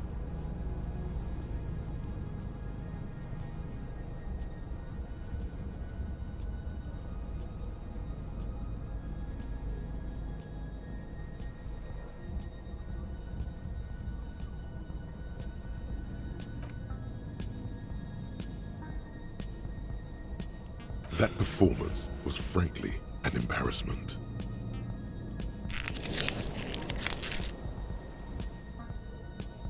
You're doing all right, Detective. Just keep your focus on the task at hand. The connection itself is nothing more than a little braid of exposed wire wrapped about the hoof of the horse. A copper fetter it cannot slip. The whole monument is covered in a thin but durable layer of oil and grime. It's obvious no one has cleaned it in years. Well, what's it look like? That's not good. We should have cleaned the centaur man first. Pretty rude that we didn't. Hang on, I'm looking at Egg's checklist. He says, if all fails, bend antenna. Narrow is the hardcore way. That make any sense to you? It says here, muscle style. Good question. Maybe he's saying we're casting too wide a net. Gotta narrow our receiving band so we pick up the big bad without the spookers. Since you're already up there, I say you should do it. The speed freak is right. The responsibility is yours and yours alone. There's no turning back now. You are face to face with Philip III. The Bronze King looks toward the west. Something about his features seems bizarrely distorted. His imperious gaze leads you naturally to his outstretched hand, which, for some reason, strikes you as sadly empty. Come on. Kings and sabers are so played out. There's a better way. To your surprise, the saber's hilt fits quite snugly in the statue's hand. The king cuts quite the triumphal figure now. There is no way that is going to make any difference. Nah, every bit helps. We need this antenna to be as hardcore as humanly possible. This faithful steed is in nearly as poor a condition as its rider. A clear night sky. The stars make for a brilliant display. Across the river, you can see the lights of Coalition warship Archer floating above Revachol East. A few of the idle lorry drivers and strikebreakers gesture at you with their cigarettes, more out of curiosity than anything else. From the window of one of the adjacent apartment buildings, an older woman leans out, her heavy breasts sagging. She yells a single word you can't make out, and then shuts the window with a violent thunk.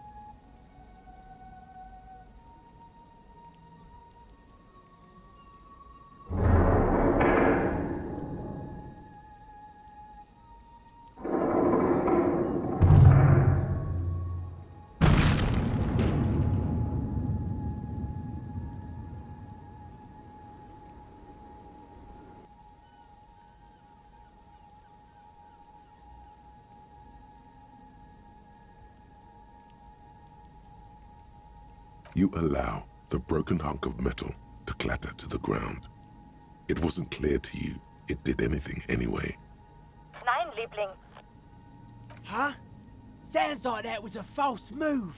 Signal's even worse now. The thing is, trying's not enough. Now it's the results that count. He's right. This was your responsibility. I'm gonna turn all the dials to maximum. Probably gonna burn out our power supply, but that might be the only way. A maelstrom of sound, swirling and swirling around an invisible point. It's mounting, mounting. Nicht mehr derselbe ist, seit er auf einem Luftschiff aus Grad zurückgekommen ist. Lieutenant Dubois, please respond. It's too much.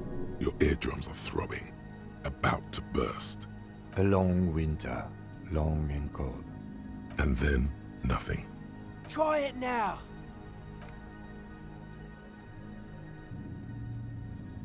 This is Warship Archer. We are acknowledging and accepting you. Though we're still getting quite a bit of interference.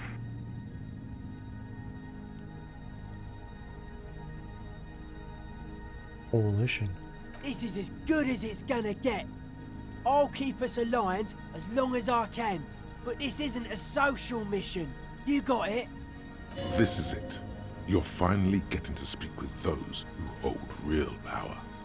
There is so much you wish you could ask, but you probably only have time for 1 or 2 questions before the signal is lost. Please be advised that you are speaking on a public frequency. What is your request?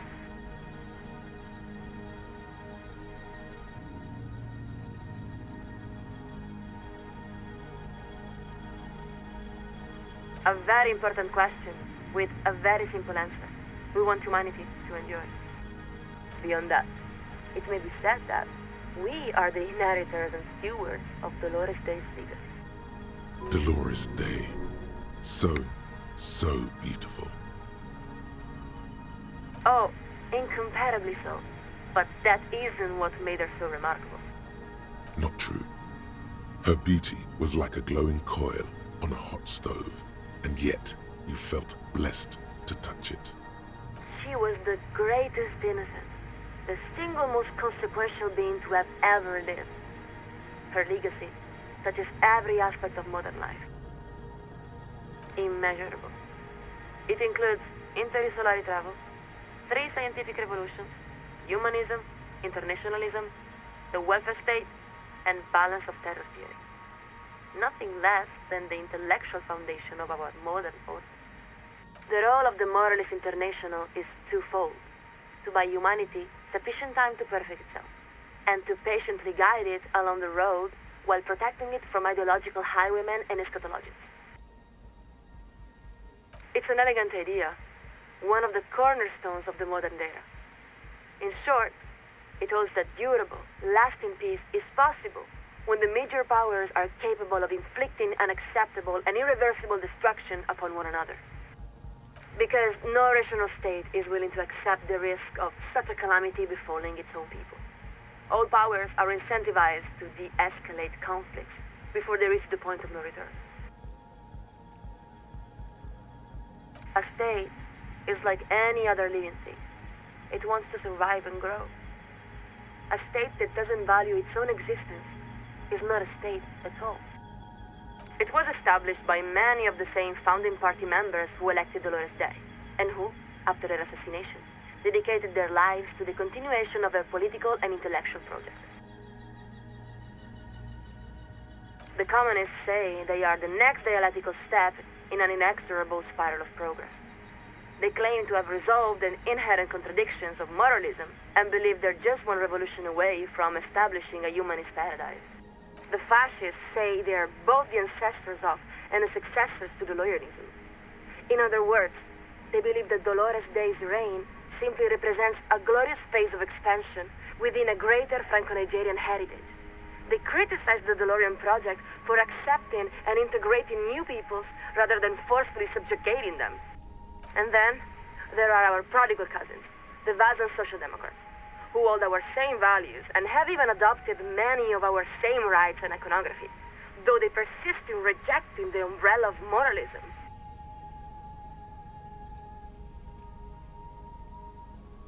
Yes, atomic war, environmental degradation, resource exhaustion, viral pandemic, supervolcanism, runaway anthropogenetic collapse.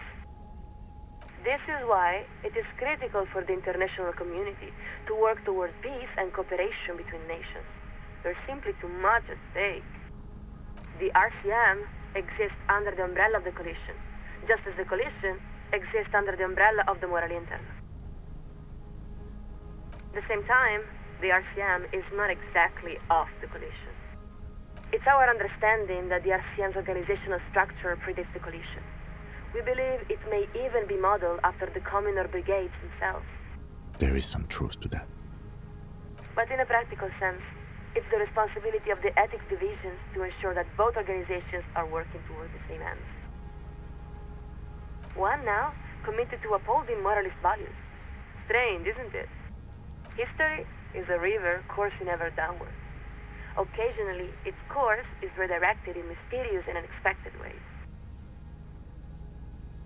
Let us answer your question with a question.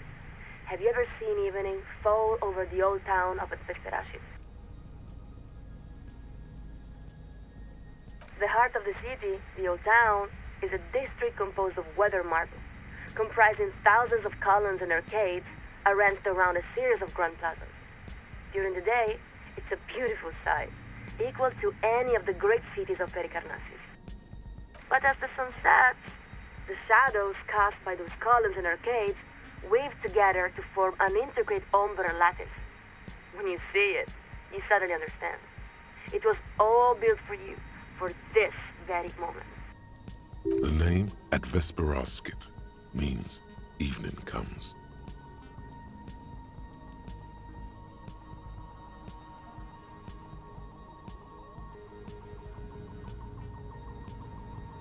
For you, for all of humanity. Not only that, but you are also part of that centuries-long plan. When you cross one of the open plazas, your own shadows is effortlessly woven into the great lattice work, a deliberate synthesis of humanity, art, and the natural world. Yes, it is. We grew up there. We have seen the lattice with our own eyes.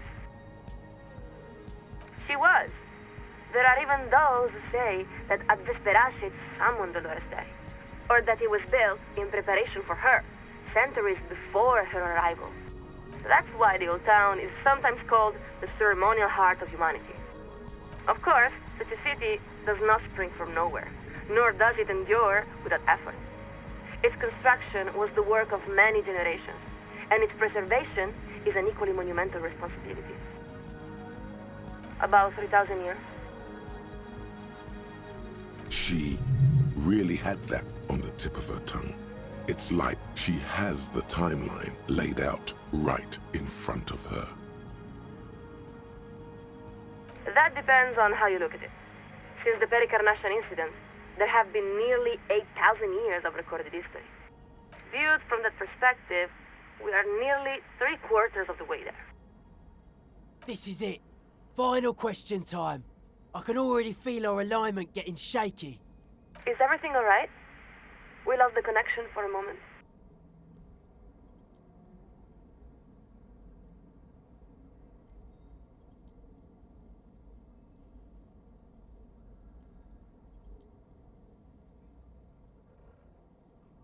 Acknowledged. To reach the committee, all you need to do is fill out the appropriate request form and submit it to the Liaison for Public Affairs. If the liaison accepts your request, you will be invited to address the committee at their next quarterly public hearing. We believe the next hearing is scheduled for July. She's got to be jerking your chain, right?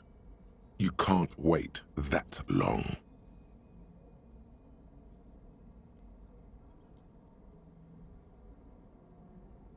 Not a problem. If this is a time-sensitive matter, you may file an emergency address request with the Liaison for Public Affairs. They typically respond within a few weeks. We're afraid that is quite impossible, Lieutenant Dubois. We cannot transfer you to the committee because we are not entrusted with that responsibility. We are simply the second signaler. Then, why are you wasting time with her? You should demand to speak with who's really in charge.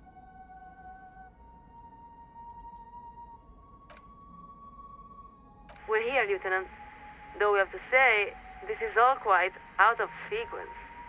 You're getting out tangled by the big bad. Time to try something else.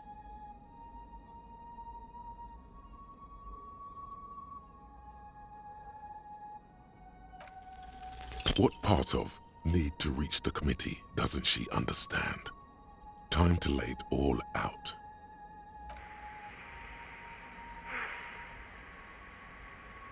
We will hear your request, Lieutenant Dubois. Although we must inform you that the committee does not typically intervene in personal matters. That's only because they haven't heard about your problems yet. We are not sure we heard that clearly. Are you suggesting that you may be responsible for the very murder you're investigating? For the last time, Detective, you did not commit the murder. Archer, please disregard his nonsense. No use. The big bad can't hear us. Just the main cop. I don't understand. I thought he was making progress. Lieutenant, surely you are aware that it is a civil offense to maliciously or frivolously obstruct a collision radio frequency. Now, please excuse us while we update the receiving frequency. This connection will be cleared in 4, 3... Quick, hang up on her first.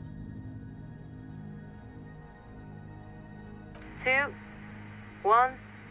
Après le monde, le gris. And the line goes quiet. The lieutenant gives a long sigh as he removes his headphones. He looks up at you. I think it's best for you to climb off the statue now, Detective. Your real work is done here. The sun-warmed bronze tingles beneath your fingertips and between your thighs. Your legs have grown stiff. You've been up here quite a while. You look around. The strikebreakers are still shouting their slogans and waving their hand-painted signs. Beneath you, the lieutenant and the speed freak have begun disconnecting a few cables.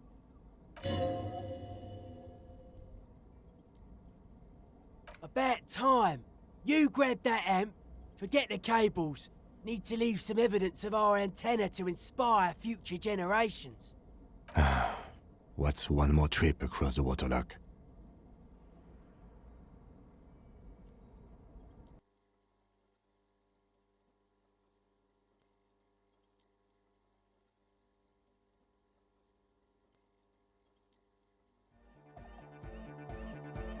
Well, cop man, we've repaid the favour. Guess this cements the cop hardcore alliance. Yeah! We are cops now! Easy, Egg. We're still hardcore music venue organisers, first and foremost, but maybe this does make us pillars of the local community. Sure. You have to say that now, but it's alright. I'll put this tech away later. Think there's an extra can set, in case you want to grab a souvenir or something. Don't think anyone will miss it. Motorway south. The lone vector stretches in your mind's eye into the wild pale yonder, for an unimaginable distance, forgetting, until you can no longer remember anything. No cities, no mountains, no oceans, and finally, no vector. Nothing remains. A blank space with no point of reference, where only one type of motion is possible. The motion of a human throat. Swallow in, and then it comes to you. To reach the end of the motorway south is to be unborn. You've had this thought before, while aimlessly wandering the streets of Jamrock. A lost piece of the man you were. A dark hope.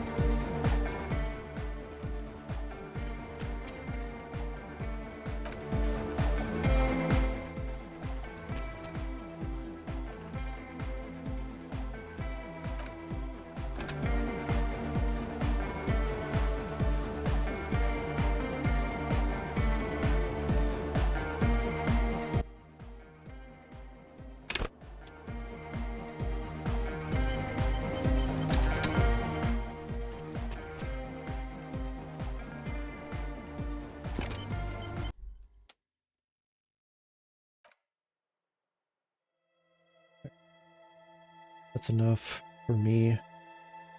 That was awesome.